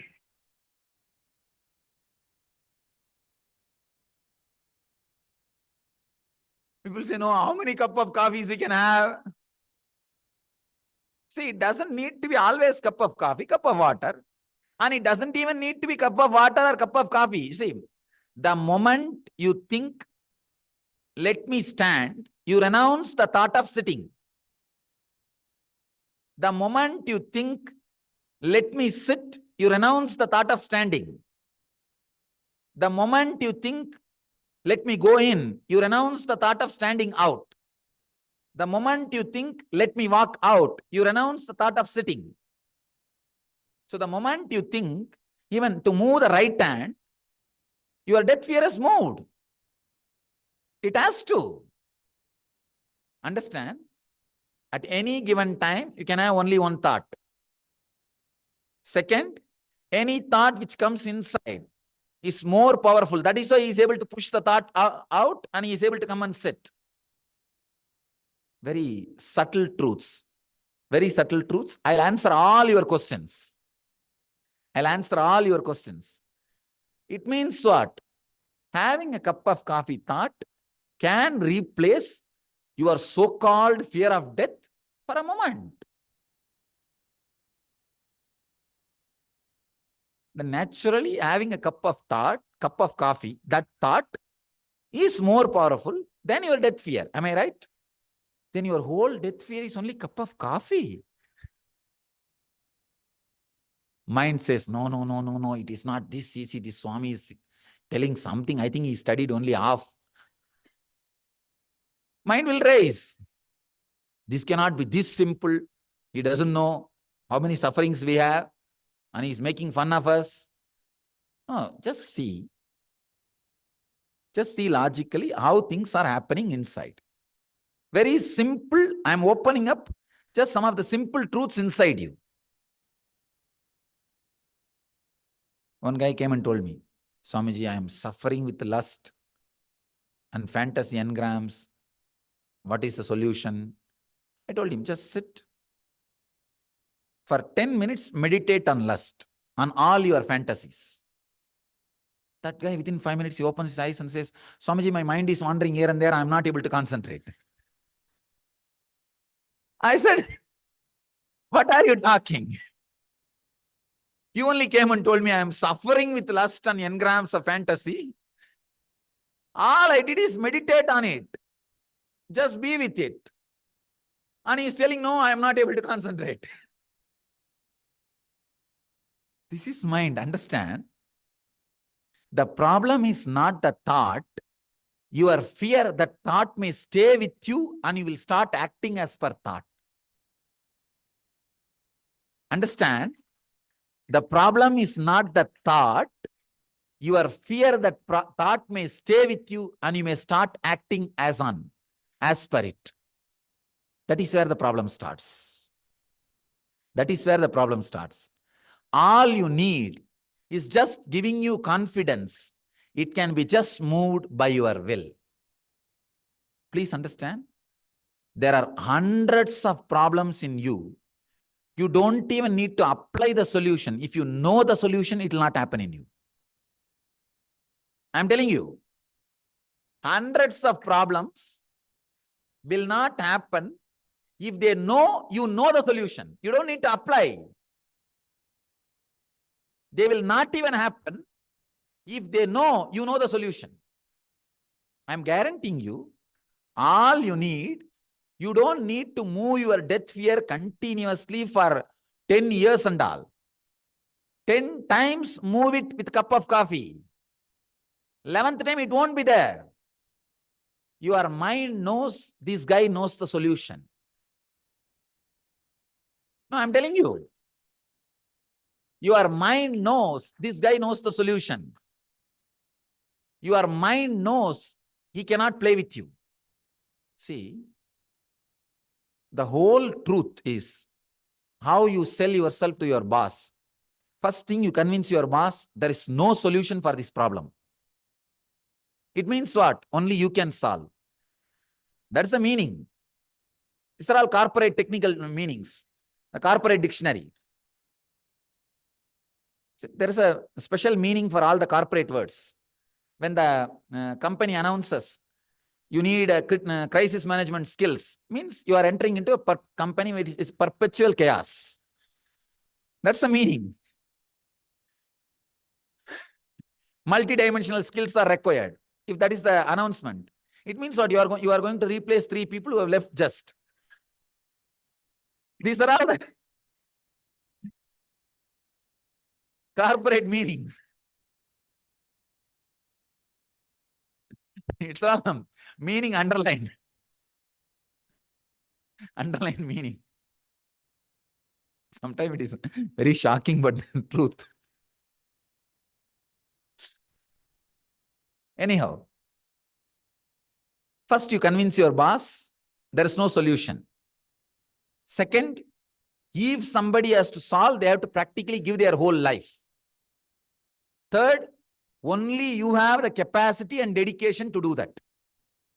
Fourth, you can shave his head now. See, that is the step by step. Understand, your mind does the same thing to you. It makes you believe without his existence, you cannot live a balanced life. You cannot protect yourself. You need to be defending you. Mind enters inside you only in the name of I will defend you. I will defend you. That is you can see very clearly. Wherever you need mind, wherever you need strategy planning, wherever you need thinking process, your mind has convinced you Without its existence, you will not be able to defend yourself. Am I right? Now, the guy who supposed to defend you has started offending you. He has started offending you. Actually, all you need to do is just letting him know you have the solution. Nothing else. Actually, your mind is not that intelligent or big guy as you think. Simply, you need to make him understand you have solution. Nothing else. See, the solution which I am giving, let me tell you from my own experience what happened. In the young age, I used to have that fear of this ghost and all these unknown things. You may think, oh, you are Avatara Purusha. How can you have these fears? Don't bother about that. I am telling you exactly as it happened. As it happened, nothing. Only once there was a great yogi, Yogi Ramsurakumar. He lived in Arunachala. Some of you might have had his darshan also. Visri Swamigal, he was called. Any of you have seen him? A graceful person. You can't expect an old man can radiate so much of grace. I had the fortune of sitting at his feet, seeing him for more than 6 years. I have never seen him taking bath, changing clothes or anything, but no smell, nothing will be there. You will be feeling so pleasant around him. Such a graceful person. He told me only once, it is your mind, you are projecting it from your mind and you are afraid. Somehow that clicked me so much. After that, I never applied that idea. Just knowing that solution, fear disappeared. Understand? Knowing that solution, fear disappeared. Not that after that I had the fear of ghosts, then I applied that, no, I am projecting and seeing and I am frightened. I did not even apply. Just knowing that idea, it has disappeared. Understand? Thousands of problems in you will just disappear if they know you have a solution. Nothing else. So the simple thing, first lesson, any thought, a new thought can replace it. If new thought can replace, then the old thought is naturally, it's no power. So if you have now death fear, what do you need to do? You don't even need to do have a cup of coffee. Decide, let me move the right hand. Just one thought, let me move the right hand. What happened is naturally, this thought has to move. Nothing. Even the simple thought. What happens? The thought moves. It has to be replaced. You may think, what is this? This Swami said he is going to give initiation. I thought he is going to chant some big Sanskrit mantras and tell some great secrets in our ears. He is telling, Understand? I am giving you some of the important truths of Nirvikalpa Samadhi. Some of the important clarity which you need for Nirvikalpa Samadhi. Nothing. If you have to have a thought, naturally your death fear has to move. Is it not? Am I right or not? It has to move.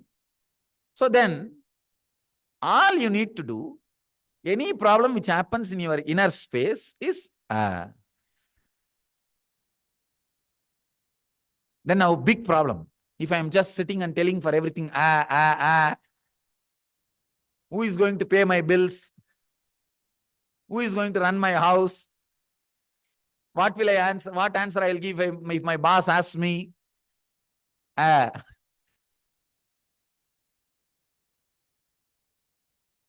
God, dangerous. Tomorrow you go to your office and boss asks something.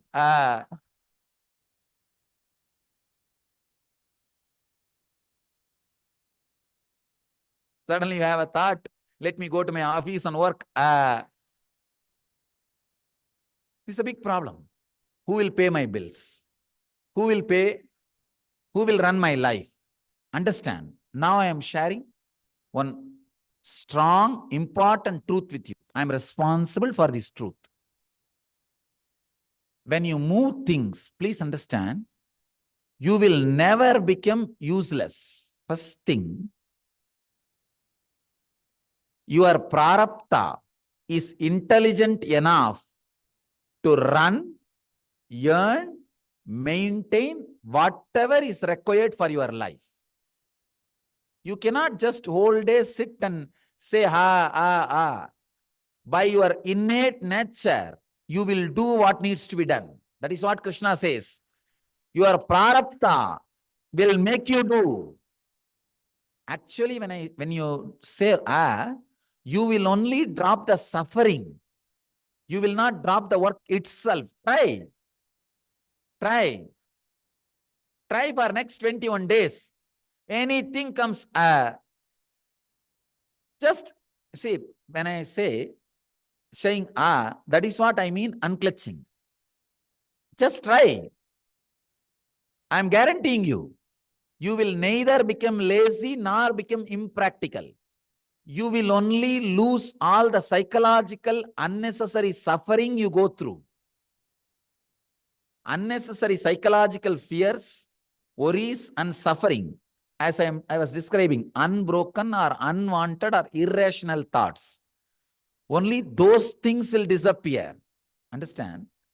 In this flow of thoughts, Shivaji, you asked the question, the same question. In this flow of thought, a complete consistent thought has its own innate intelligence to work it out by itself. That's what I am calling prarabdha. Please understand, when I say push it with you will not become lazy.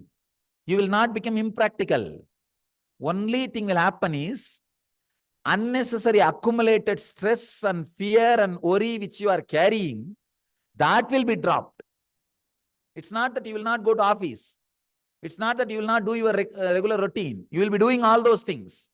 You will just see, simply the thought happens and it starts expressing in your body. All I am saying is, see, the thought which is powerful prarabdha in you will express itself by its own power. For example, food. When the hunger comes, you will not be able to say for more than half an hour. No, it is powerful enough to fulfill itself. But one thing I can guarantee, by saying you will stop overeating.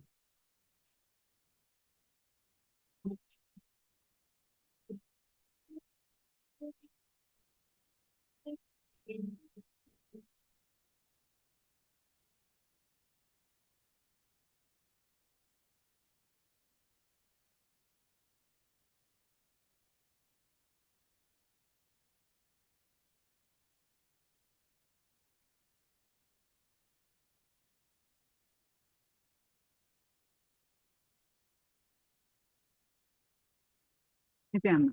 Now we are going to do the meditation on the mental layer. Any questions you have, please do let me know on this one. What is your internalization? How the mental layer gets affected? All that, can you please post? Can you please make a notes and post it in the chat? A couple of sentences. What is your understanding about the mental layer?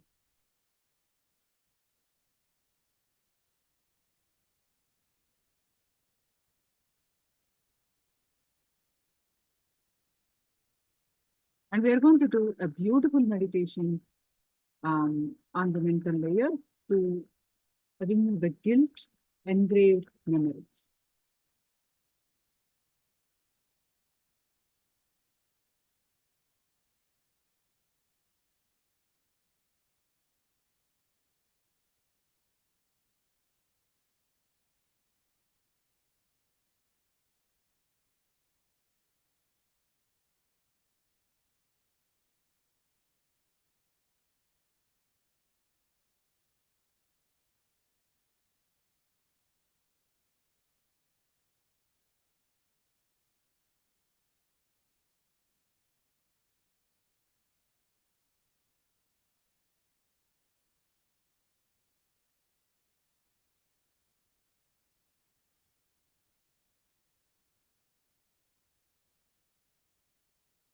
All of you are ready for the meditation?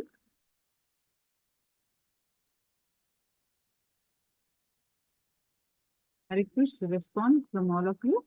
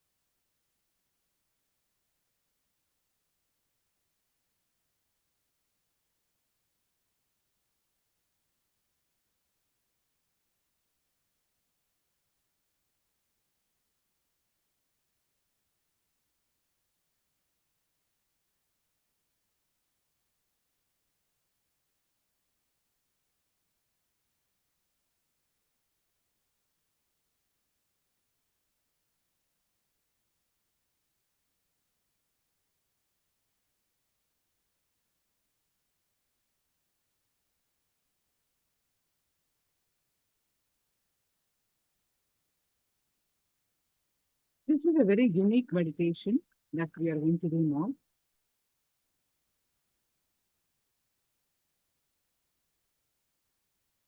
Get ready with your eye bands.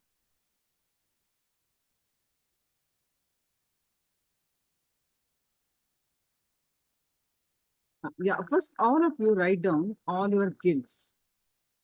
What are all the guilts that you have? Please, I should have done this way. I should not done. I should have all the guilts that you have. Please pen them down. Take 2 minutes and write down all the guilts that you have.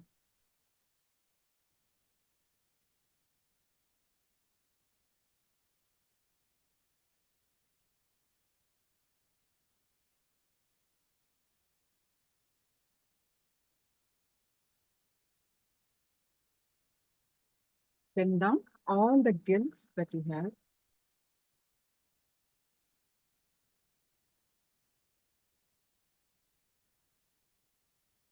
And relive them. This you can do. This is an elaborate process. You can spend as much as possible based on the amount of guilts that you have. So spend some few hours and weekend and write down all the guilts and do the completion of reliving to relive. Now, in this session, we are going to do a meditation.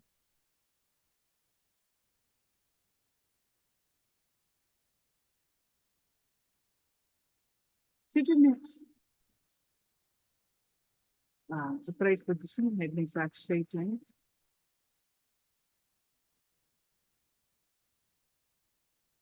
When you have time, take your time, completely write all that you feel guilty. Then find out why you feel that way, all the incidences, and do the reliving to relive. Now, meditation technique.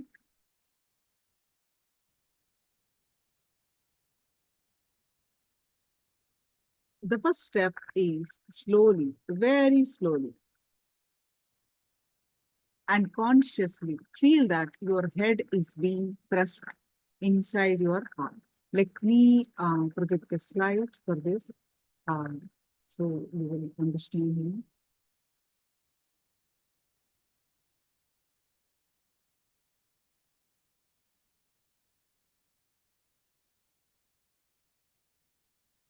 This meditation technique, how we are going to do is first, slowly, very slowly, consciously feel that your head, the whole head part is being pressed inside your heart. Then clearly visualize that your head has gone into your heart region. Visualize that you are seeing through the heart. You are also breathing through the heart. There is no head. Head is gone inside to your heart. Visualize that it is pressed into your heart. Then, how do you see? How do you hear? How do you talk? Everything is from the heart. You're relating with the entire world through the heart. The head is not. So there is just empty space above the knee. All right. So I'll guide you step by step. So all of you, please get ready. Close your eyes and sit straight. Tie your eyes with eye band. Are you all ready? Are you all ready for this meditation? Please close your eyes and tie your eyes with eye band.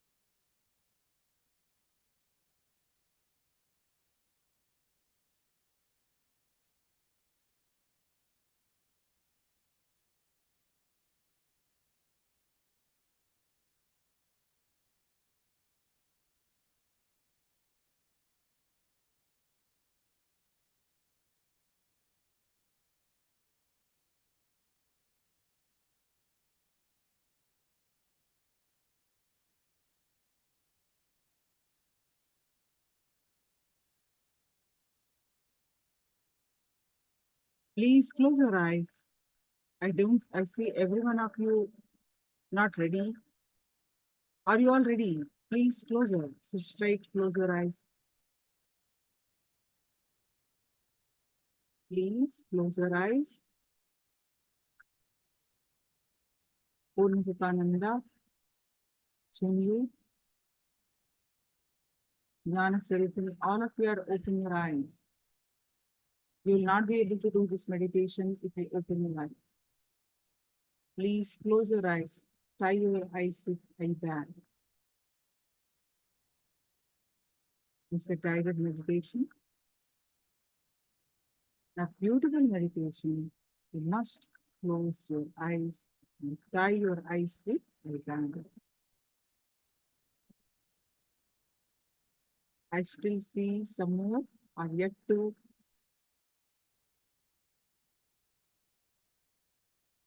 Yeah. Are you already there? No.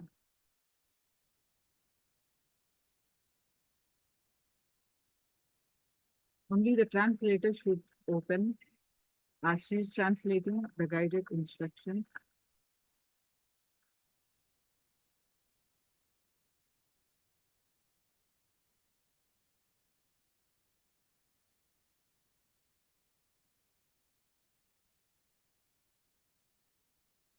Now, let us start.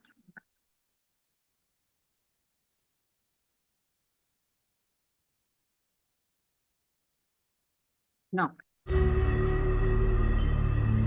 first,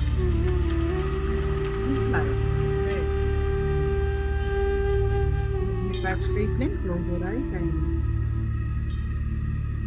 make sure you tie your eyes with it.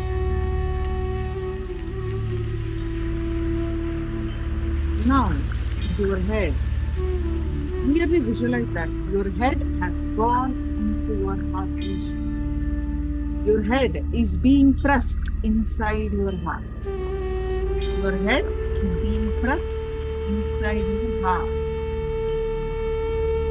Clearly visualize that your head is gone into your heart region. Like that.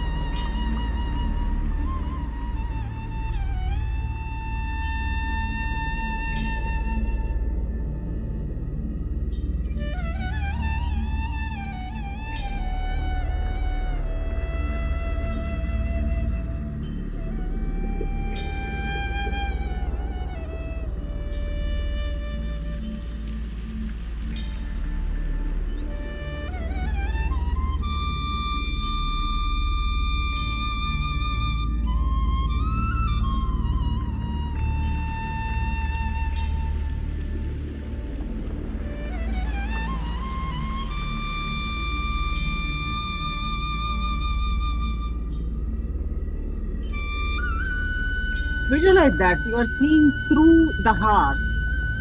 You are also breathing through the heart. You are also relating with the entire world through the heart. The head is not there. There is just an empty space above the neck. Just trust that this is true. Until all of you lose your head, you have to go on with the meditation. Your head is not there. You are seeing through the heart, you are listening through the heart, you are breathing through the heart, you are relating with the entire world through the heart. Continue to visualize.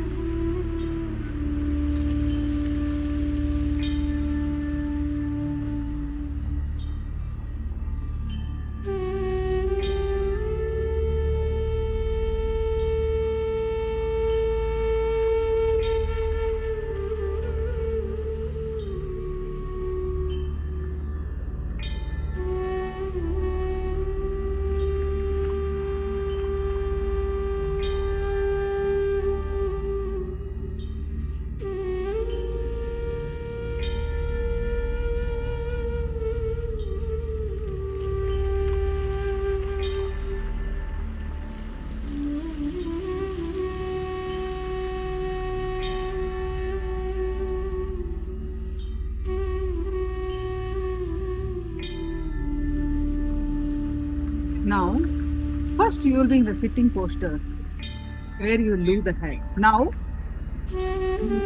how to breathe without head. How to breathe without head.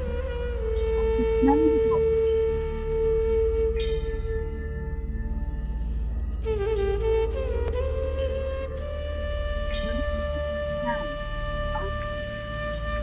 How to put body without your head.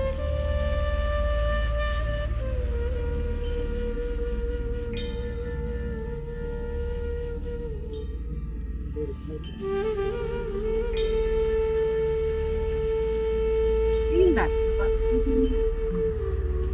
Feel that you are seeing through the heart. Feel that you smell through the heart. Feel very clearly that you are breathing through the heart. Listen to everything around you, the heart. Listen to this music that is being played through the heart, not through the head. Listen through the heart. See through the heart. Feel through the heart.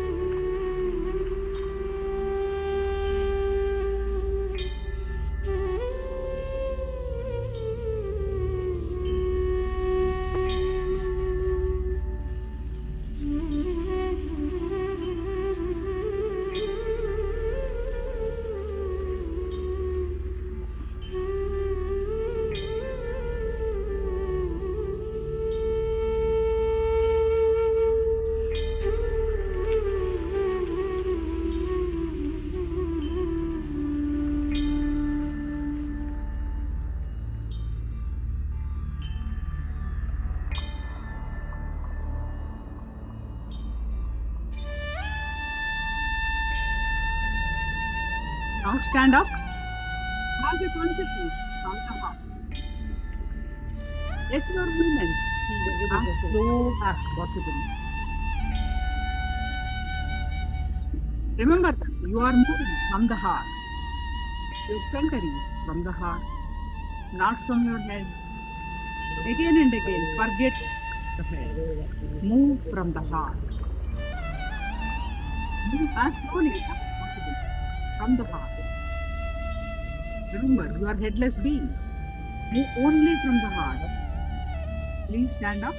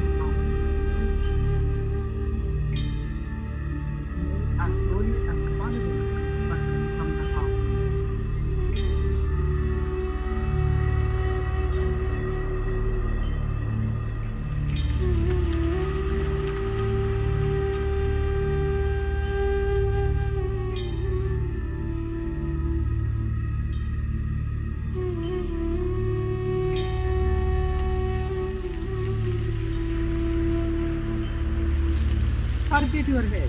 Move from the heart.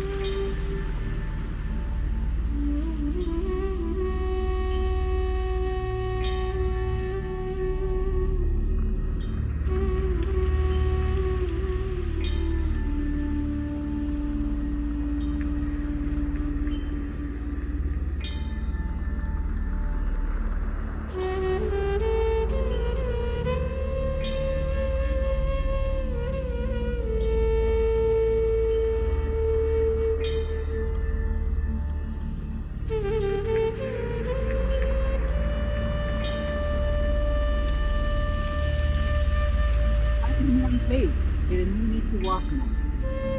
Now, increase the speed. Stand in one place, increase the speed very slowly. Remember to move from the heart, not from the head. Forget your head. You are a headless being.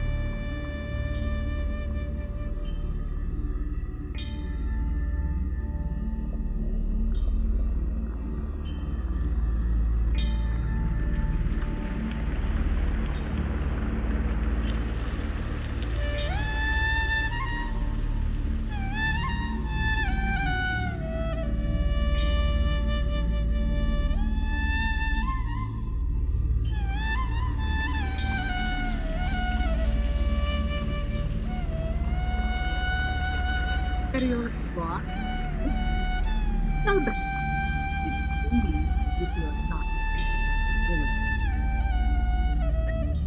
Stop Sit down wherever you are.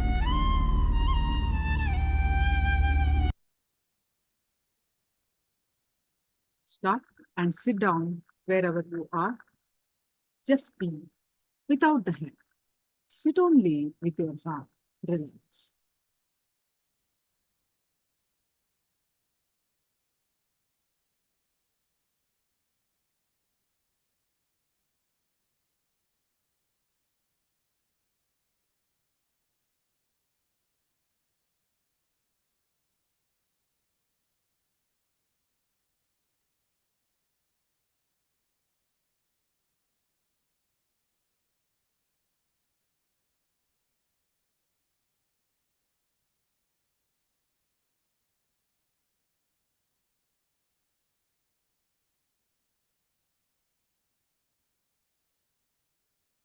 Relax.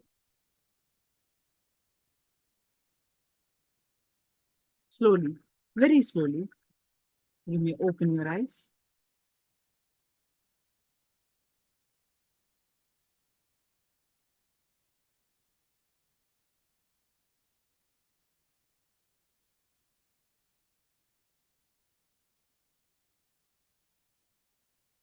All of you, please share your experience of this meditation. Please share your experience of this meditation.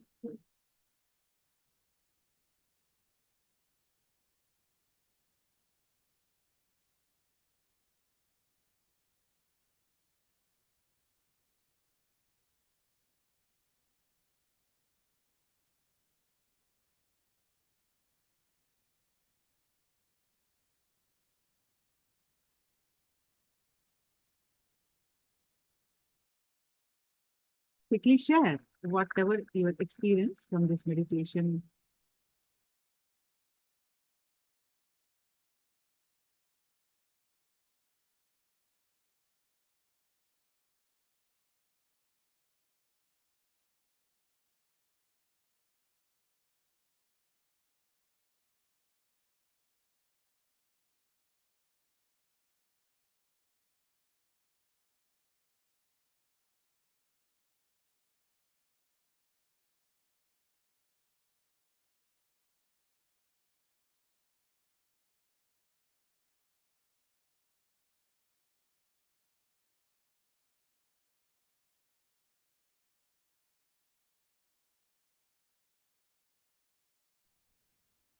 I felt that my heart was hot and full of energy.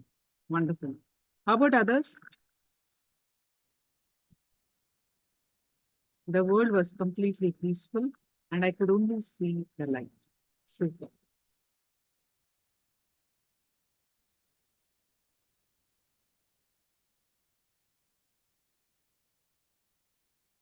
Very relaxed. Wow. All others also keep sharing. Now we are going to move on to the next layer, etheric layer. So from the first body, physical layer, you have the engrams associated with fear, especially fear of death. Second layer is the pranic layer. The engrams associated with desires, unfulfilled desires. Third layer, just now we did, the engrams associated with guilt. Now, we are going to enter into etheric layer. Etheric layer, the fourth layer, basically, is associated with mental pain and suffering. Mental pain and suffering.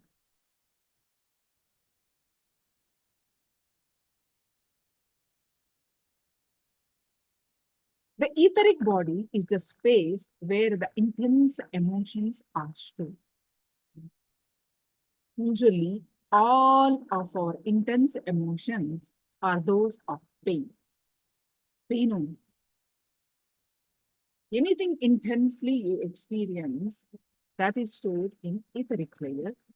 Generally, we store the emotions related to pain. You do not know any other intense emotion. If you know any other intense emotion, then you are a spiritual person. You do not know any intense emotion means you are really working on your spiritual progress. Look into your life and see that pain gives you such an intense feeling.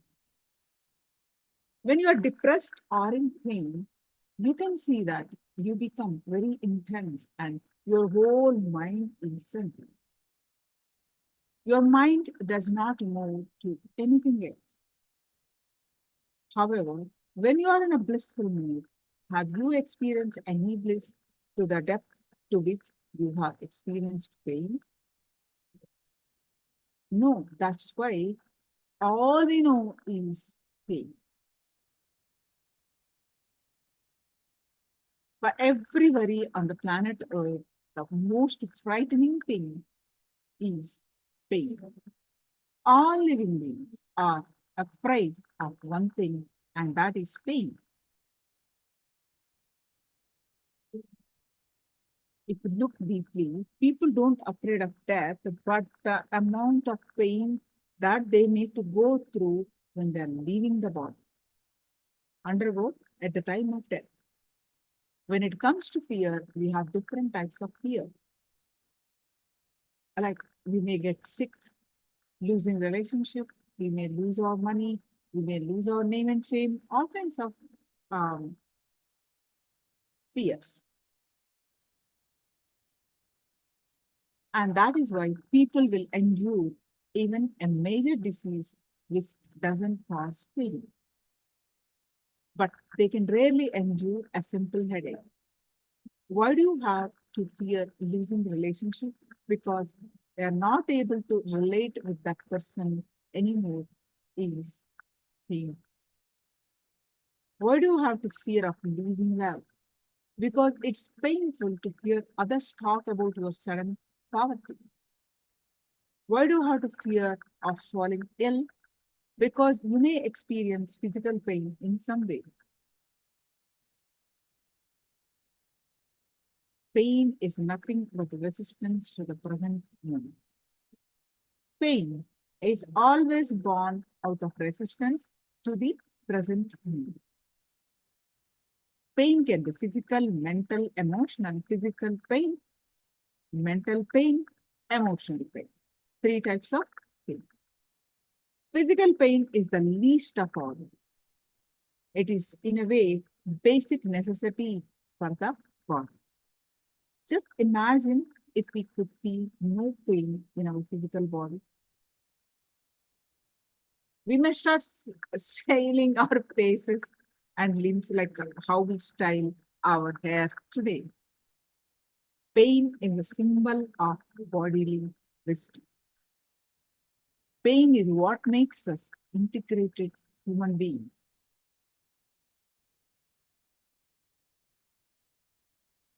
And all of us don't live fully in the body, in the entire body. We live only in the upper parts, neglecting the lower parts of the body. Just close your eyes and see, imagine yourself, your being, call your name. Close your eyes and call your name. See what happens. Which part of the body comes to your visualization first? It will be definitely your face, not your feet. Upper limbs, certainly not lower body part. So this clearly shows that we are not fully alive in every cell, in every limb of our heart.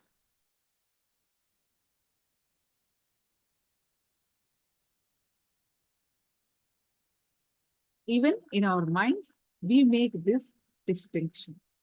The upper limbs are the masters and the lower limbs are the servants. When you create this separation, unknowingly, your energy or life force is channeled only to the body parts that you focus on with importance. Just touch your cheek. Doesn't it feel sensitive, alive? Touch your feet now. Does it feel the same? Notice that you are not as alive in your poop as in your cheek. Why is that? It's purely due to your lack of attention to your feet. You never feel that your lower body parts is the same caring and responsible way in which you feel your upper body parts. And the emotional and mental pain is usually the result of some form of judgment that is constantly going on inside.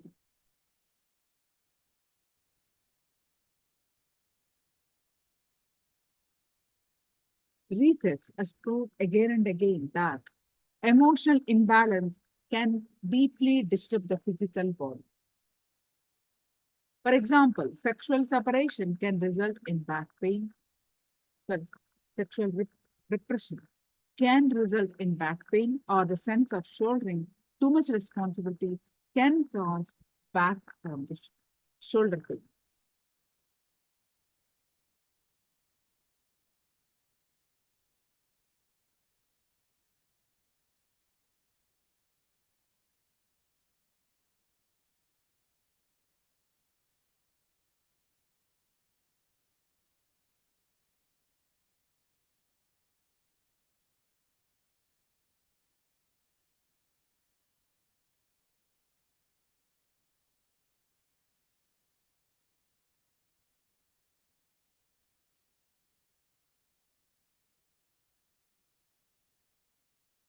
The other day, a handsome young boy belonging to an Orthodox family was brought to Swamiji's place.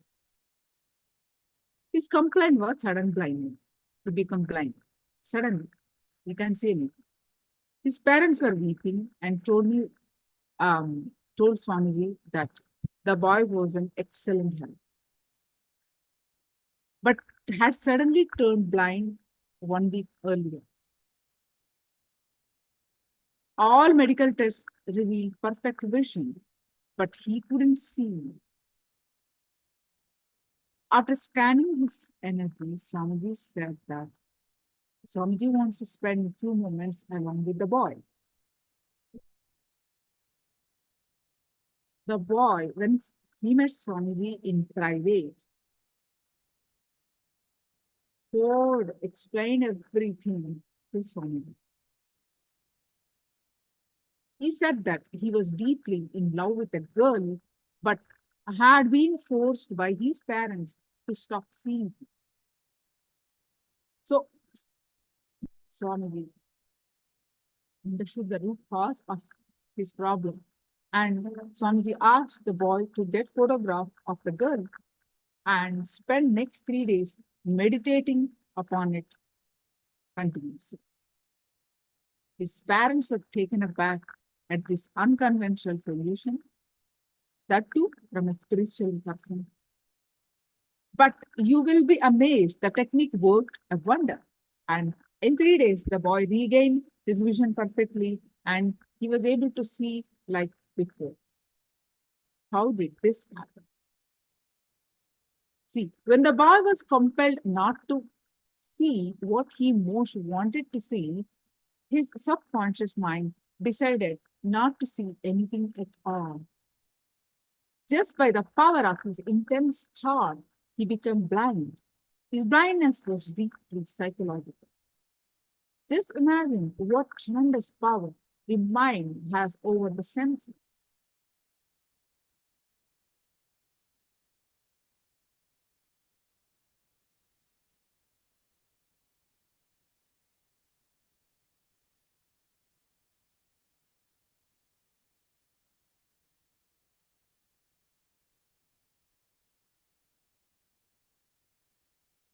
So, pain is a requisition letter written by some part of the body to the mind saying, please pay me attention. Understand, your attention is your energy. So, wherever you direct your attention, there your energy is also direct. So, in that direction, you witness the growth. So that means that you invite the pain upon yourself. Not many people will be believed if it is told that they invite pain upon themselves, like honored guests into their household. Not in this. How that is possible? Let me explain to you a story. Once a man entered into a restaurant and began ordering various food items. Platefuls of steaming food, various types, made their way on his table. He ate so with relish. After a hearty meal, he finally signaled the waiter to stop bringing the food. The waiter duly returned with a long bill. What is this? Asked the man, looking at the bill innocently. Why have you brought this to me? I haven't ordered anything like this. So, when you order food, you have to remember that you are ordering the bill also. In the same way, we invite pain, disease upon ourselves with our immoderate habits and stressful lifestyle. And then forget all about it and complain later when the disease takes its toll.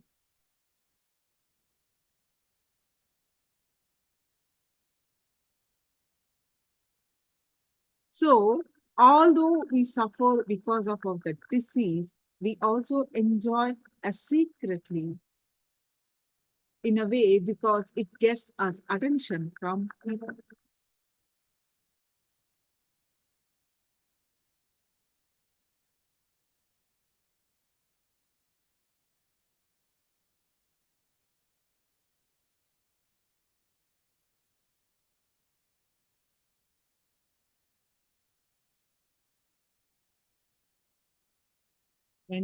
What is your understanding? You can start posting your comments, please.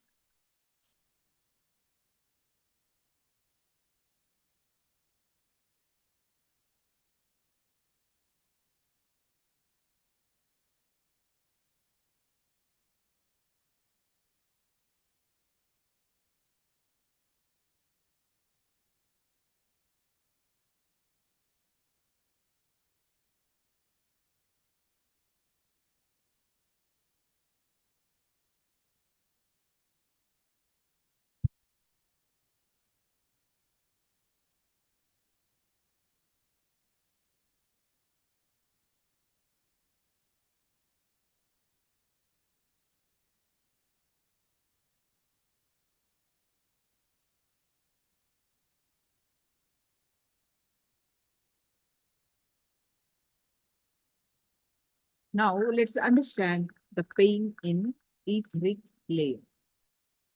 Little bit more understanding. Let's listen to Swamiji directly and understand about the pain.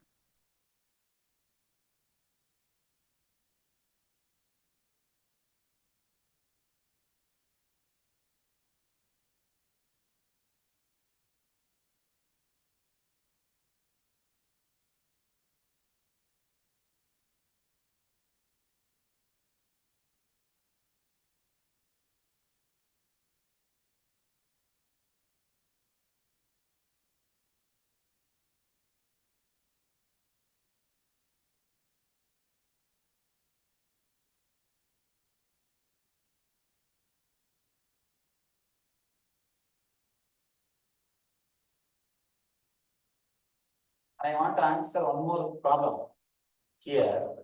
People ask me that donating organs after death, will it anyway affect our rebirth or our journey, spiritual journey? No way it will affect. In 3 shana, you leave the body. After that, whatever happens to body, you are no way connected to it. The Shraddha, all these last rites which we do also, not for that soul, for us.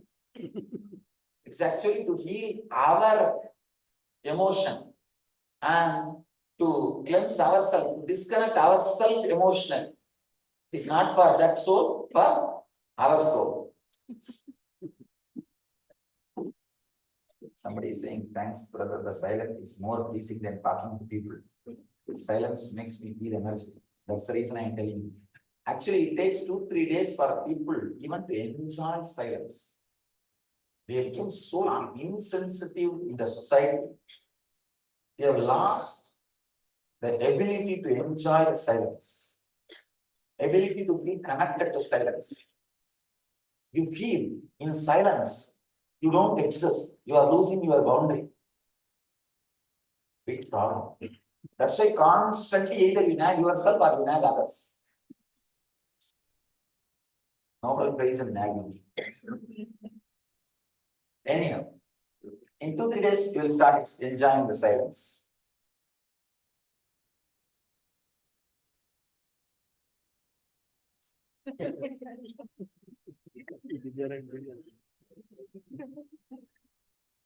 I won't be reading the whole thing and answering. I'm just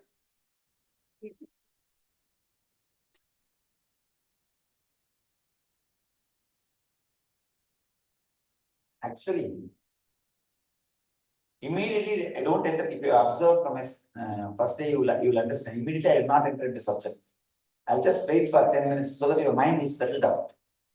Then I'll start the subject. It's just a method to settle your mind. Just now you went here and there and you would have grumbled about something and talking this, that, and your cell phone and all the things settling down. It takes some 10 minutes. The presence of the master is very powerful. It will just bring your TPS down, thoughts per second down. I'm just letting the presence work. Once your TPS is down, then I start talking what I want to talk. The next session is going to be about the subtle body, the etheric layer, fourth layer. It means heightened awareness and intensity.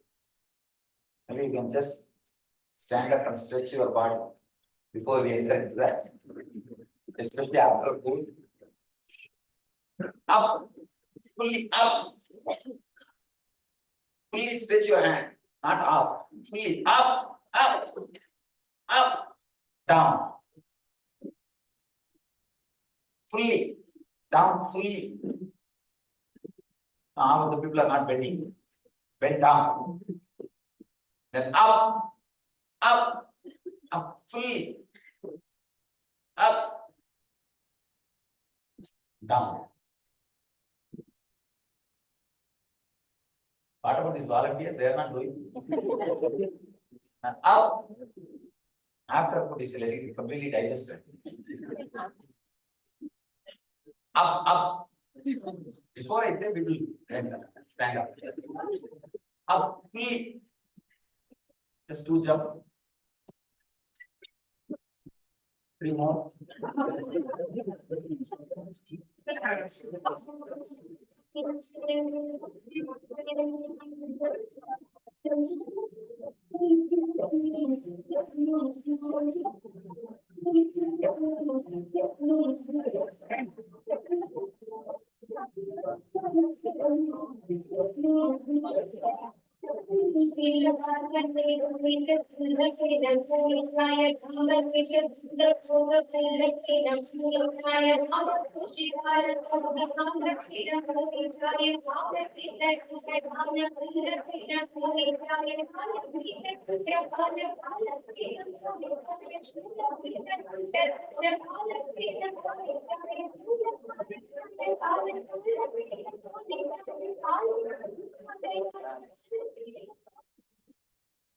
Today it is going to be a very intense day, especially after this.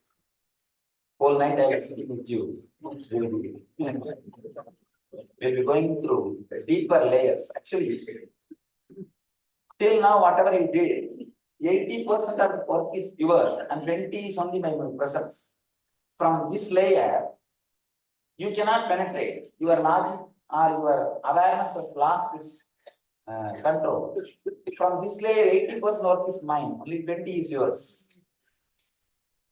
Because emotion is not under your control. Only till your inner chattering, things are under your control. After this third layer, things are not under your control. It's more subtle energy. So, if I start jumping now, session won't take. Just do it. I think now everybody is fresh. Hope they won't sleep at least for next half an hour.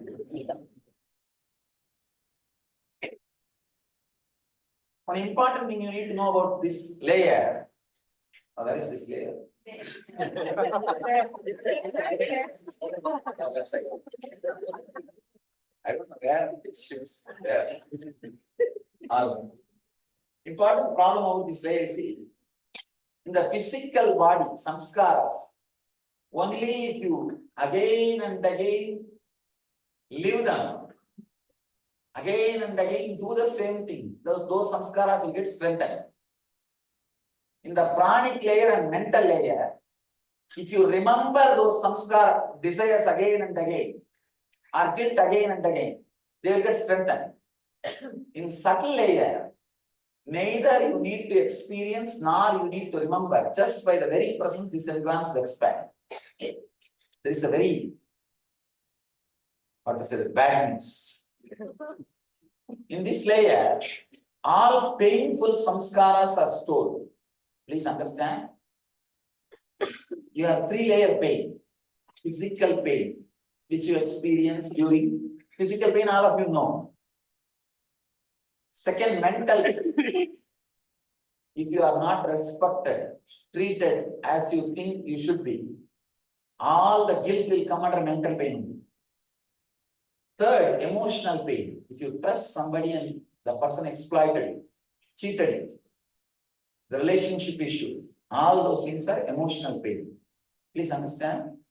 Most of your mental pain would have been guilt. But apart from the mental pain, there is 2 more layers of pains you carry. Physical and emotional. All pain engrams are stored in etheric body.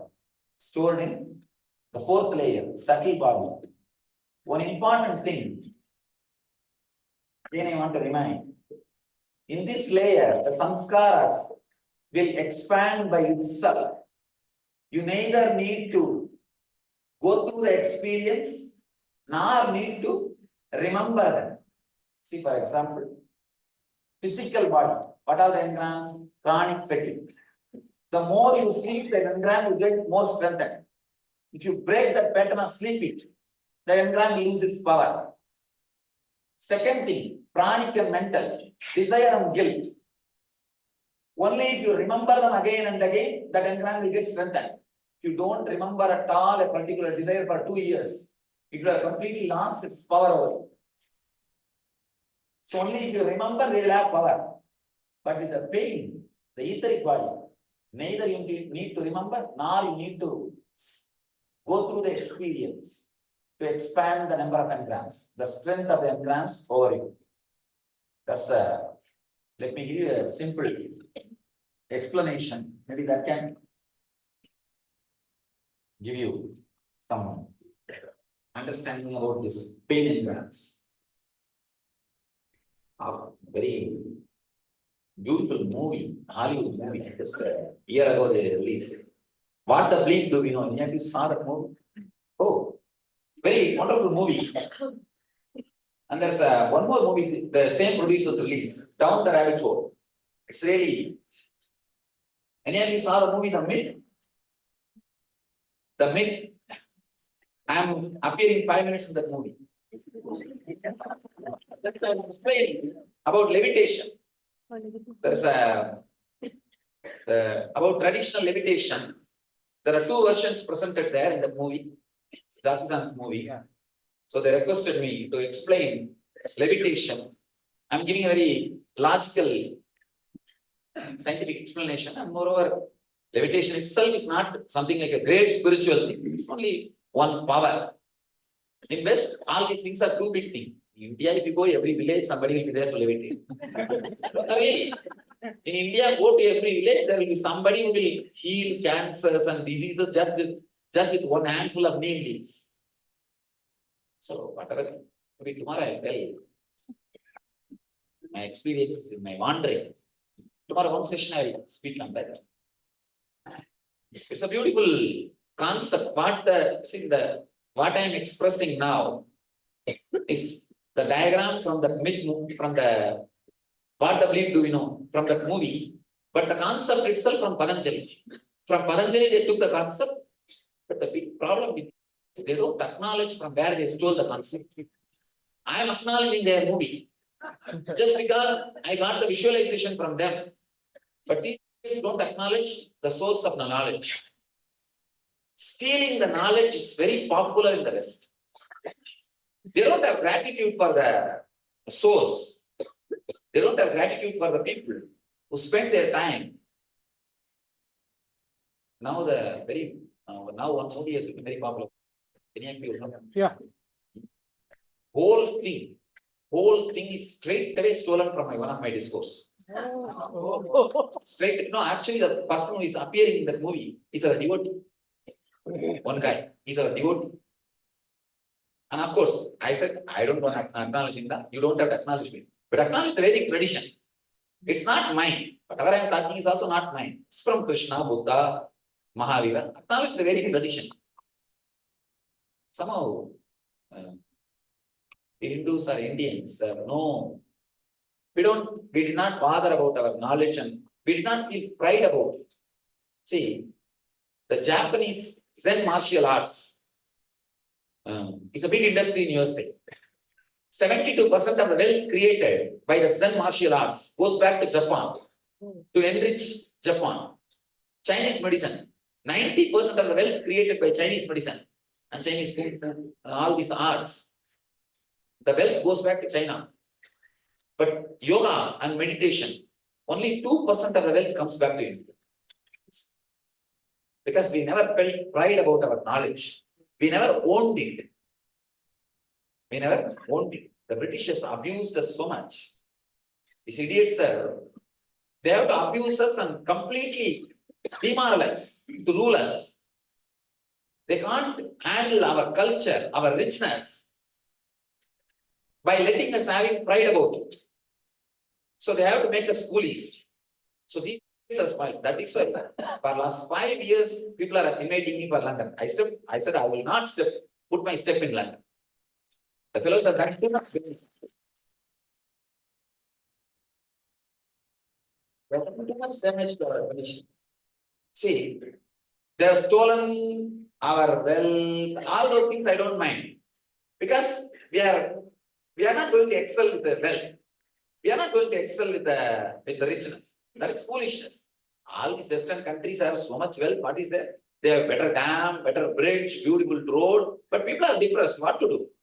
66% of the Americans are taking some form or other psychiatric medicines. What do you say?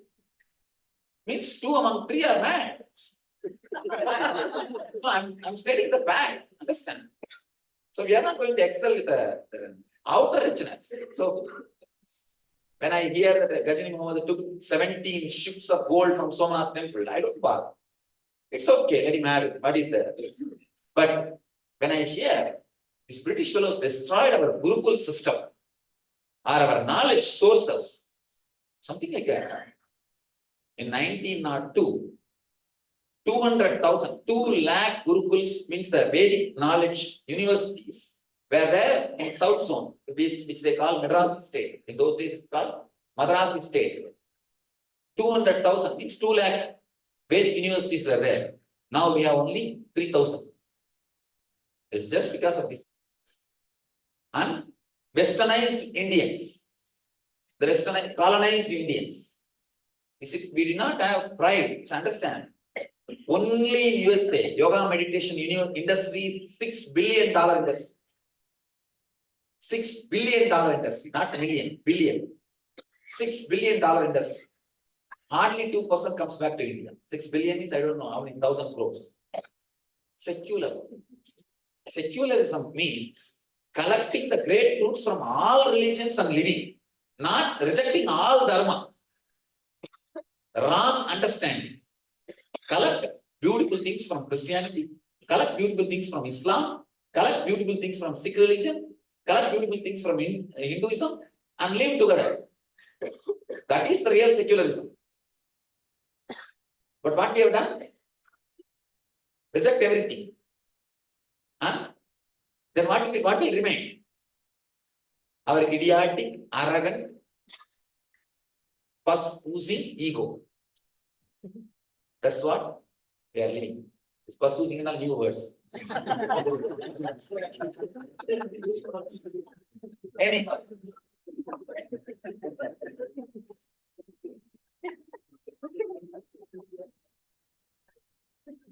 We have so much to contribute to the humanity. That's why.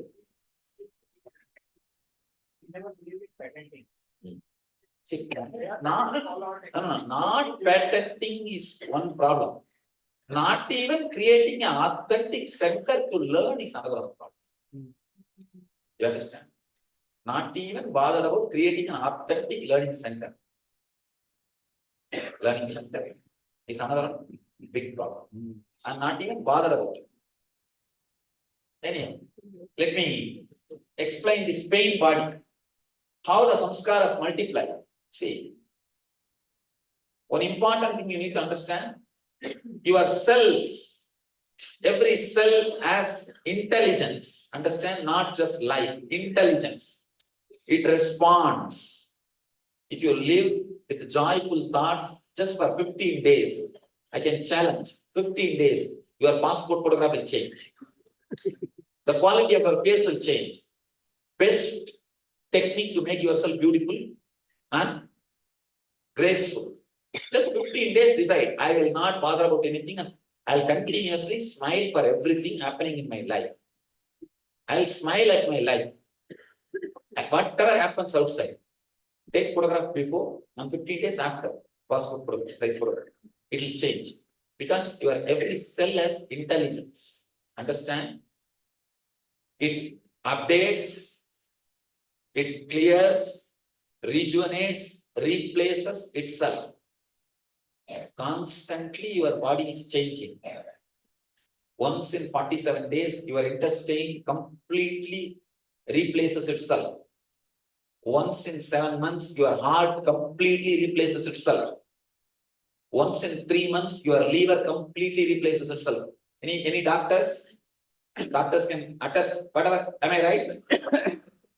Yes, sir. The statistics. These are all scientific data. Once in 1 year, your brain cells completely replaces itself. So you don't have a brain which you had 1 year ago. You never had, you did not have that time also, no problem. You didn't 1 year ago also, no problem. So once in 365 days, all your brain cells replaces itself. Means you are embodiment of intelligence. Understand?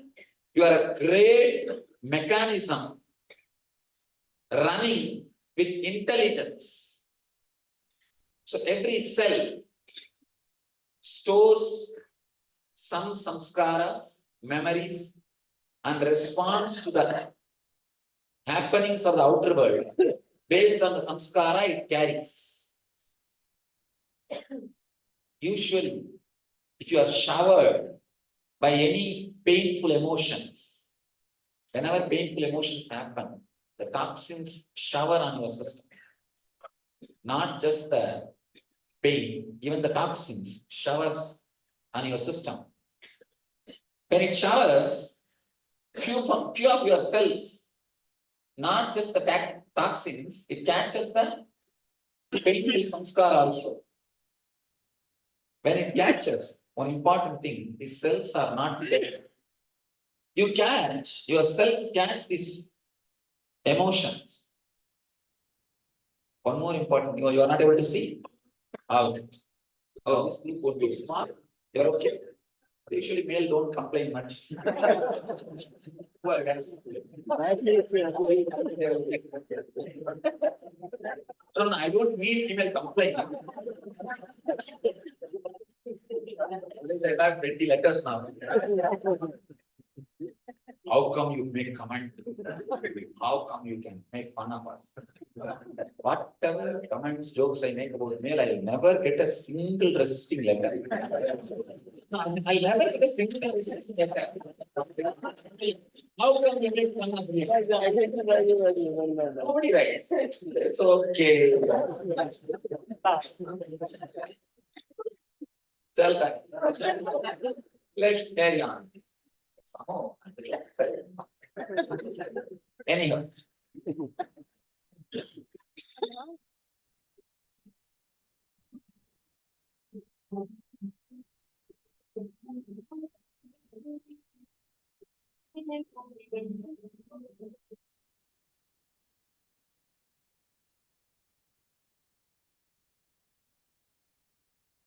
Now, can you all please post your understanding?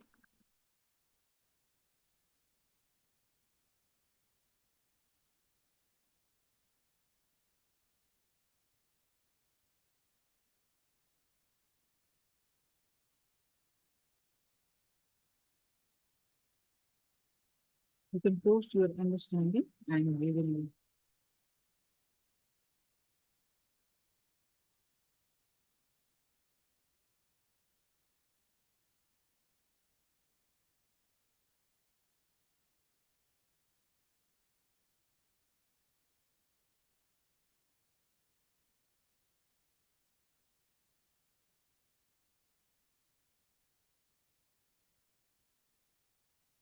Now let's listen to the part, the next further understanding of the pain in etheric body.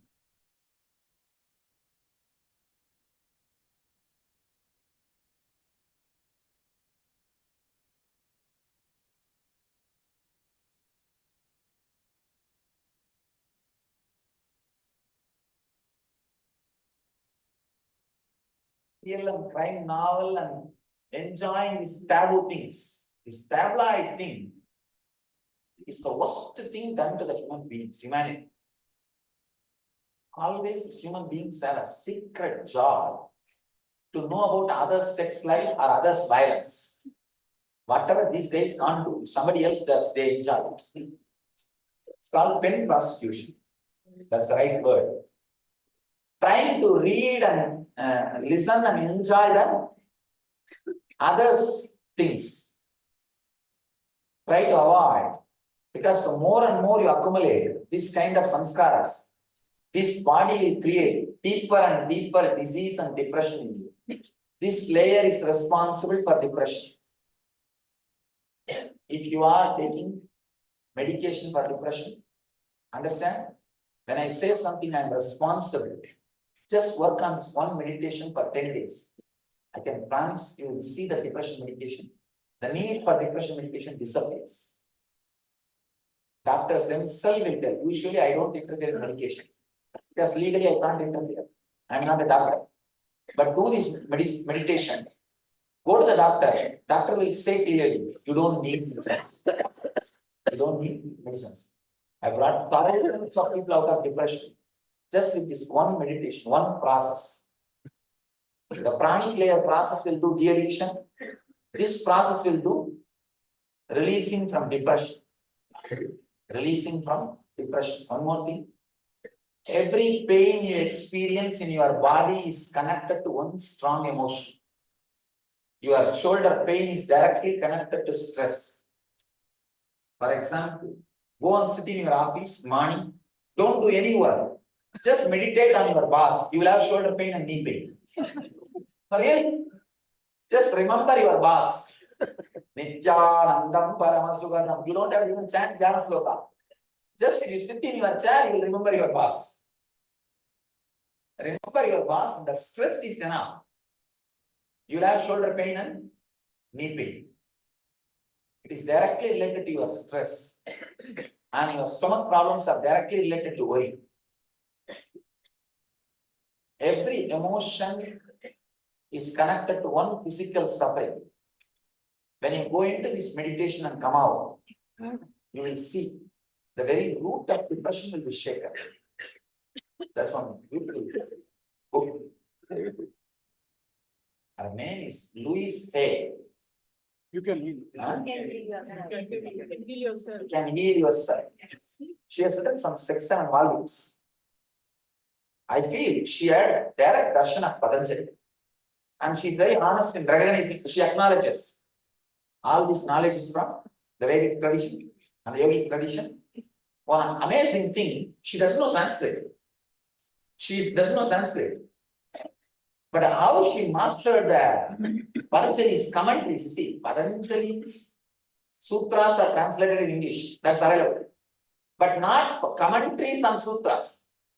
But she has mastered even those technical details. And she has connected disease and the emotions very beautifully. Understand? I acknowledge that table which she created. I acknowledge. If you find time, see that table, and the table is true. Every connection she created is true. No doubt about it. She has taken exactly from Patanjali's Yoga Sutra commentaries and very beautifully translated. Very beautifully translated and connected. I was actually thinking that I should sit and consciously stand because there are many modern day diseases. Patanjali does not speak about those names exactly, but he says about the causes, the symptom, but not the names of the modern day disease, because these diseases did not exist in those days. In India, we did not have so many diseases. One important thing you should know, any psychiatric disorder, if you just create some 10 symptoms, see, the West, one big problem is the medical industry and the medication industry is private and big law. I can't talk all these things boldly in USA. You guys are blessed. I'm talking all these things boldly. Learn. Whatever I'm saying is true. But I don't talk all this in USA. Big problem. No, you don't know. But whatever I'm saying is true. Catch and try to save yourself. One more thing, all the guys who are living in the city, you are living in USA. Don't think you are living in India. Save yourself. Too much of advertisement for food and medication. Too much. How you know? In the TV you will see advertisement. If you have constant irritation, some 10 symptoms.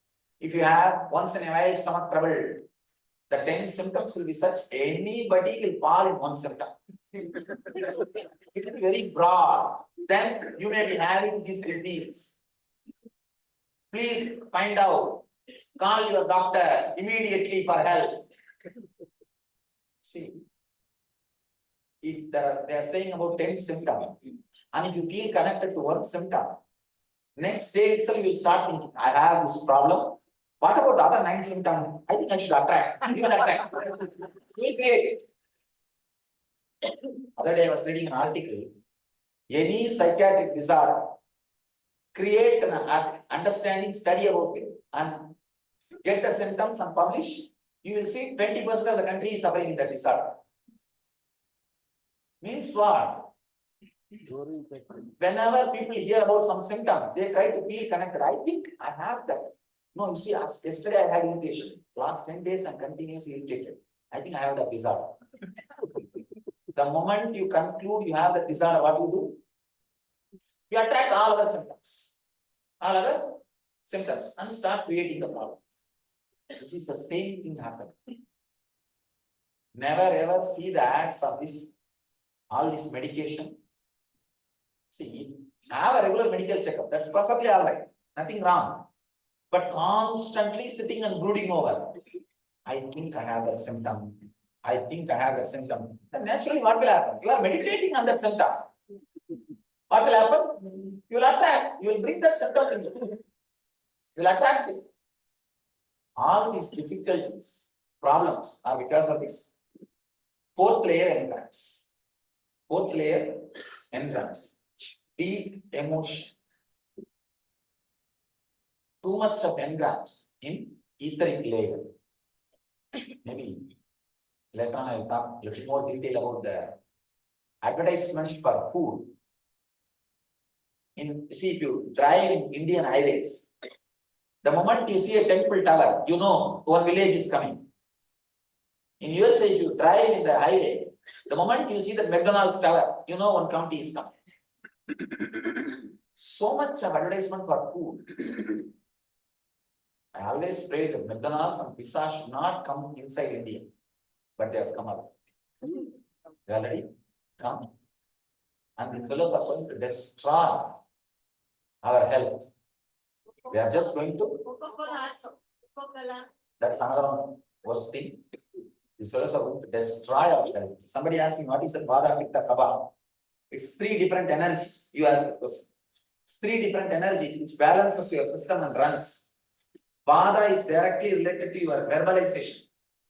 Pitta is related to your visualization. That's why they say, I think Pitta has gone into his head if he is not able to visualize properly. Pitta is related to visualization. Kapha is related to the center energy flowing, balance, connecting the visualization and verbalization. If these 3 energies are imbalanced, you will have diseases. So these 2 days, they have not done anything except different visualizations. With this, if your Pitta is getting awakened, means it's getting clean. Don't take anasin, metazin, all these nonsensical sins which you are constantly seeing in the TV. It is actually sin. That's why anasin, metazin. Relax. Try to live. Reduce the chemical intake. Try to reduce the chemical intake as much as possible. It will do so much good for you. Say, some serious diseases like heart problems, serious problems like really big problems, which you can't handle by mind. At that time, take medication because you abuse too much. But whatever you can handle with mind, in a simple way, try to manage. Have passions. Connect with your body. Sit with your body and pray to your body. Understand? Your body is intelligence. How you pray to God? Sit and pray to your body. It's a powerful technique. Pray to your liver. Please heal yourself. See that I am living a healthy life. Pray to your heart. Please heal yourself. Function properly. You are an independent intelligence. Help me to live happily. Understand? Every cell in you is an independent intelligence, responds to your thoughts, your desires, your feelings, your emotions, and your prayers. There's a beautiful book, Biology of Belief. Have you heard that book? Bruce Lipton. Am I right? Bruce Lipton. Very intelligent research. Very intelligent research. 30 years of research. He reveals with the scientific facts, he proves even your DNA system can be altered. Understand? He goes to the extreme of saying your DNA system can be altered by your thought. He says, don't think you are living as per your body. Your body changes as per your living. Completely shifts the understanding. Shifts the understanding. He goes to the extreme of proving some of the major things like if a child is adopted by somebody else in the young age, neither the parents nor the kids should know that they are not physically connected. It's like change the kids in the hospital. You'll be surprised. Kids get the disease of adopted parents. The genetical disorders are adopted parents, not the physical parents, actual parents. Then what do you mean by the genetical disorder or hereditary diseases? It's nothing but mind. Nothing but mind. I was really surprised, shocked to see his report. He has done a thorough research, 30 years of research. Every point, what Patanjali says, what I am talking now, is proved scientifically. Now all we need to do, reduce the depth of engrams in etheric layer. We will do it as 2-3 process. First process, please understand one more thing. Many of the statements which I am talking, saying, I am not giving scientific references. Only few statements I am giving scientific references because science has evolved only that much. Science has evolved only that much. Understand?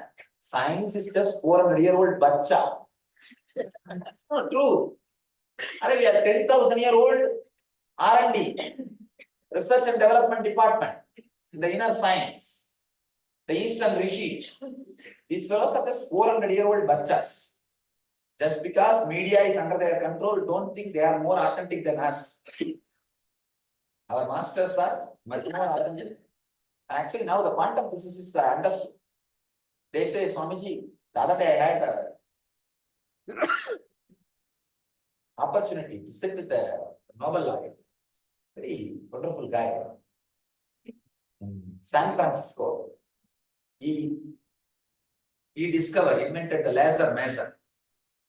I was talking to him about the science and spiritual. He said, Swamiji, to tell you honestly, there are thousands of questions only mystics can answer. Only even the scientists who have entered the zone of the mystics only can answer. Not the scientists. Science has evolved itself from this. He says, by 2012, the science will reach its peak and turn to spirituality. He says by 2012, there will be nothing further to explore, especially in the quantum physics line. He says the same speed if we are growing, by 2012, we are saturated. After that, nothing can be done. Then the answers can come only from mystics. Only from mystics.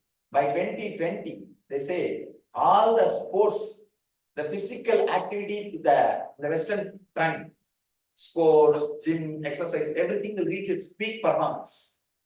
Then they have to turn to yoga. They have to turn only to yoga for anything. Please understand, whatever science has evolved and proved, I am giving references, but all other things, what I am talking is much more deeper truth than science. They are yet to evolve. They are yet to evolve to our level to find out and tell the truth. Don't think just because I give some scientific researches or supports or references, the science is the reference scale. No, relax. Science is not reference scale. The apta pramana, the words of the masters, is the reference scale. Science can be proud.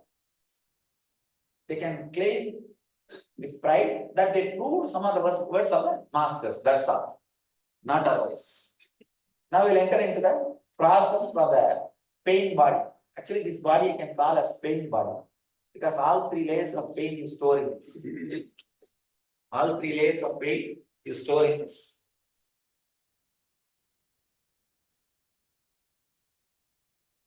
First, physical pain.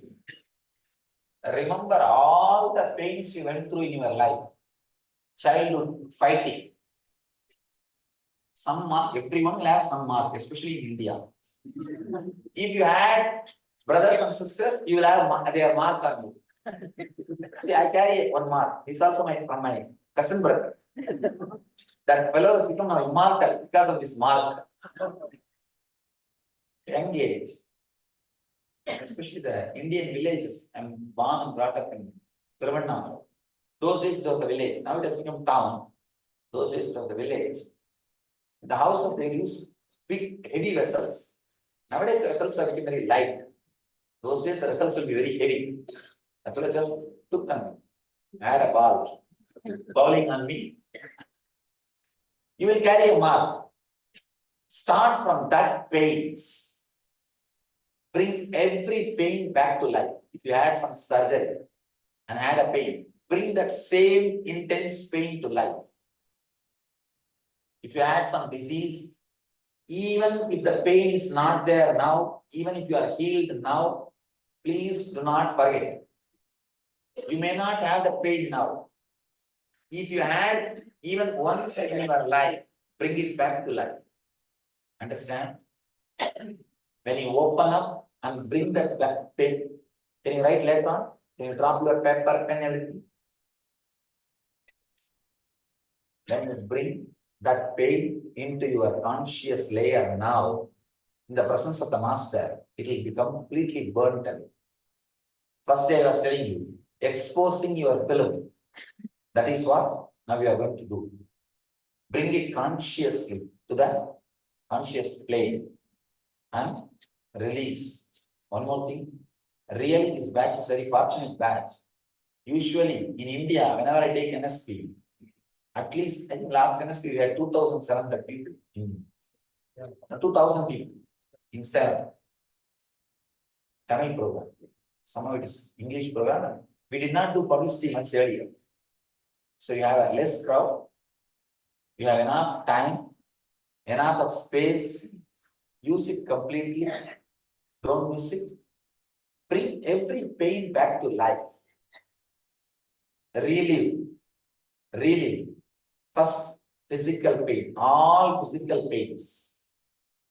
If you had knee pain 10 years ago, now it is not there. You are healed. Even then, bring it back. Don't bother. Even the dead samskaras I'm trying to burn. Even if they are dead, it should be burnt. Otherwise, it will become a place for other samskaras to live. Dead leaves will become manure. Dead samskaras also can become manure. Place for other samskaras to grow. It has to be burnt completely. Burnt completely. All physical pains, first layer. Second, important thing, all mental pain. Means wherever your ego was hurt, you did not receive respect, you always think, do you know who am I?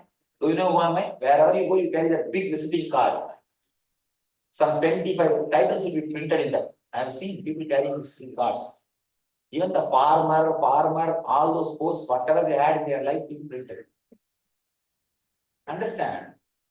You carry that visiting card wherever you go, and naturally you will have big blows everywhere. That is what I call mental pain. Third, emotional pain. Emotional pain is very intimate pain. The deep trust which you had, but exploited. The relationship broken. That kind of emotional pain is a third layer pain. Go into each layer and relive them. Please spread all over the heart. I'll guide you step by step.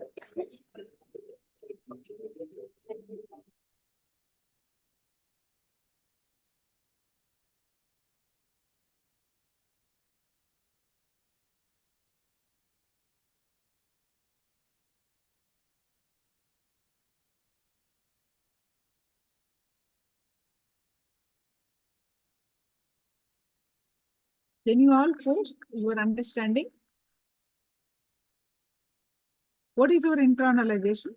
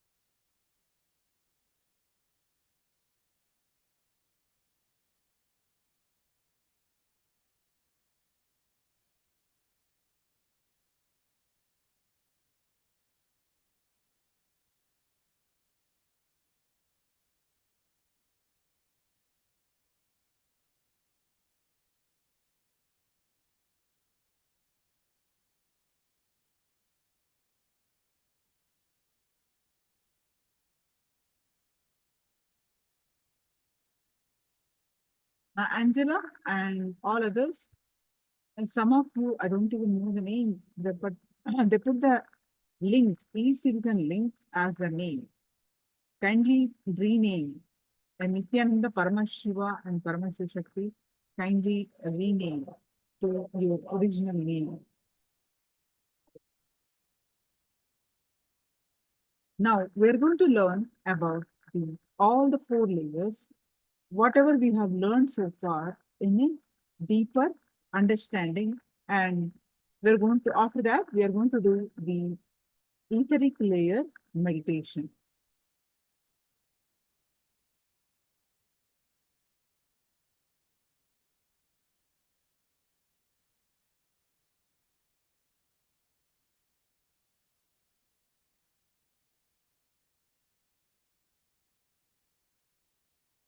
This is a Nithya Sutra.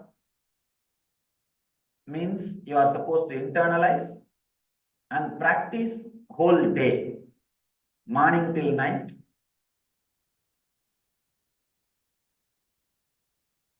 Let me explain exactly the word etheric. That is the key word here.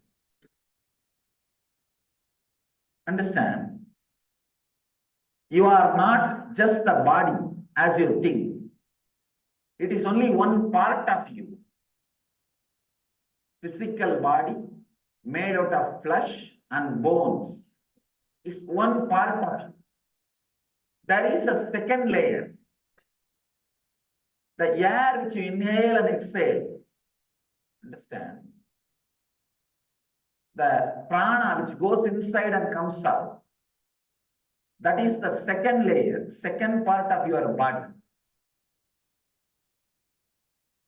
To kill somebody, you don't have to even poison the body. If you are just your body, if you have to be killed, your poison has to be added inside your body. But if poison is added, poisonous gas is added even in the room, the person will die. Means your boundary is not just the skin. You are not ending where your skin ends. The pranic layer is like a maybe, if you inhale and exhale deeply, from which distance you can smell. For example, you can smell, some people may be able to smell any smell which is there 6 feet distance. For some people, they can smell even 20 feet. For some people, fortunately, who kept the nose very sharp in the young age, if you are not suppressed, your nose will be very sharp. Your sense of smell will be very sharp. They can smell even 70, 80 feet. The distance you can smell is your pranic layer. That area, yeah, if it is polluted or corrupted, directly you will be affected. Then you may think, if my nose is too sharp, then I have to maintain too much area. Understand? Pollution, even if you don't maintain, it is going to affect the health. If your nose is sharp, at least you will know you are inhaling polluted air. You are inhaling polluted air, nothing else. The distance you can smell will be your pranic layer, prana sharira. Understand? In the physical layer, the distance between two persons is more. In the prana sarira, many of our prana sariras are overlapping. Means the distance between two persons is less. That is why sometimes when you sit next to somebody, you will feel uncomfortable. With somebody, you will feel very relaxed, very restful. In the meditation classes I have seen, before meditation, they will not feel any uncomfort to sit next to somebody. But after meditation, because the sensitivity has grown, they will just move out of that person. Move out of that person. Because now they can feel the pranic layer. Now the boundary is overlapping. Animals are very conscious and very intelligent about the pranic layer. You can see in the zoos, if the other animal enters the pranic layer, that's enough. This girl will he'll be showing the face. And early morning, if you see Indian streets, I have seen the dogs will go around and ensure their pranic layer is protected by pissing in the light bulbs. And they will go around and ensure that their pranic layer their boundaries are protected. Anybody who enters inside the boundary itself is enough. This fellow will get ready for fight. Without moving away, when you close your eyes, is mental layer. For example, if you close your eyes and able to visualize this all in one single frame of mind, in one single visualization, if you are able to visualize this all, this is the distance of your mental layer. For example, if you have to visualize the parking lot, you may have to leave this frame and go there. You may have to unclutch from this frame and visualize the parking lot. Kids can visualize at least 10 times more space than you. That is why many questions they ask, you are not able to answer. Understand? If you are in an open space, if you are in front of an ocean or a vast hilly region, how much area you can visualize? You may be able to visualize some 30-degree vision. This much area only you will be able to visualize in one picture in your heart, in your inner space. If you have to visualize the other side, you have to move this out only as a second thought or as a second visualization only you can visualize. But with the kids, they can easily visualize 120 degree. 120 degree, and especially the kids who doesn't go to school, who are not abused by the so-called verbal-based, word-based education system, logic-based education system. Of course, I can't say it is a Western because now Eastern, Western, everywhere, logic-based education system. The kids who are not abused, abused by the logic-based education system, they will have 360-degree visualization. Understand? When I talk about my first experience, I talk about this only. I was able to visualize. I opened up to the visualization of 360 degree. Kids, till you finish them making like you, till you give birth to your software into them. When you give birth only to hardware, your hardware in them. Only genetically they are affected. When you put your education system in them, you affected them mentally also. You affected them mentally too. Till they are affected mentally, till they are abused by the, I wanted to use this word again and again, by the logic-based education, which is the worst damage done to the human mind. When the logic-based education system is given, they lose the ability of visualization, seeing things under one visualization. The creativity or innovation is lost. I tell you. Along with the verbal, word-based or a logic-based education, if your kids can do little meditation or this carving, anything directly done by using the hand, carving or painting or completely involving eyes and the hands, they can bring the visualization energy back, efficiency back to their system. If that can be done, it will really take care without abusing the kids. Anyhow, mental layer means the area you are able to visualize without any need to move away. For example, if you are visualizing now, able to visualize now this whole hall, one more important thing, most of you may not even be able to visualize this whole hall at a time. Once you, even the whole hall, if you see, you will see first people, then you will see the screen. Even for this hall, you may need 2-3 movement. The area which you are able to visualize without moving is the mental layer boundary. Mental layer boundary. One more important thing. Like if Annamaya Kosha has to be killed, poisoning Annamaya Kosha is needed. Through Pranamaya corruption, poisoning polluting the air is needed.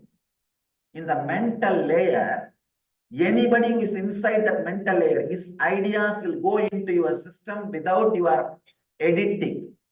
That's an important thing.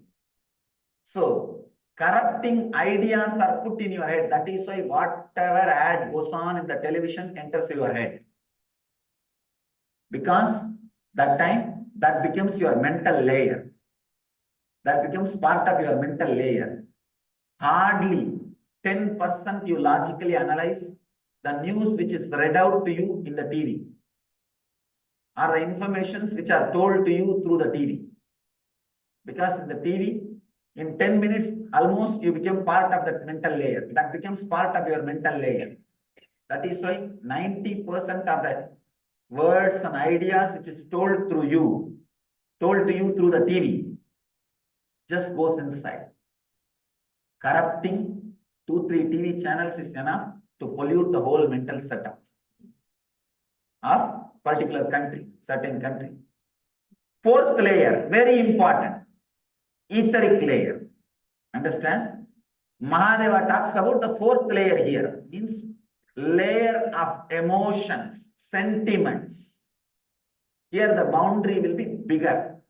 Here the boundary will be even between USA to India. If your relatives are there in India, the distance is too much. Even if they are there, if they are sick, the suffering will be there for you.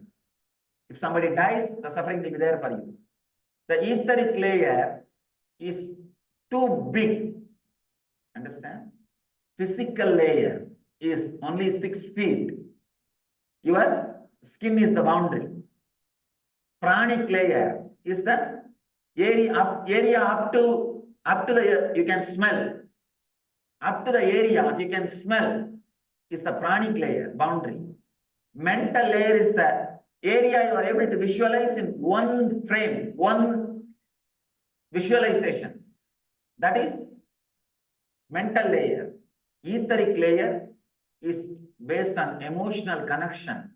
It does not have boundary. Does not have boundary. It is only based on the love or emotional connection you have with people. The feeling you have with people. The connection you have with people. An important thing you need to understand about the feeling or the connection you carry with the people. Even unconsciously it affects you. Even if you don't know they are sick, suddenly you will be low. Why you don't know? Then you will get the telephone call, they are sick.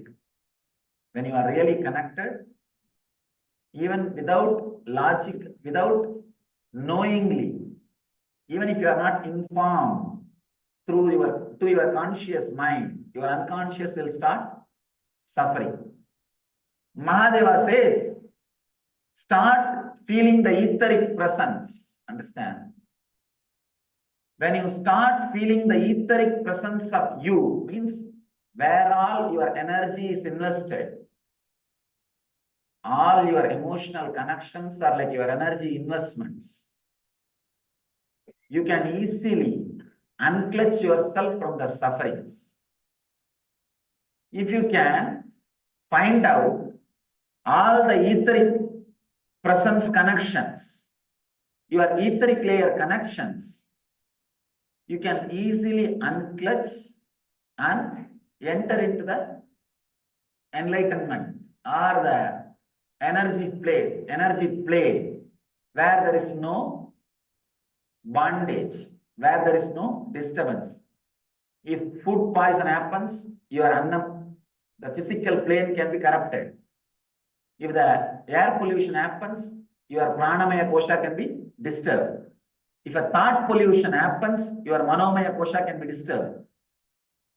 If emotional ideology pollution happens, your etheric layer can be disturbed. Understand? Somebody can be tortured or prisoned. Here you will be suffering without even you directly getting involved with it.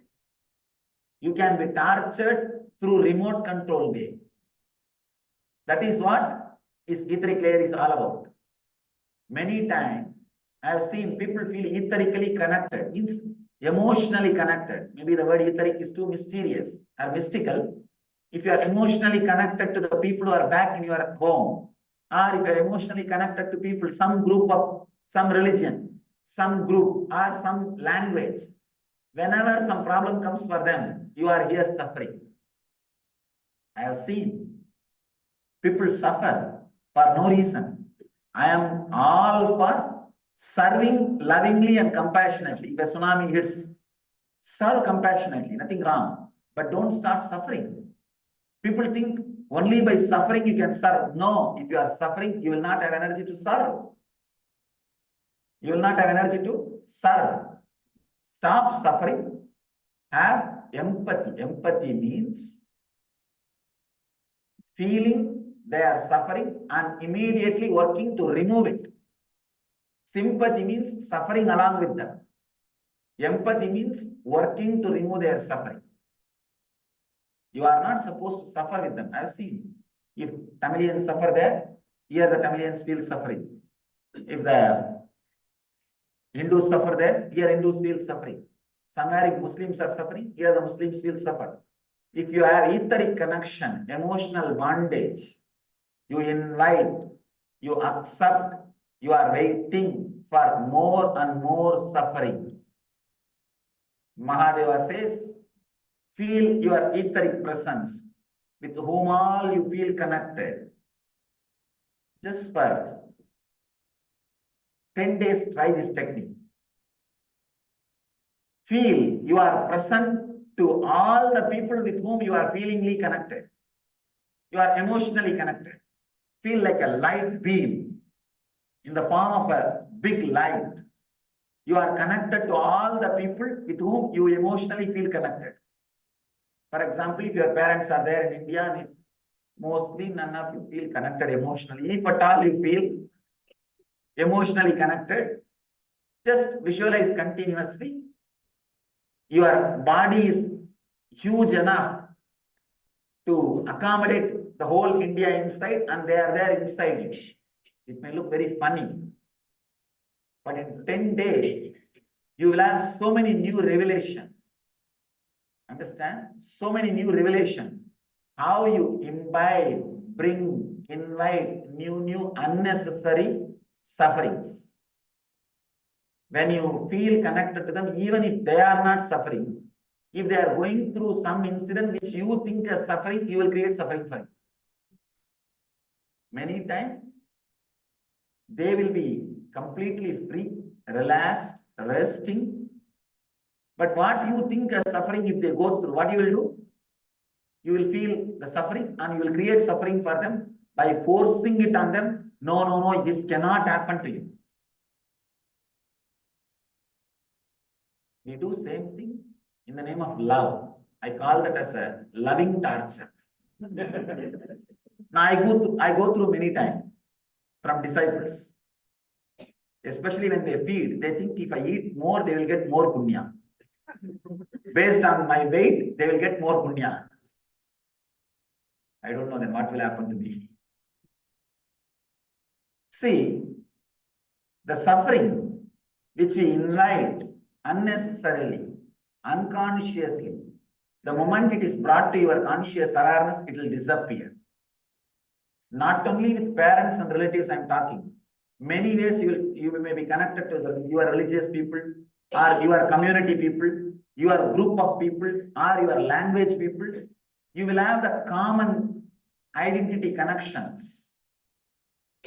Understand?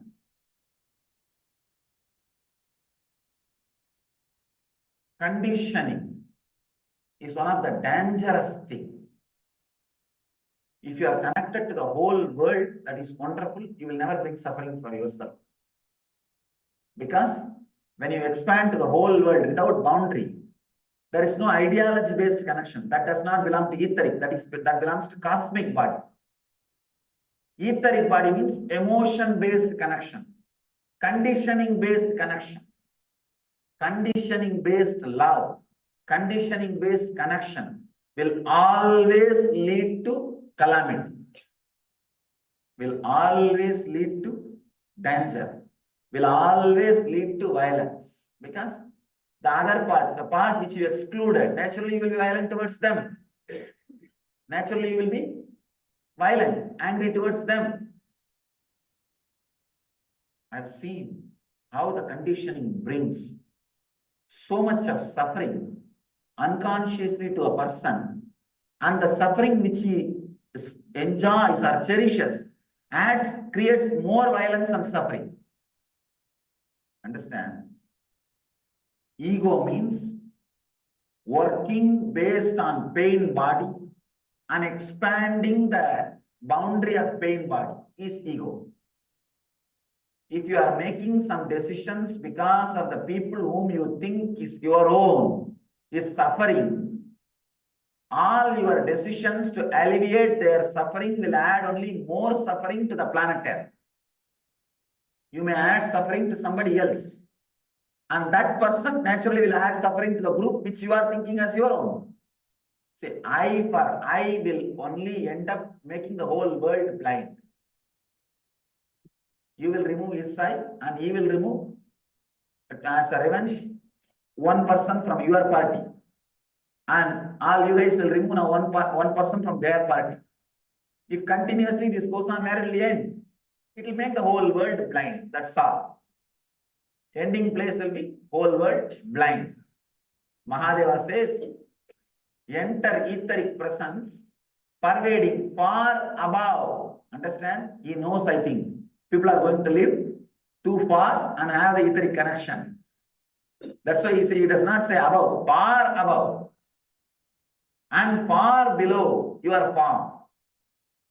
Your form may be the center, but with whoever you feel connected emotionally, if some particular language people, or a religious people, or a relative, or community, anything condition-based connection. Condition-based connection. 10 days from morning till night, be aware of all of them as a part of your own body. Visualize you have a huge light body. Body of them are inside you as part. Maybe looking very funny, feeling very funny. You may think, how this can lead me to enlightenment? You do not know. You do not know with how many conditionings you are suffering in unconscious level. Only when you practice this, you will realize all the layers and layers of conditionings with which you are suffering unconsciously. They will all come up to consciousness. The moment they come up to the consciousness, naturally you will be unclutched from them. You will be relieved from them. You will be relaxed from them. Understand? The sutra is very powerful. May not directly now you may not feel. How can this open enlightenment? Till you open the door, you will not be aware what is inside the building. I have seen so many people. When they come inside our temple, when they open the Vedic temple door, it's hardly 7 feet door. They never imagine anything. They can't imagine what is inside. The moment they open the door inside and second door and look inside, God, huh? They get the shock because psychologically you always feel inside you will see things only up based on the height of the entrance. If the entrance is 7 feet, inside also you already imagine or come to a pre-conclusion, prejudice, you are going to see only the things which are taller, equivalent to this height. You never imagine, only when you see, suddenly you have the shock. God, what is this? How did it all come inside? How all these deities are there. The moment only when they see inside, they get the shock. That is why I just wanted to really wanted to name that place as a shock spot. The moment they open this, God, such a shock. Till you see, you do not know what you are going to see with that key. Same way, till you practice for 10 days, you do not know how many layers of your own conditioning you are going to experience with this technique. You will see 2 big things, much more than what you expected. It is a very wonderful technique.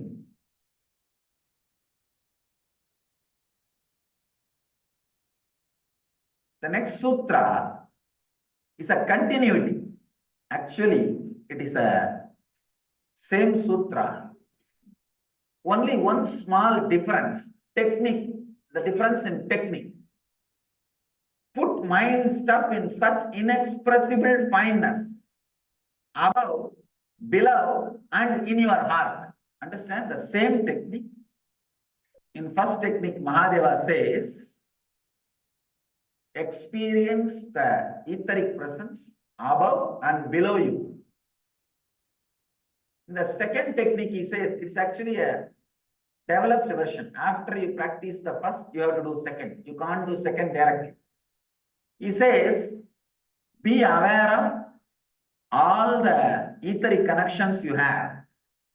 Means the etheric bodies, boundaries you have. Along with that, be aware of your boundary also. Here you need to put awareness in two places.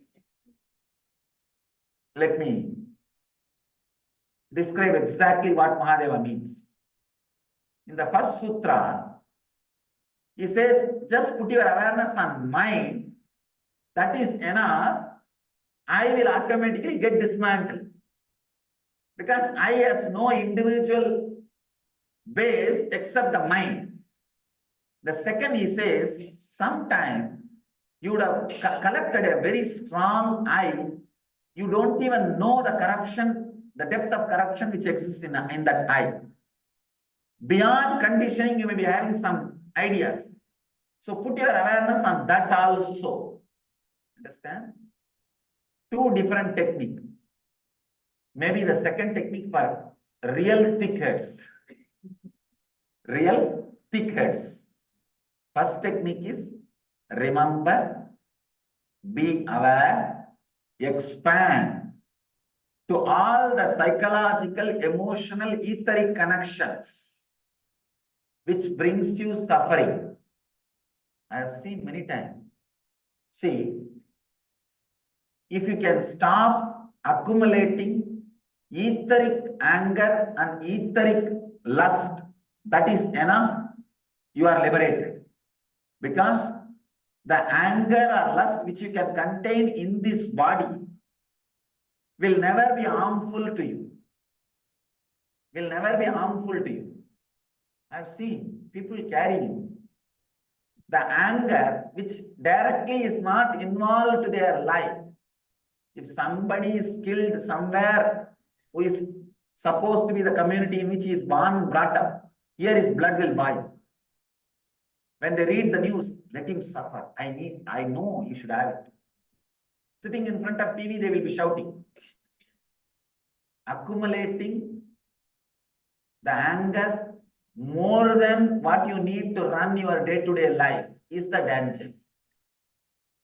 Accumulating the lust more than what you need to run your day-to-day life. Some celebrity is dancing in the TV.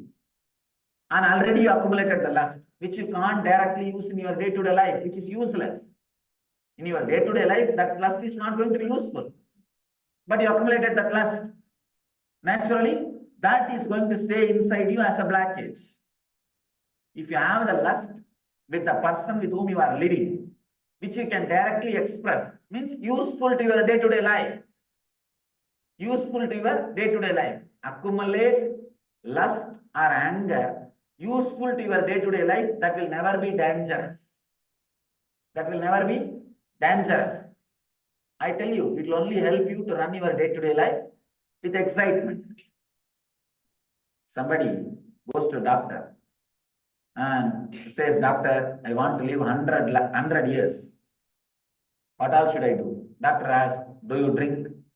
He said, no. Do you smoke? No. Do you fool around, date around? He says, no. I live a straight, simple, pure life. Then doctor asks, then why do you want to live 100 years? Understand? I'm not saying disconnect or destroy everything. Accumulate the anger which is needed only for your day-to-day life. You may need anger to run your business. You may need little shouting to maintain your office discipline. You may need little lust to have to add excitement in your relationship. You may need little lust to keep the love or to keep the family going on. Have the lust, have the anger, have the emotions which are directly needed for your day-to-day life. not etheric. Seeing some particular dimensioned male or female who are called models jumping somewhere, if you accumulate the lust, which is not going to be directly straight away useful in your day-to-day life, you are creating blockages. You are creating disturbance in your etheric system. Understand? Be aware of even all those attachments. If you have your hero, if you are a fan of somebody, 15 days, remember that person is part of your etheric body. Because all those things are also directly connected with whoever you are attached. Remember all those things as part of your body for 15 days. Suddenly you will see how much of suffering is added into your life by them. Not directly by them. Your emotional attachment to them. Your attachment to them. Same way, whoever you don't like, for no reason, you don't like somebody. All right, you don't like, that is true. Your hatred, can it do anything to the person directly? No. It is not directly going to be useful in your day-to-day life. I have seen people sitting with the newspaper and reading the mortuary columns and feeling, this fellow, he needs this. As if you are never going to die. As if your photo is never going to appear in that mortuary column. Maybe it may not appear in the column in the newspaper, but it's not that you are not going to die. At least somebody has given an advertisement for him in the mortuary column. I've seen. Means vengeance, which is not directly useful in the day-to-day life. Lust, which is not directly useful in your day-to-day life. If you can accumulate the anger, lust, all the emotions which is directly needed for your everyday life, and spend it, your life will be like that barber before finding the golden jar. It will be contented, fulfilled, wonderful. But the moment you find the golden jar and try to fulfill it, like collecting the anger and collecting the lust, collecting the violence, which is not directly useful in your day-to-day life, which you can't spend. The big problem with the Yaksha's jar, golden part, is you will never feel like taking it out and spending. You will only feel like filling it. Same way, the collected anger and lust, which is not directly in your life, useful in your life, you will never be able to spend it. You will be only accumulating it. And anybody who is working based on the accumulated anger and lust without reason, without the direct use, will continue to suffer, continue to suffer, continue to suffer, because all their decisions will be made on the pseudo anger, pseudo lust, which is not directly useful in their life. Be aware, two technique, understand? Be aware, first 10 days, only about the etheric body. That itself will take your awareness. You will not be aware of you also. Just be aware of all the etheric connections and the body around the world, all your likes and dislikes, love and hatred, all the connections. Remember, everything is inside you as part of your body. Move with the same visualization for 10 days.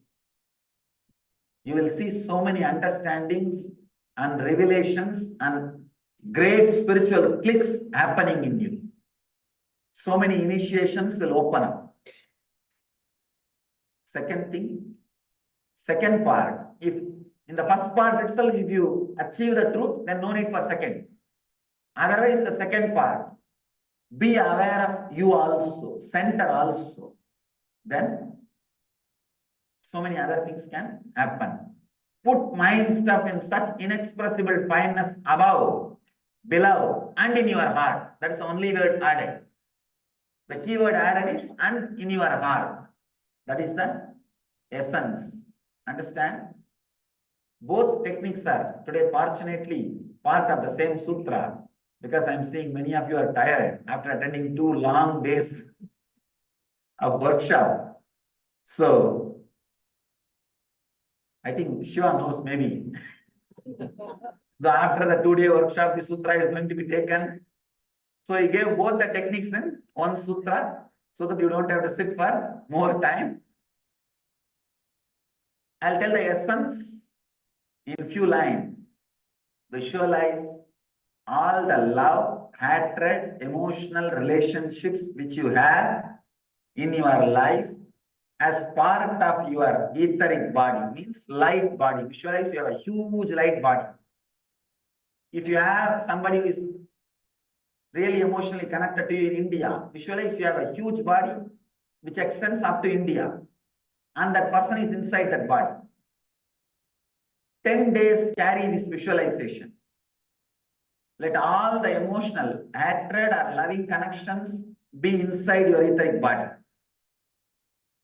And if you experience the ultimate click with this technique, go ahead with this. If not, the second thing, add, along with that, be aware of your center also. Your center also. Then you will see the new layers of click opening up. So, let you, of course, tomorrow we have the last day of Shiva Sutra. So, welcome you all to be here tomorrow to enjoy the last day of Shiva Sutra here, because I'll be doing the remaining few sutras. Maybe in the ashram, Indian ashram, I'll complete it. So, formally, the public lecture Shiva Sutra will be ending tomorrow. It took almost 2 years. I remember 2006, January, we started, and 2007, December, it took 2 years to comment on at least around 100 sutras. We'll be finishing the public discourses on Shiva Sutras tomorrow. I welcome you all. So let the sutras be internalized by you and practiced by you. Let you all achieve and radiate the eternal bliss, Nithyananda. Thank you.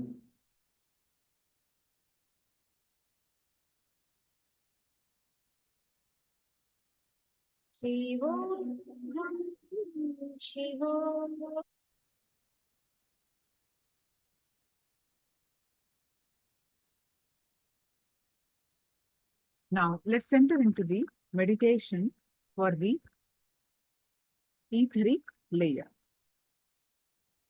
This is also one of the beautiful meditation, and let's enter into the meditation of the etheric layer to remove our pain and suffering, deep pain and suffering.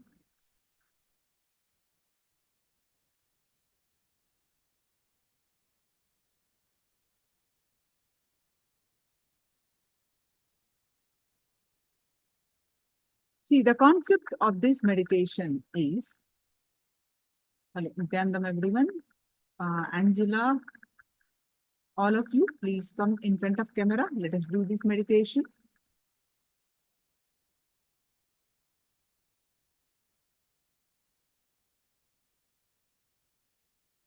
Angela, Lithika, all of you, please come in front of camera. We'll do the meditation. So let me explain to you how this meditation, the concept of this meditation.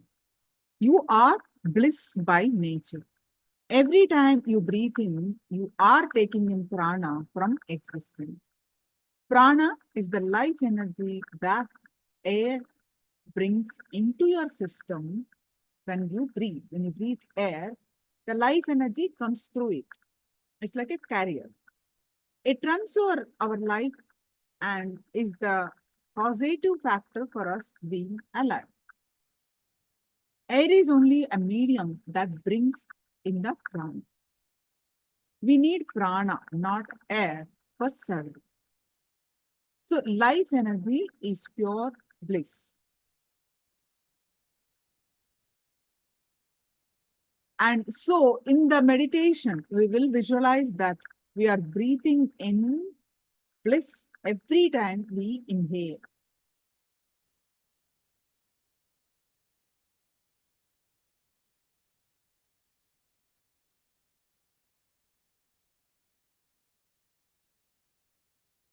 You should understand a big difference between visualization and imagination. Visualization is not the same as imagination. Imagination is daydreaming. Your mind creates situations that can have no existence in reality. For example, you are sitting in the office physically, but your mind is in Hawaii, imagining that you are enjoying yourself on the beach. Body is in the office, but the mind is somewhere else. Just fantasizing. Imagination clearly means that you are not completely in the present. You are out of touch with reality.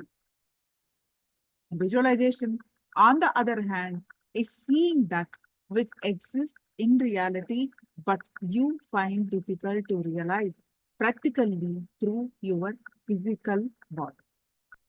Visualizing yourself, actualizing your potential is an example. Your potential is reality. Because of your own conditioning, you find it difficult to actualize your entire potential. But as a step towards actualizing it, you can very well visualize that you are actualizing it. That is visualization. Visualization is you literally seeing it happening right in front of you. Imagination is some fantasy.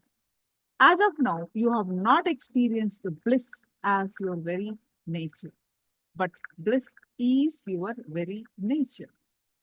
So,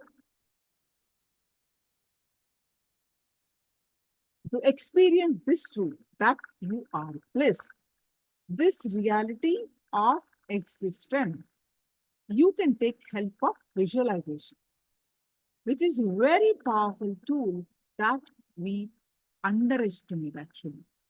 So as of now, because we don't realize the truth of our very nature, we are unconsciously contributing to the collective negativity by breathing out our negative emotions and suffering into the world. Now, we're going to break this negative cycle and reverse it. Get ready for this meditation. Close your eyes and tie your eyes with eye bands. So all of you get ready for this meditation. In this meditation, we are going to do just two things with full awareness. Very simple meditation, but very powerful. When you breathe in, visualize clearly that you are inhaling the suffering from the world. Inhaling all the suffering from the world. Because your very nature is bliss, visualize that the fountain of bliss spontaneously happening inside you as transforming the entire suffering into bliss. You're transforming because of your nature of bliss. You are transforming all the suffering that you have taken into bliss, and visualize that bliss energy spreading to every part of your body, penetrating every pore and every cell of your body. When you breathe out, visualize the bliss energy from inside you, just radiating out to the world. Very deeply visualize that you are breathing in darkness and breathing out gold light. Breathing in darkness, breathing out gold light. You are taking darkness and breathing out gold out. Visualize not only your pain, but whole world's pain and suffering in the color black and taking it in. And bliss as a gold light, breathe out.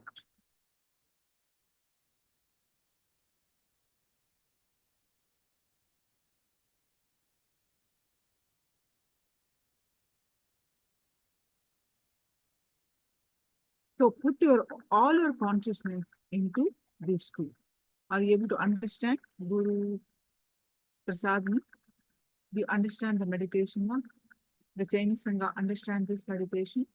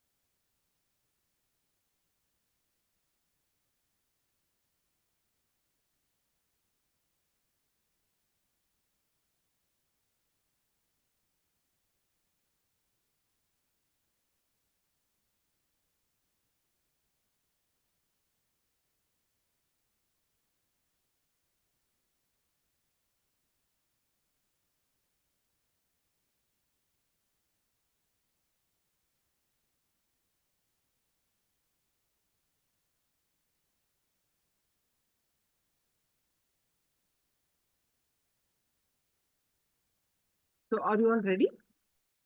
Now please straight.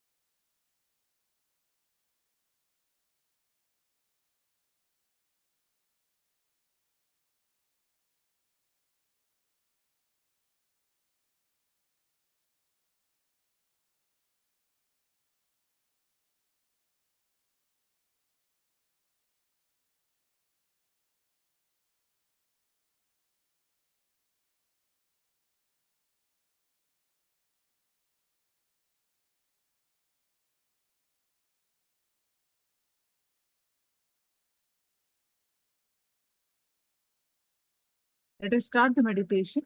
Close your eyes.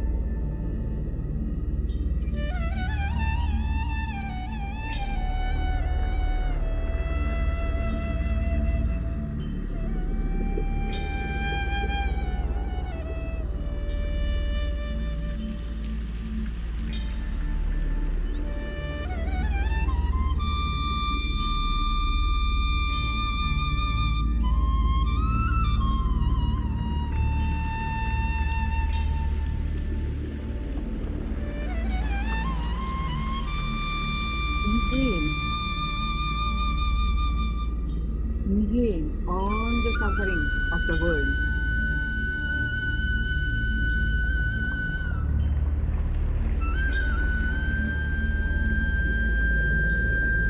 As your nature is bliss, all that suffering is converted into bliss.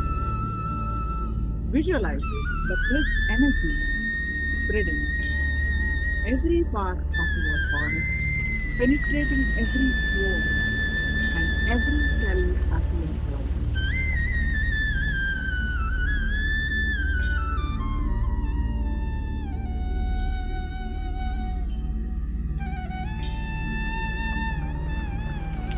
The bliss energy is spreading every part of your body.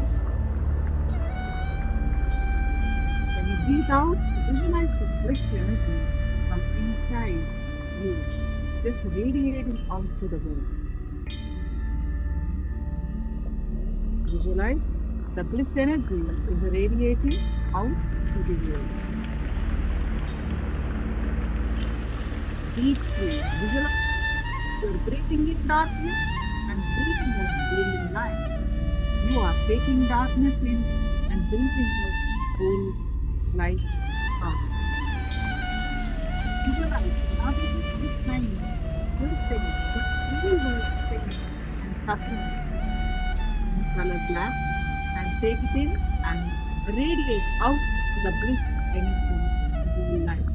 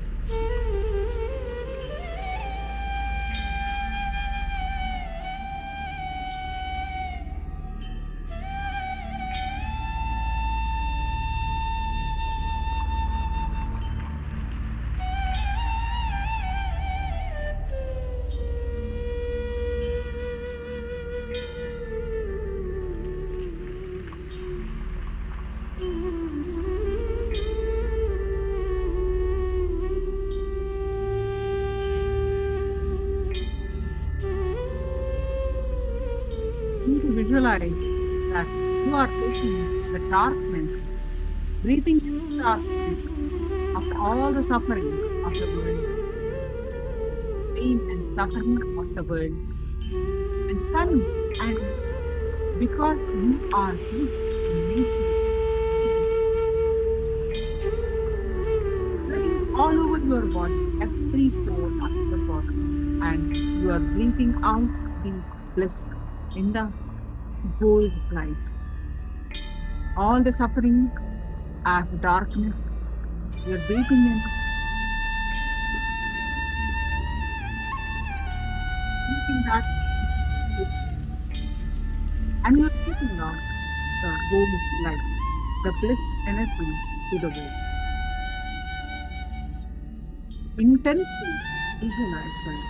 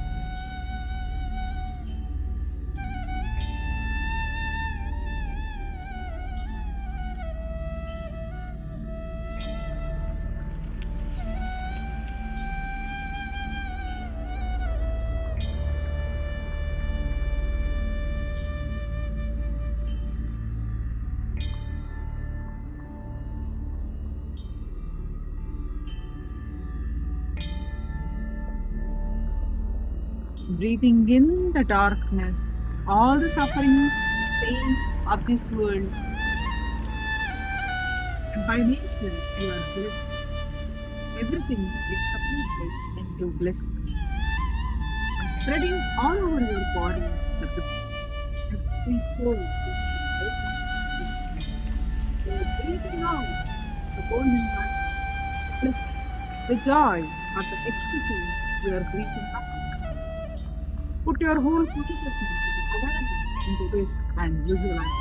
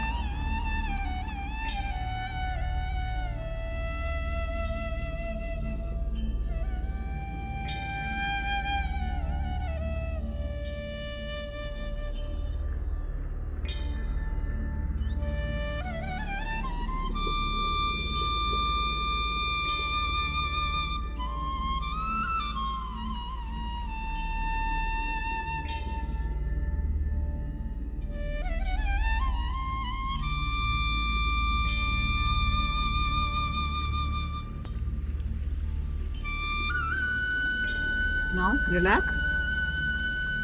Slowly, very slowly, open your eyes. Om Shanti Shanti Shanti. Now relax. You can open your eyes.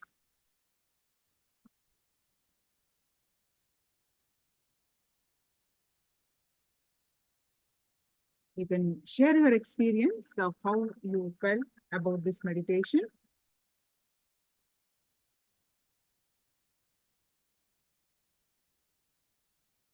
You share your experience, how you enjoyed this meditation.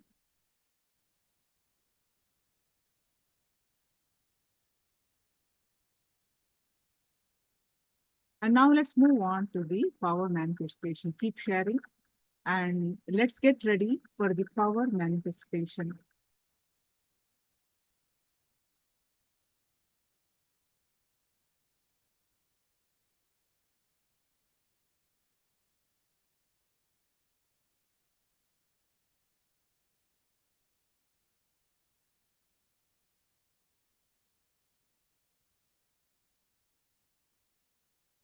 So we are going to do the levitation power manifestation.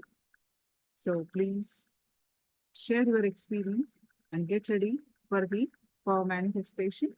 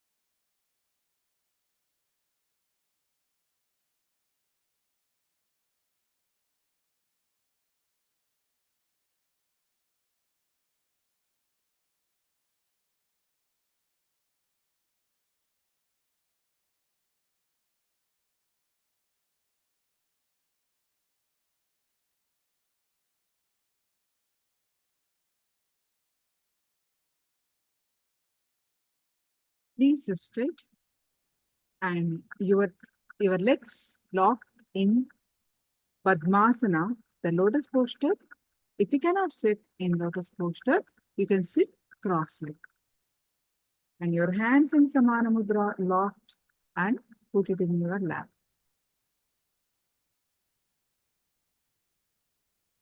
And head neck back, straight leg. That is the sitting posture. And make sure you sit down and make sure you do not have anything around you and you sit on a cushion. Just make yourself comfortable now.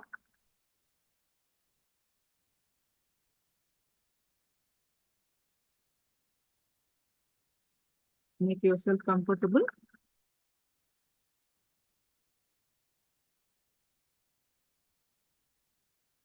Ready? Now, visualize Swamiji's form in your third eye. Bring in complete restful awareness to your third eye and visualize Swamiji's form in your third.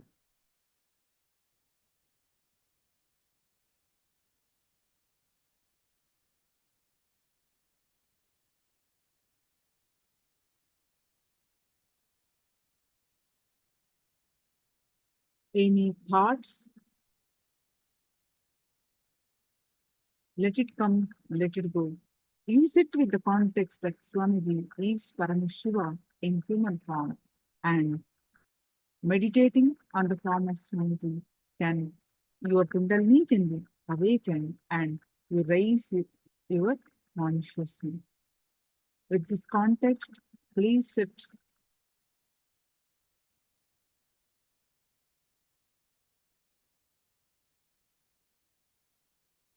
and start chanting the Mahavakya.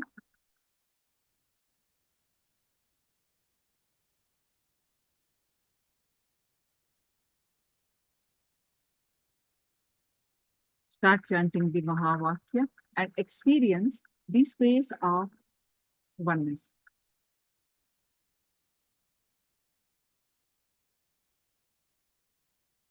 With that space of oneness,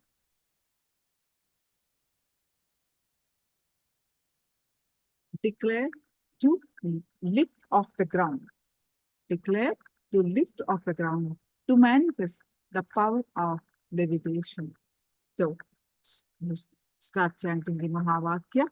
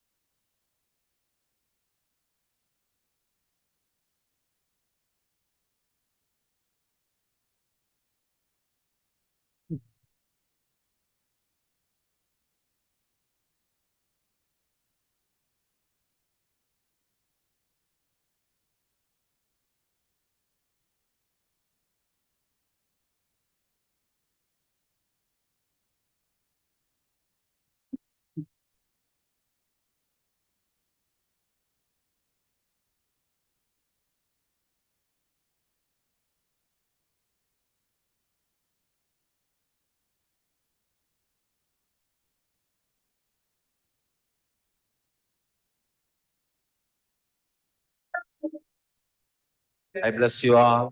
Let you all open all your three eyes and manifest the powers of Mahasudashiva. Om Nithyananda Paramashivoham. Om Nithyananda Paramashivoham. Om Nithyananda Paramashivoham. Om Nithyananda Paramashivoham. Om Nithyananda Paramashivoham. Om Nithyananda Paramashivoham. Om Nithyananda Paramashivoham.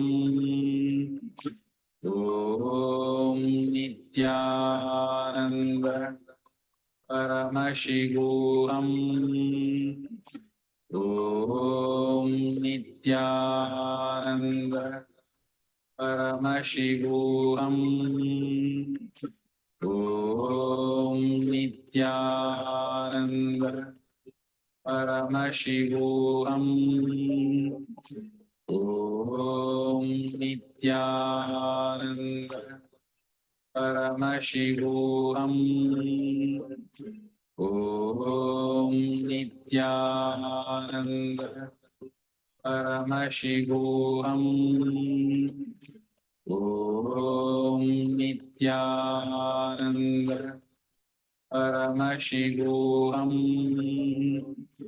Om Nithyananda Paramashivoham.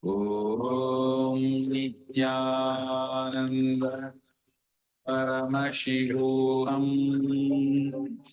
Om Nithyananda Paramashivoham. Om Nithyananda Paramashivoham. Om Nithyananda Paramashivoham. Om Nithyananda Paramashivoham.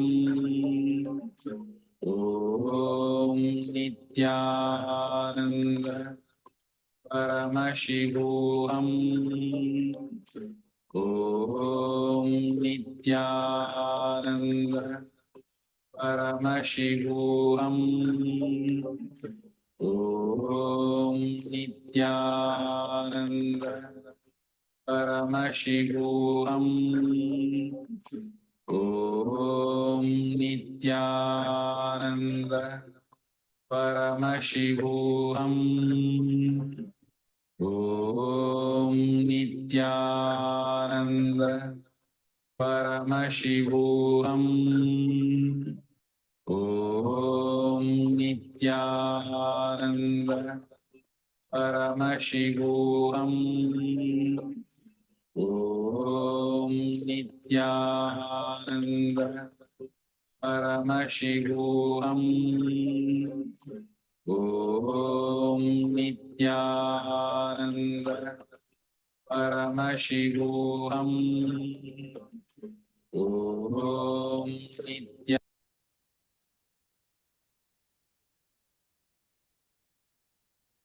Yes, Nithyananda, everyone. Now, please go ahead and share your power manifestation experience. Ma Angela, how did you feel? Your levitation, power manifestation experience. Can you all please share?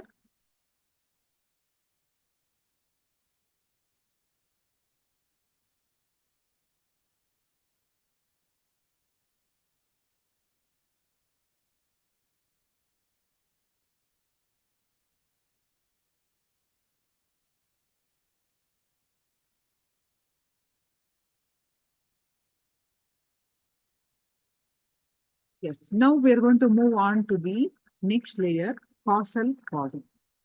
The causal body is associated with the deep pain that happens at the time of death that results in coma. The causal body is experienced in deep sleep, in deep darkness. Darkness is a beautiful energy we have been associated with right from our birth, right from when we were in our mother's womb.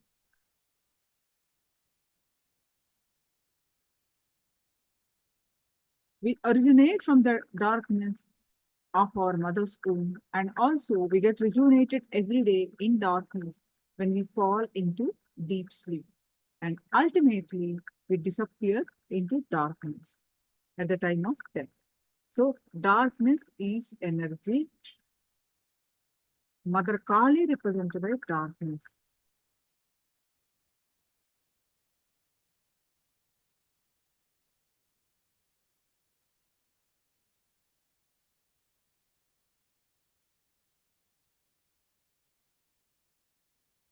Yes. So, we're going to learn about the darkness, the causal layer, how darkness is the rejuvenating energy, and we are going to do a darkness meditation to remove the deep pain patterns in our causal layer. So we will understand what exactly happens when we fall into deep sleep.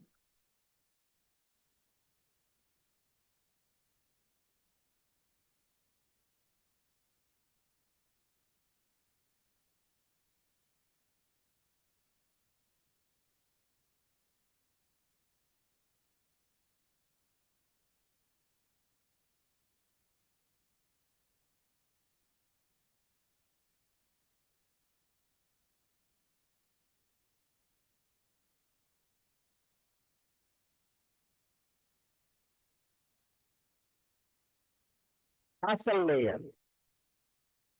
So as I was telling first day, the causal layer is all the broken, unclear engrams. You have too many engrams which are not completely alive or aware. Broken ideas, incomplete ideas, incomplete concepts, reasonless worries. See, I'll give you one example. Early morning, sometime, you will not be completely dreaming. You will not be completely awake. You will see that useless, unbroken, unconnected ideas and concepts will be flowing in your space. Like you will be sitting with your son and writing your college exam. You can see many times completely confused, unconnected, illogical concepts will be floating through you. The moment you wake up, you will understand, what is this? There is no connection. How many of you have felt this space in the early mornings? That is causal body. Understand? That is causal body. Where the engrams are there, which can't be classified. You can't say they are desire. You can't say they are worry. You can't say they are guilt. You can't say they are pain. You can't name them. You just can't brand them. It's like a early morning sometime. You will neither be fully awake, nor be in dream state. You will feel like some suffocation. That is what these villagers say. Some ghost came and sat on my chest. It was pressing me. No ghost comes. It is the karana sarira. It's the karana sarira. Sometimes you will feel you want to move your body, but you can't move. For the 10-15 seconds, it will be just too much. You just want to push your body, but it will not be under your control. You will push so hard, you will fall out of the bed. How many of you felt that space? That is causal body. Exactly, that is causal body. It's almost like a garage where you dump everything. Understand? Somebody has written a question. Can you give a straight technique for insomnia? Sure shot. Here he says, can you suggest a sure shot remedy for insomnia and very little sleep, unable to get sleep and all sleep related problems? This is a sure shot. Say it is solution for insomnia and chronic fatigue. Whole day feeling like sleeping. For both problems, this is the solution. One more thing I wanted to say about this causal layer. Understand very clearly about your sleep. You experience causal layer only during deep sleep. Only during deep sleep. For example, there are some people who can't remain awake early morning. Between 4 to 8, they have to sleep. But till late night, even till 1 o'clock, they will be alive, awake, MTV kids. This new generation. They can be awake till late night, 12 o'clock. But morning, they can't, they have to sleep. These bodies are called Chandramana. When moon is alive, their body will be alive. There are some kind of people, night 8, they have to go to bed. But early morning, 4 o'clock, they will be out of bed. They are called Sauramana. When Surya is alive, their body will be alive. Find out whether you are Chandramana or Sauramana and cooperate with that. Be with that routine. See, don't struggle with your way. Just find out which is yours. Sometime people come and tell me, Swamiji, night also I sleep, morning also I sleep. 8 o'clock I want to lie down. Morning till 8 o'clock I want to sleep. Which mana I belong to? You are neither Sauramana nor Chandramana, you are Avamana. Then nothing can be done. Find out whether you are Sauramana or Chandramana. And just go with that. That itself will solve many causal layer related problems. Many causal layer related problems will be solved. One more thing.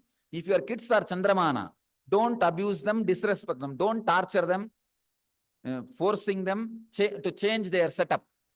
If they feel that late night they can remain awake and early morning they want to sleep, allow them. Allow them. Same way, your body also. Don't create guilt. It is just two different type of body. Two different type of body. That can be, this can be really useful. If you find out you are Chandramani or Sauramani, you can do, say, if you are Sauramani, early morning person, don't make decisions after sunset. Do not do any major decisions after sunset. Don't eat after sunset. Decide, you will eat before sunset.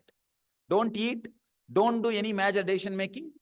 Do all major decisions only in the morning time. Only in the morning time. Keep this as a habit.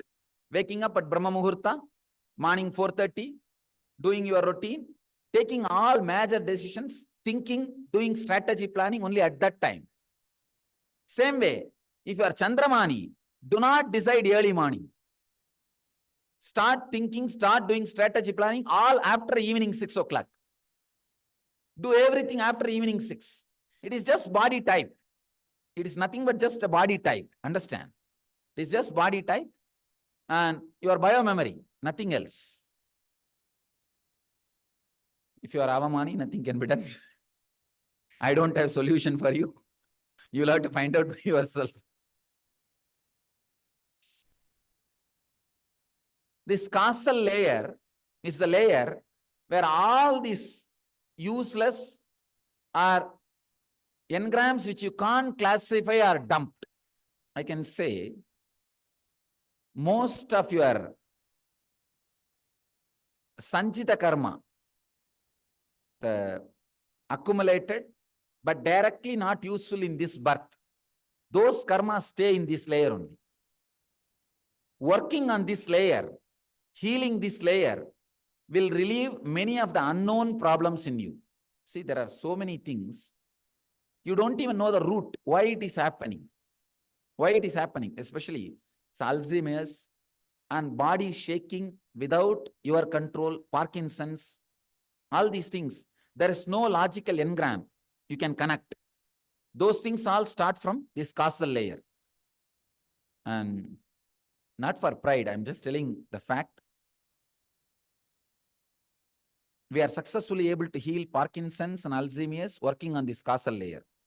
I've healed few, at least few, completely, and got them out of medications because of this working on this causal layer. Only one problem. You need to work with a lot of strength and determination on this body. See, it's almost like you need to just go against the samskara setup, engram setup. You need to sit for long hours to work on this layer.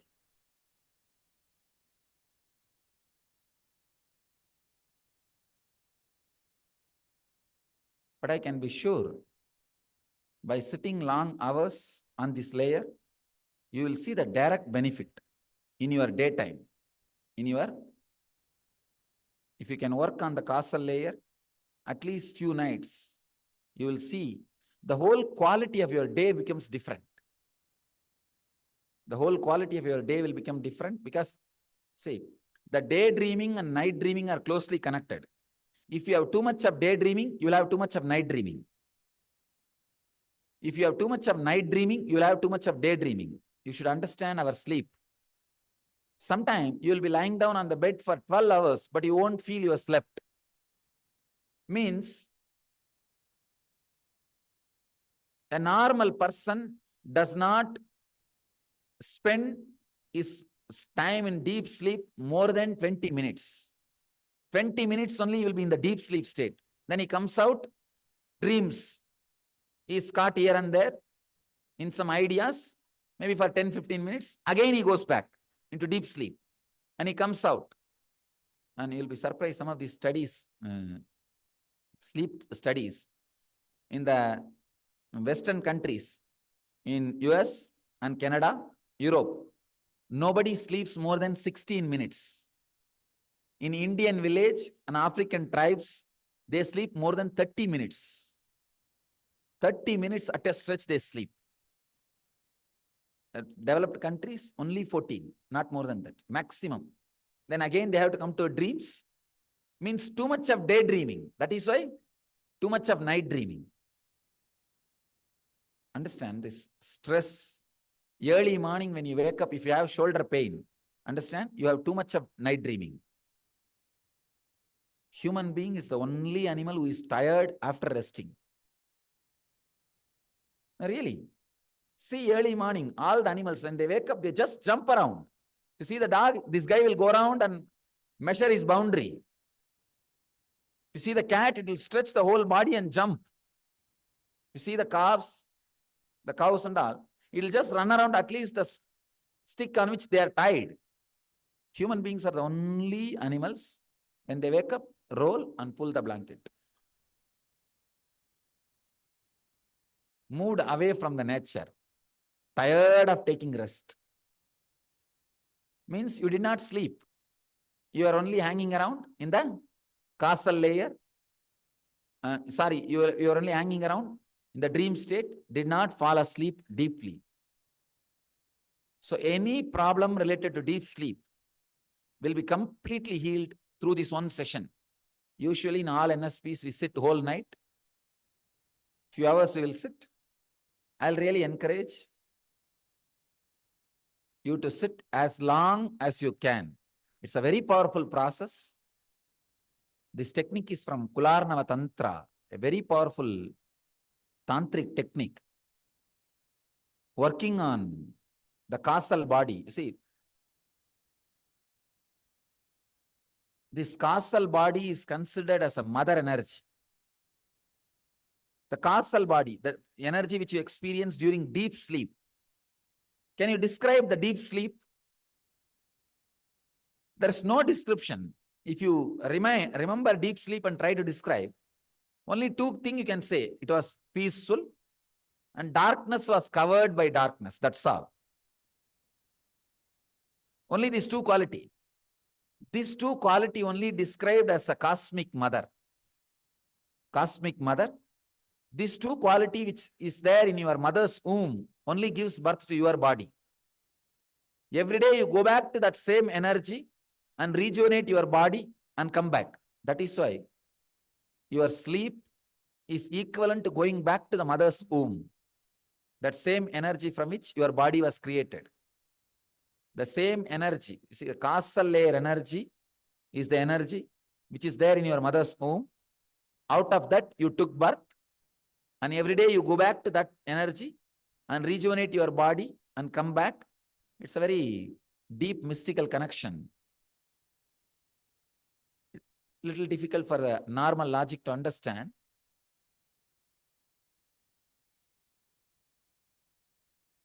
That is why in our tradition, there is a belief. If a pregnant lady is sleeping, she should not be disturbed. Because the causal layer will be alive, active on her body. The body will be getting created. The child's body will be getting created.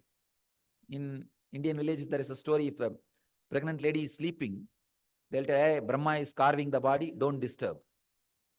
Brahma is creating the body. If you are from villages, you would have heard. Means that causal layer will be active in her. Causal layer will be alive in her. And the body of the child will be getting created in that causal layer.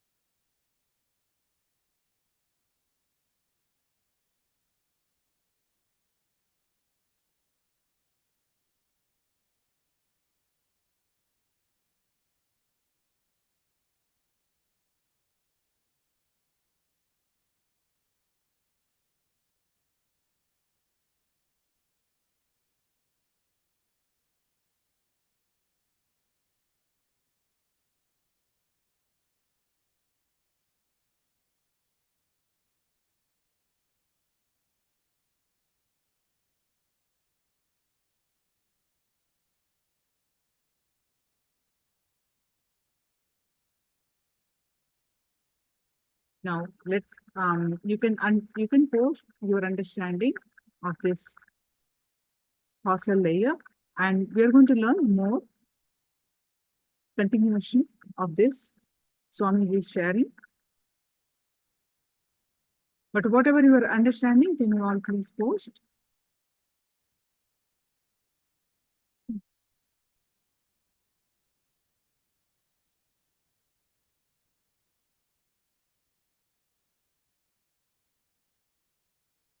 The mystical truths about the cosmic layer, sorry, causal layer.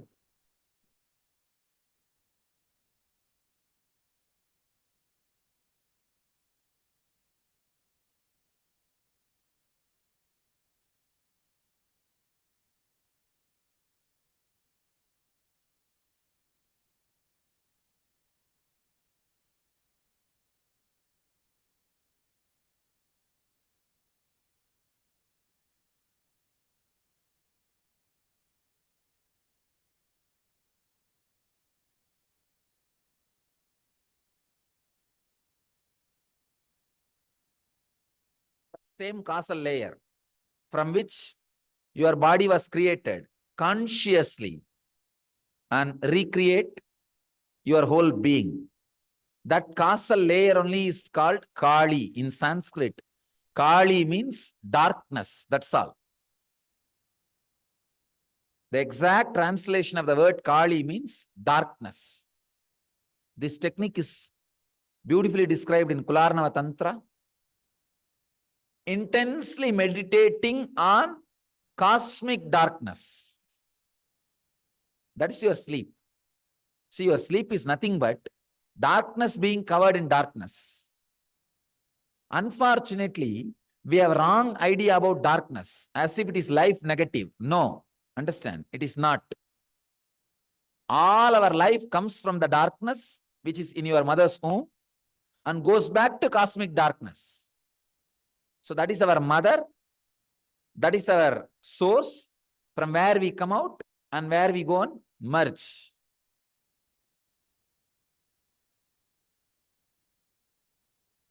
That is why it is such a deep peace. The word Kali means darkness. Now we are going to meditate on quality of Kali, not just the form of Kali. See, even the form of Kali is very beautiful. On one hand, she is holding the sword, the left raised hand sword, the lower hand, the cut head, swayed head, and this hand, she is giving Abhaya and Varada. Means that if your ego is cut by the knowledge sword, you are blessed and protected. That's all. That's what she symbolizes. See,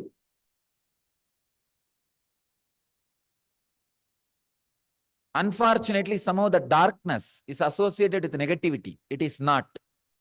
It is not negative. The Kali's darkness is motherly darkness. The darkness which gives you the deep peace and healing, in which your body and mind is rejuvenated every day. The only problem you have is your fear about the darkness.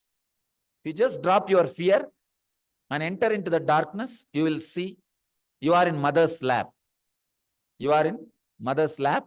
You are in cosmic mother's energy again. I have seen in my experience, hundreds of people walk out of their sleeping pills and any other problems related to insomnia, chronic fatigue, just with this one session. When I say I'm really responsible. So put all your energy, even the eye problem, because you see, the eye problem is nothing but having too much of stress during the sleep. Now the recent study says, if you don't have deep sleep, if you're constantly eyeballs are moving during the sleep, that creates a stress and all the eyes related problem happens in you. Eye related problems are happening in you. So please understand, this one process can work and help even to heal your eyes. Too much of eyeball movement during the sleep, they call it REM, rapid eye movement.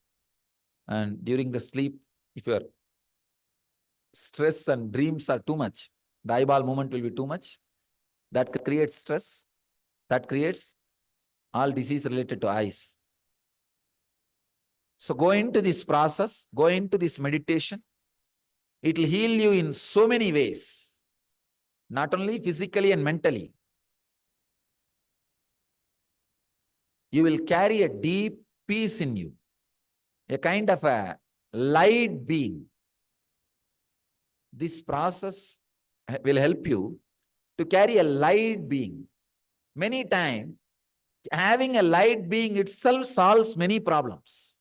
If you carry that light being, you won't have a problem. Many times, the people who wanted to torture you, when they see you are not tortured, they just disappear. They just can't understand what is going on. They'll just disappear. Many times, you will not create enemies if you carry light being. Carrying the light being can happen if you meditate on Mother. The Mother energy is such a solid energy, such a peaceful energy. The meditation on Kali. Please understand, when I say meditation on Kali, the qualities, gunas of Kali, deep peace and a deep eternal darkness, healing darkness, alive, living, peaceful, eternal darkness. When you meditate on this Kali energy, you will have the light being. Your ego, the strong ego will be cut by the knowledge sword, and you will carry a deep light being. See, after this layer, it's all too mystical. Logically, I cannot relate exactly and with your logic and tell you exactly what is happening. I'm really actually struggling. Big traffic jam in my throat. How to connect and logically convince you to meditate on this darkness. I'm telling so many things, but I myself feel very clearly. Still, I'm not able to completely talk in your language because after this subtle body, the logic does not work. It's only straight process and mystical techniques. That is why your logic can be useful only to a certain level. Beyond that, just straight away going into the process and experiencing only solves the problem. Because many things relate, you see, now I said that just through this process, I have helped many people to walk out of Parkinson's and Alzheimer's. But still, I am not able to logically connect why they got healed because of this process. I am only able to see that the disease is related to causal layer problem, and healing the causal layer heals the disease. That's all I'm able to say. I'm not able to exactly pinpoint, but there are many things. I'm able to pinpoint the engram and the disease. I'm able to straight away connect. But still with this causal layer, I'm not able to connect the problem and the solution. I'm only able to feel this heals the causal layer. Because the causal layer is healed, that problem gets solved. It's something, I know the solution, but how I came to the solution. If you read this Ramanujam's life, great mathematician, many of his solutions, he just knows the solution. If you give the problem, he will give you the solution within microseconds, not even seconds. Before even you complete the problem, he will give the solution. But if you ask him, how did you come to this conclusion? He doesn't know. He says that Solingapuram Mahalakshmi gave the solution. That is his causal layer. Solingapuram Mahalakshmi, that is his Ishtadevata. He was born and brought up near the Solingapuram in Tamil Nadu. There's a beautiful Narasimha temple, old temple, that Mahalakshmi gave him darshan and blessed him. So that Solingapuram Mahalakshmi gave me the solution. That is unimaginable intuition. That happens from this causal layer. But the problem is, he was never able to give the steps. That will take 5-6 days for him to come to the steps. Many of his steps are still holes. I have studied some of his problems and the solutions. The problem is right, solution is right, but how he connects, that steps have a lot of holes. You can't say that's the right step. but the solution is right. So this is the expression of causal layer. So when the causal layer is healed, you will just know beyond your logic. You will start seeing beyond your logic. You will start experiencing many things beyond your logic. I can give you one more example of this causal layer. Sometime in some parties or when you go to some new places, suddenly you will have a thought. Either some person is going to come or some incident is going to happen in next 5-6 minutes. You will see exactly that will happen. Or you will go to a new place. Suddenly you will have the feeling. You know that house thoroughly. Every room, every corner, every object. First time you may be visiting. But you think, you suddenly feel you know everything. When you go inside, it will be exactly the same way. How many of you felt this in your life at least once? This is causal layer. Understand? This is causal layer. Those few moments, you just fell into the causal layer accidentally. You fall into the causal layer accidentally. See, sometimes people say, no, it is coincidence. If it happens in one person's life once, you can call it coincidence. So many of you, please raise your hand once more. Let me see. See, practically 90% are raising the hand. How can this be coincidence if it is 90%? Something more than coincidence. There is a science behind it. That when you are in that causal layer, you will just see beyond logic, you jump and the decisions are made. Revelations happen. That is the mother energy. That is the mother energy. Mother energy and the intuition are very closely connected. That is why around the world, all mother worshippers will be carrying this intuition power. You can see mother worship is always connected to intuition power. All cultures, please understand, I am not talking only about Indian culture. All cultures, wherever the mother worship is accepted and revered, you will see intuition in that civilizations, in that countries, in that places, intuition will be there. Wherever mother worship is not accepted, they all will be logic worshippers. The whole civilization can be classified as two: logic worshippers, intuition worshippers. All logic worshipping civilizations are built on money, currency, Wall Street. All mother worship civilizations are built on heart, the agriculture, the land-based. These are the only two civilizations. Understand? I am connecting some of the deep, basic secrets of different civilizations. All mother worshipping civilizations, not only in India, all over the world, they are all built on agriculture, land-based. They are not built on currency-based. They are built on land-based. And they will all be based on the intuition. They will all be intuition worshippers. They will all be radiating the intuition. If you go to our Indian villages, still you will see every Indian village will have at least 2-3 guys who is giving that oracle, who is giving that, you will be predicting what will happen. They will be just simple villages. They will be sitting in village. I had my own one experience in my life.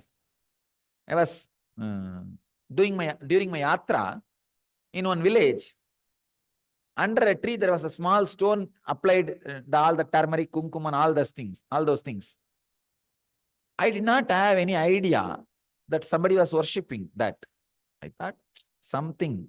I put my head on that and slept to rest. From 2.5 miles distance, one farmer is running and coming to me. Within 1 hour, that guy is telling, come on, get up, because you are sadhu, I'm leaving you. Otherwise, I would have killed. It's my deity, Devi. She appeared in my dream and I saw that somebody was disrespecting, so I ran and came here. All you need to do, meditate on your sleep. That's all, nothing else. See, what do you experience during sleep? Deep peace and deep darkness. Meditate on that peaceful darkness. That's all. Only one condition, head should be straight. I don't want you to be sleeping. I want you to be meditating on sleeping. See, I wanted you to enter into that space consciously, so that you can enter whenever you want and you can come out whenever you don't want. As on now, sleep is not under your control. It will come when it wants, it will go when it wants. Through this process, I am bringing sleep under your control. You can enter when you want, you can come out when you don't want. So once the sleep comes under your control, many problems will be completely solved. The freshness, being alive, so many problems will be completely solved.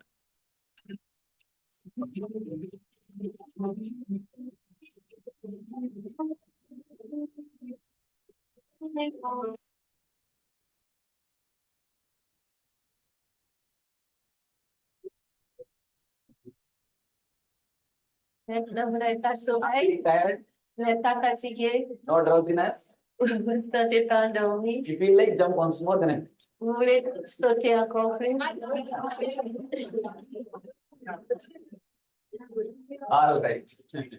Ça va. Now everybody can.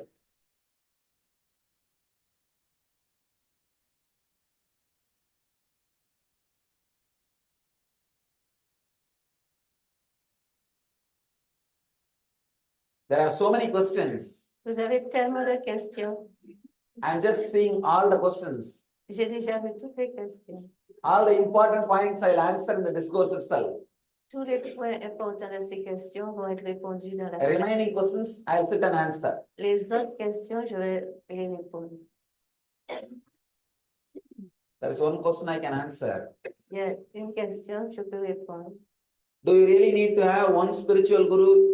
Is it possible to have many, or to still have a gift to receive darshan of the other guru? Est-ce que c'est important d'avoir un seul gourou? Est-ce qu'on peut avoir deux gourous? Est-ce qu'on peut recevoir darshan de notre gourou? You can have any number of gurus, nothing wrong. Vous pouvez avoir tous les gourous que vous voulez, il n'y a rien de mal à ça. Every guru will add more and more knowledge to you. Chaque gourou va juste ajouter davantage de connaissances. Do not be fanatic. Ne soyez pas des fanatiques. Try to learn best things from everywhere. Essayez d'apprendre le meilleur de tous. Make your life more blissful, more joyful by learning from everywhere. Faites votre vie plus de la félicité, plus agréable en apprenant de partout. Pluck flowers from all garden Prenez des fleurs de tous les jardins and make a beautiful bouquet for you. et faites un beau bouquet pour vous. So you don't have to refuse Donc, vous n'avez pas besoin de refuser or resist ou résister going to any other master. de rencontrer d'autres maîtres. All enlightened beings are same energy. Tous les maîtres illuminés sont la même énergie. Just different expressions. C'est juste l'expression qui est différente. That's all. C'est tout. May I know who put this question? C'est la personne qui a posé cette question. Yes. Do exist different state of samadhi and illumination? Est-ce qu'il existe différents états de samadhi et d'illumination? Samadhi and illumination are one and the same. Le samadhi et l'illumination, c'est la même chose. There are two things you need to understand. Il y a deux choses que vous devez comprendre. After enlightenment, Après l'illumination, the expression only differs, l'expression seulement est différente. but experience is one and the same. Mais l'expérience est la même. There are some yoga books say different kinds of samadhi. Il y a différents livres de yoga qui vous enseignent différents types de samadhi. But ultimately, Mais finalement, enlightenment is one and the same. l'illumination, c'est la même chose. Whether it is Buddha's enlightenment or Jesus' enlightenment or Krishna's enlightenment or Ramakrishna's enlightenment, Que ce soit all one and the same. que ce soit l'illumination de Bouddha, de Jésus, de Ramakrishna, ils sont tous les mêmes. So it is only different expression. C'est juste l'expression qui est différente. I wonder to know what happened to our soul after our life. Je voudrais savoir ce qui se passe avec notre âme après la If we vie. come back to another life, Est-ce qu'on vient dans une autre vie, human, une vie humaine? first thing, D'abord, How you lived, based on that, you take the next path. Comment vous vivez, c'est ça qui va vous aider à faire le prochain pas. Throughout the life, if you lived only on eating, Si vous passez votre vie à seulement manger, next Janma will be pig Janma. la prochaine vie, vous serez Pig. vous serez un cochon. If you spend your whole life sleeping, Si vous passez toute votre vie à dormir, in laziness, dans la paresse, next birth will be buffalo. la prochaine vie, vous serez un buffalo. It is based on the way in which you spend this life. C'est basé sur la manière dont vous allez vivre cette vie. Your next birth is decided. Votre prochaine vie est déjà dessinée.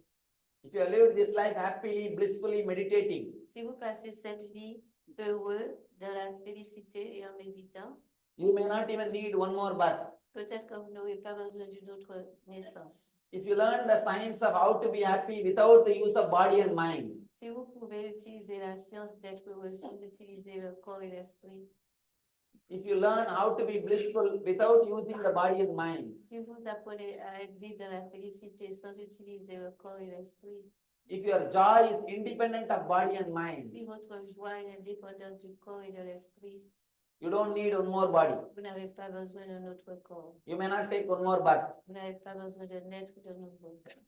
If you are dependent on body and mind, Si vous êtes dépendant du corps et de l'esprit, you have to take one more body. vous devez prendre un corps, un autre corps. You have to take one more birth. Vous devez naître encore. I'll answer one by one. Je réponds une à la fois. Questions later on. I'll answer all the other questions later on. Je vais répondre aux autres questions plus tard. Now it is time to enter into the next meditation. Maintenant, c'est le moment d'entrer dans la prochaine méditation. Now we are going to work on the fifth body, On va travailler sur le cinquième corps. not on fourth layer. Pas, Not on fourth layer. pas la quatrième couche. Because the fourth layer meditation needs Parce que la quatrième couche, little more deep attention and energy. mais la quatrième couche a besoin de plus d'attention et plus d'énergie. And not only that, Et pas seulement ça, that layer is very complicated. cette couche est très compliquée. So tomorrow morning, Donc, demain matin, we will do that meditation. on va faire cette méditation-là. Now we are going to work on the Maintenant, nous allons travailler sur fifth layer. la cinquième couche. It is called causal body. C'est appelé le corps causal. This is the body which you experience at the time of deep sleep. C'est le corps dont vous faites l'expérience dans un état de sommeil profond. This is what you experience at the time of sleeping without dreams. C'est le sommeil sans rêve. Please take the notes later on. Vous allez prendre des notes après. Now please understand. Maintenant, vous devez juste comprendre. If you concentrate on taking notes, you will miss listening. Si vous concentrez à prendre des notes, vous allez manquer des First understand, then you can take notes. D'abord, vous comprenez et après, vous prenez des notes. What you experience in the deep sleep. Ce dont vous faites l'expérience dans le sommeil profond, Please tell, you can reply. vous pouvez répondre. Quelle est votre expérience dans le sommeil profond?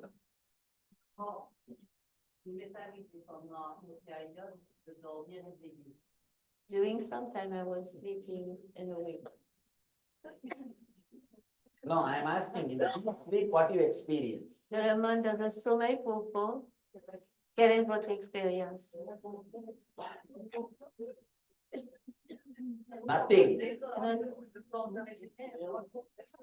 Deep darkness. L'obscurité profonde. Darkness is what you experience in the deep sleep. L'obscurité, c'est votre expérience dans le sommeil profond. Completely darkness covered by darkness. La noirceur recouverte par la noirceur. Usually our sleep body, the causal body is disturbed Généralement, dans le sommeil, le corps causal est dérangé by dreams and unnecessary movements. par les rêves et par les mouvements pas nécessaires. Because of dreams only, even if you sleep for so many hours, you will not feel you have slept peacefully. Même si vous dormez pendant très longtemps, à cause de vos rêves, vous n'aurez pas l'impression d'avoir dormi dans la paix. If you don't have dreams and have a deep sleep, Si vous n'avez pas de sommeil, vous n'avez pas de rêve dans le sommeil profond, just few hours sleep is more than enough. juste quelques heures, ça suffit. If you are full of dreams, Si votre sommeil est rempli de rêves, even if you sleep 10 hours, même si vous dormez 10 heures, early morning again you'll be tired. yeah, If it stops, the night le docteur dit Paramashivoham l'électricité de ce corps Totally peaceful. totalement dans la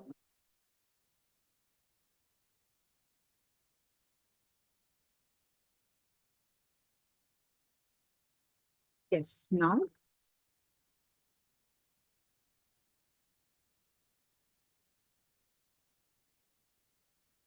So let's review, let's internalize the etheric body, so, the causal body.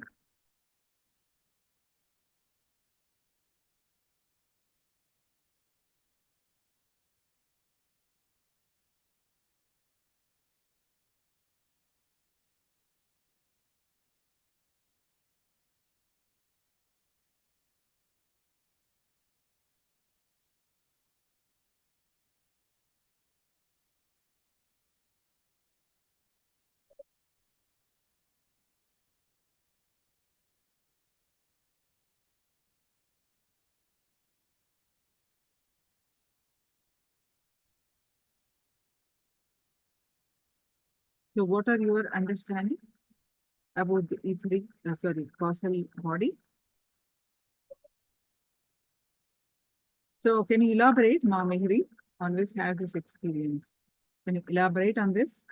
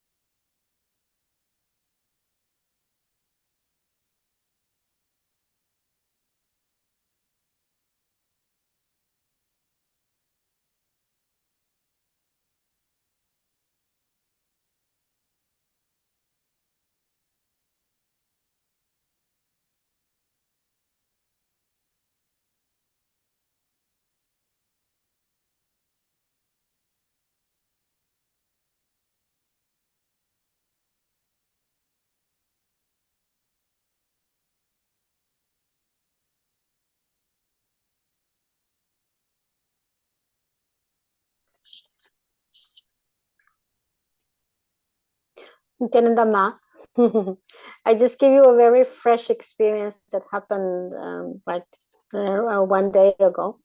I was on a boat that the person sitting in front of, like in the front seat, and she was calculating something with using her phone. And I accidentally I saw that she was calculating quite a long numbers. And the one thing come to my mind is come to my inner vision is like she is doing renovating.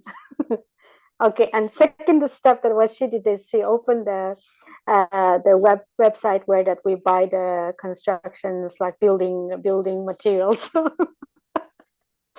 Like she was buying the materials for the house. And this kind of experience I had many times. Yeah, and before the sometimes I can experience that before exam I have exam, and I can visualize that's what's the scope of exam. And sometimes I can before my client come I can feel that what's the problem that my client has. And I know that even I can see the how the looking is. Yeah, it's just like it's getting more and more like really when I want to tune in, I can tune in. Especially after I've been attending this program again and again. All right, thank you, Ma. All right, so now it's time to enter into the meditation, the darkness meditation. we are going to do to address the engrams in the causal layer. So let's enter into the meditation.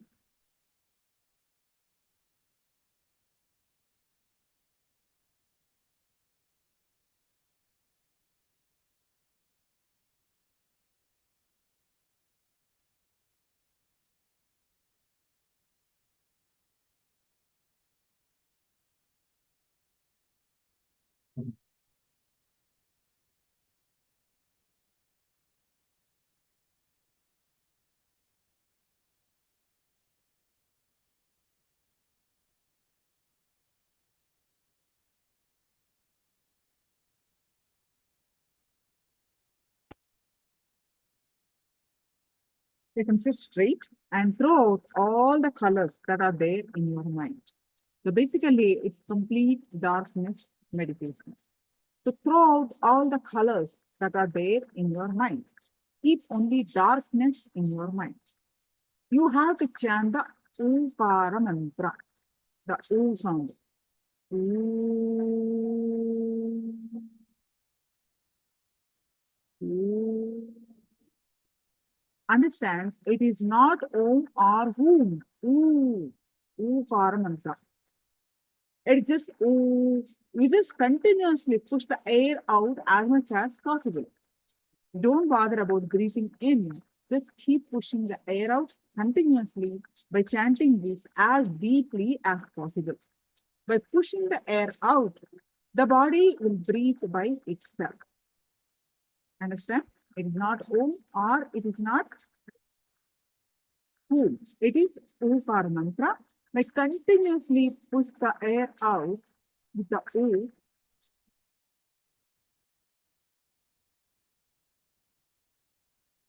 continuously put the air out as much as possible. Don't bother about breathing in. Just keep pushing the air out continuously by chanting the Ukara mantra as deeply as possible. By pushing the air out, the body will breathe by itself. Take a small breath in and then chant the O. In the small gap, there is a the small gap is there between the final exhalation and the next short inhalation. The body will take the air by itself. So put all the effort to just throw the air out with the oo sound. Throw everything out totally. I'll guide you through the meditation. You will be made to visualize the dark cave, a dark cave inside which you are sitting and meditating. Then you'll be able to enter into the layers of darkness. Now, so please sit with your eyes closed and tie your eyes with eye band, and start chanting the Ukara mantra. Put your whole effort in only exhaling. Ooh, ooh, ooh. Like that, continuously put your effort of Ukara mantra. Throw the air out, all the prana, life-giving energy, like everything, just throw them out. Chant the Ukara mantra, then I'll guide you to the next. This is a very long process, but you will really resonate with this process. First 20 minutes you do this, then you will be exhaling through the nose. With all your efforts, keep exhaling through the nose. Do not intone any sound. So let us start the please sit straight. Close your eyes, put your head neck back straight line. Start chanting the Ukara mantra.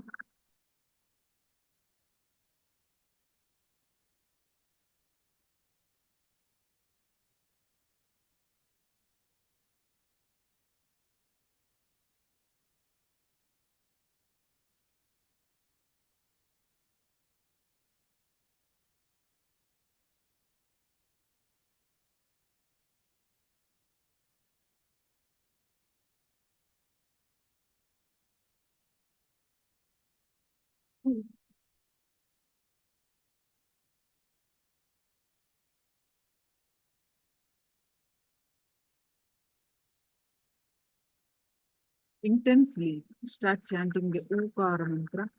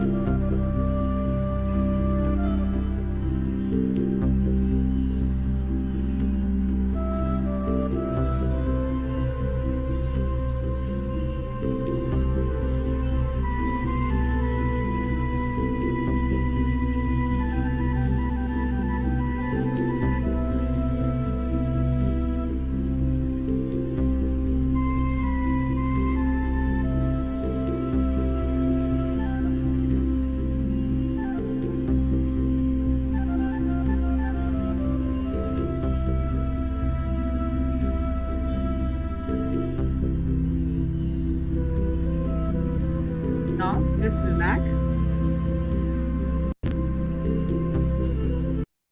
Now just relax. Continue to close your eyes. With all your effort, keep exhaling through the nose. Do not intone any sound. Just exhale, exhale, exhale. For next few minutes, just exhale. The next few minutes, just only exhale.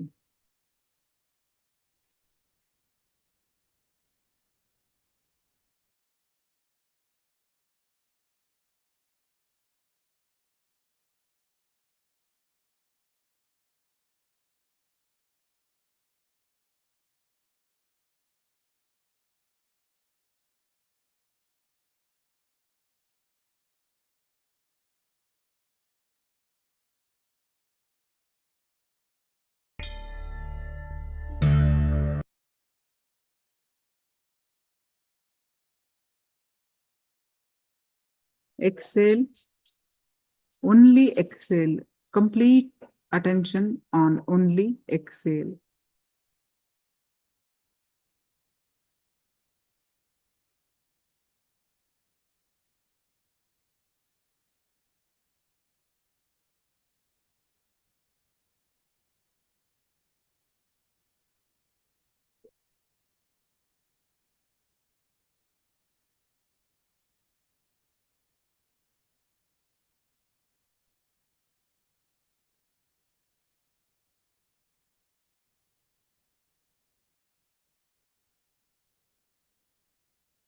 Now, we are going to enter into the darkness meditation.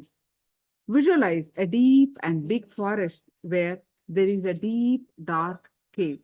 You are sitting inside the cave. Visualize all the walls of the cave. It is a cave within a single rock. The ceiling of the cave is also rock surface. There is just a deep darkness, soothing, relaxing, and joyful darkness, comfortable darkness, totally comfortable, secure with the darkness. You are alone, sitting and meditating. Feel the darkness. It is covered by layers of darkness over darkness. Darkness is totally drowned in darkness.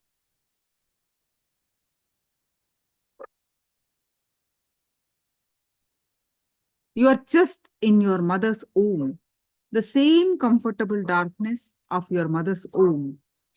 Feel the utter relaxation, the utter rest, with no responsibilities, only total, comfortable, peaceful darkness. You are sitting inside the dark cave and meditating on the darkness. Feel the cave. Visualize yourself inside the cave. Visualize that you are comfortably sitting and meditating on the deep darkness.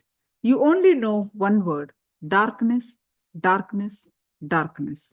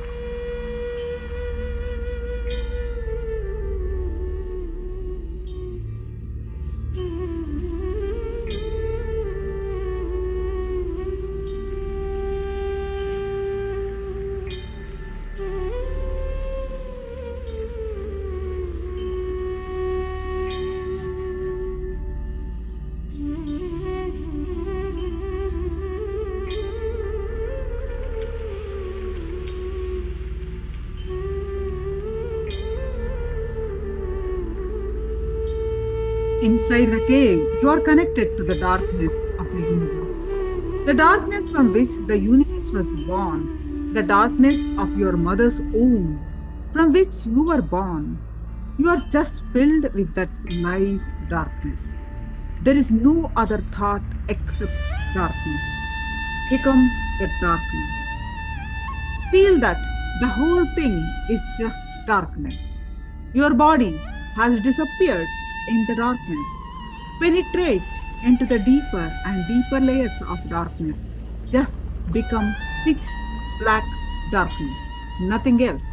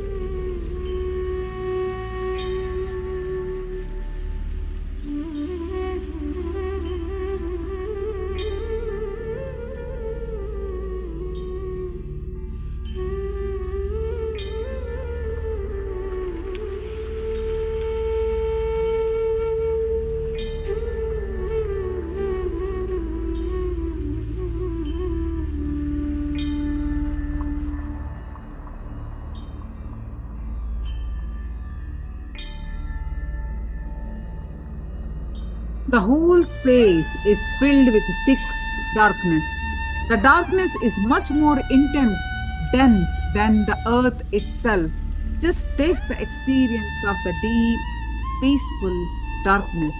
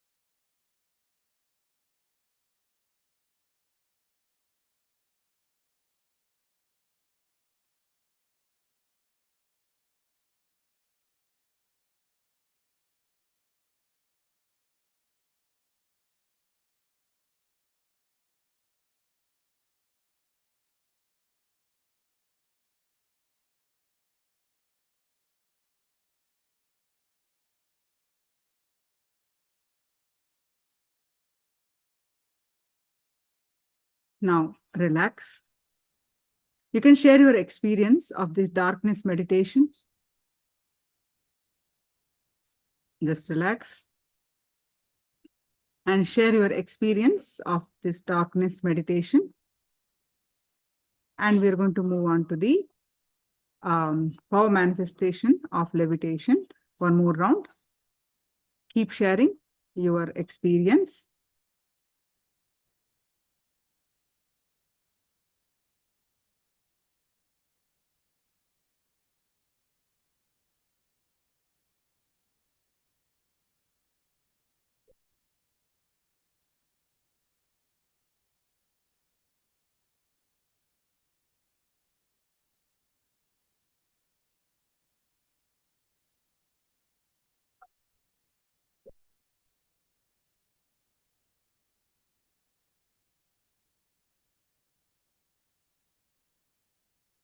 Yes. Now, please sit straight with your head, neck, back, straight line.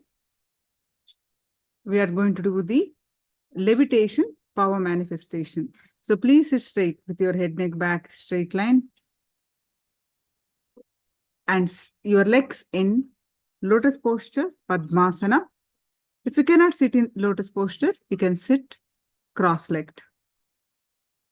Then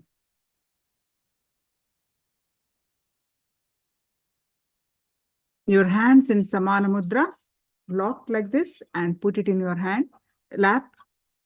Then visualize Swamiji's form in your third eye, with the context that Swamiji is Paramashiva.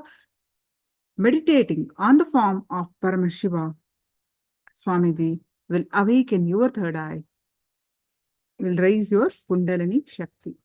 With this context, sit straight and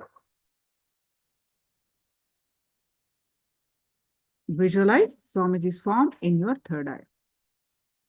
Any thoughts that are coming, let it come, let it go. You continuously bring your attention back to your third eye again and again and start chanting the Mahavakya.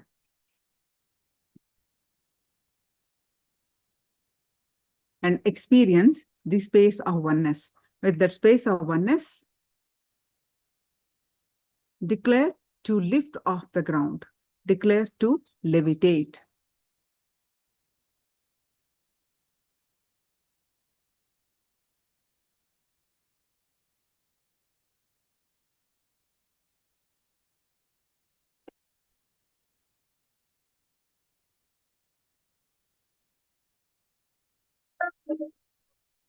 I bless you all. Let you all open all your three eyes and manifest the powers of Mahasudashiva. Om Nithyananda Paramashivoham.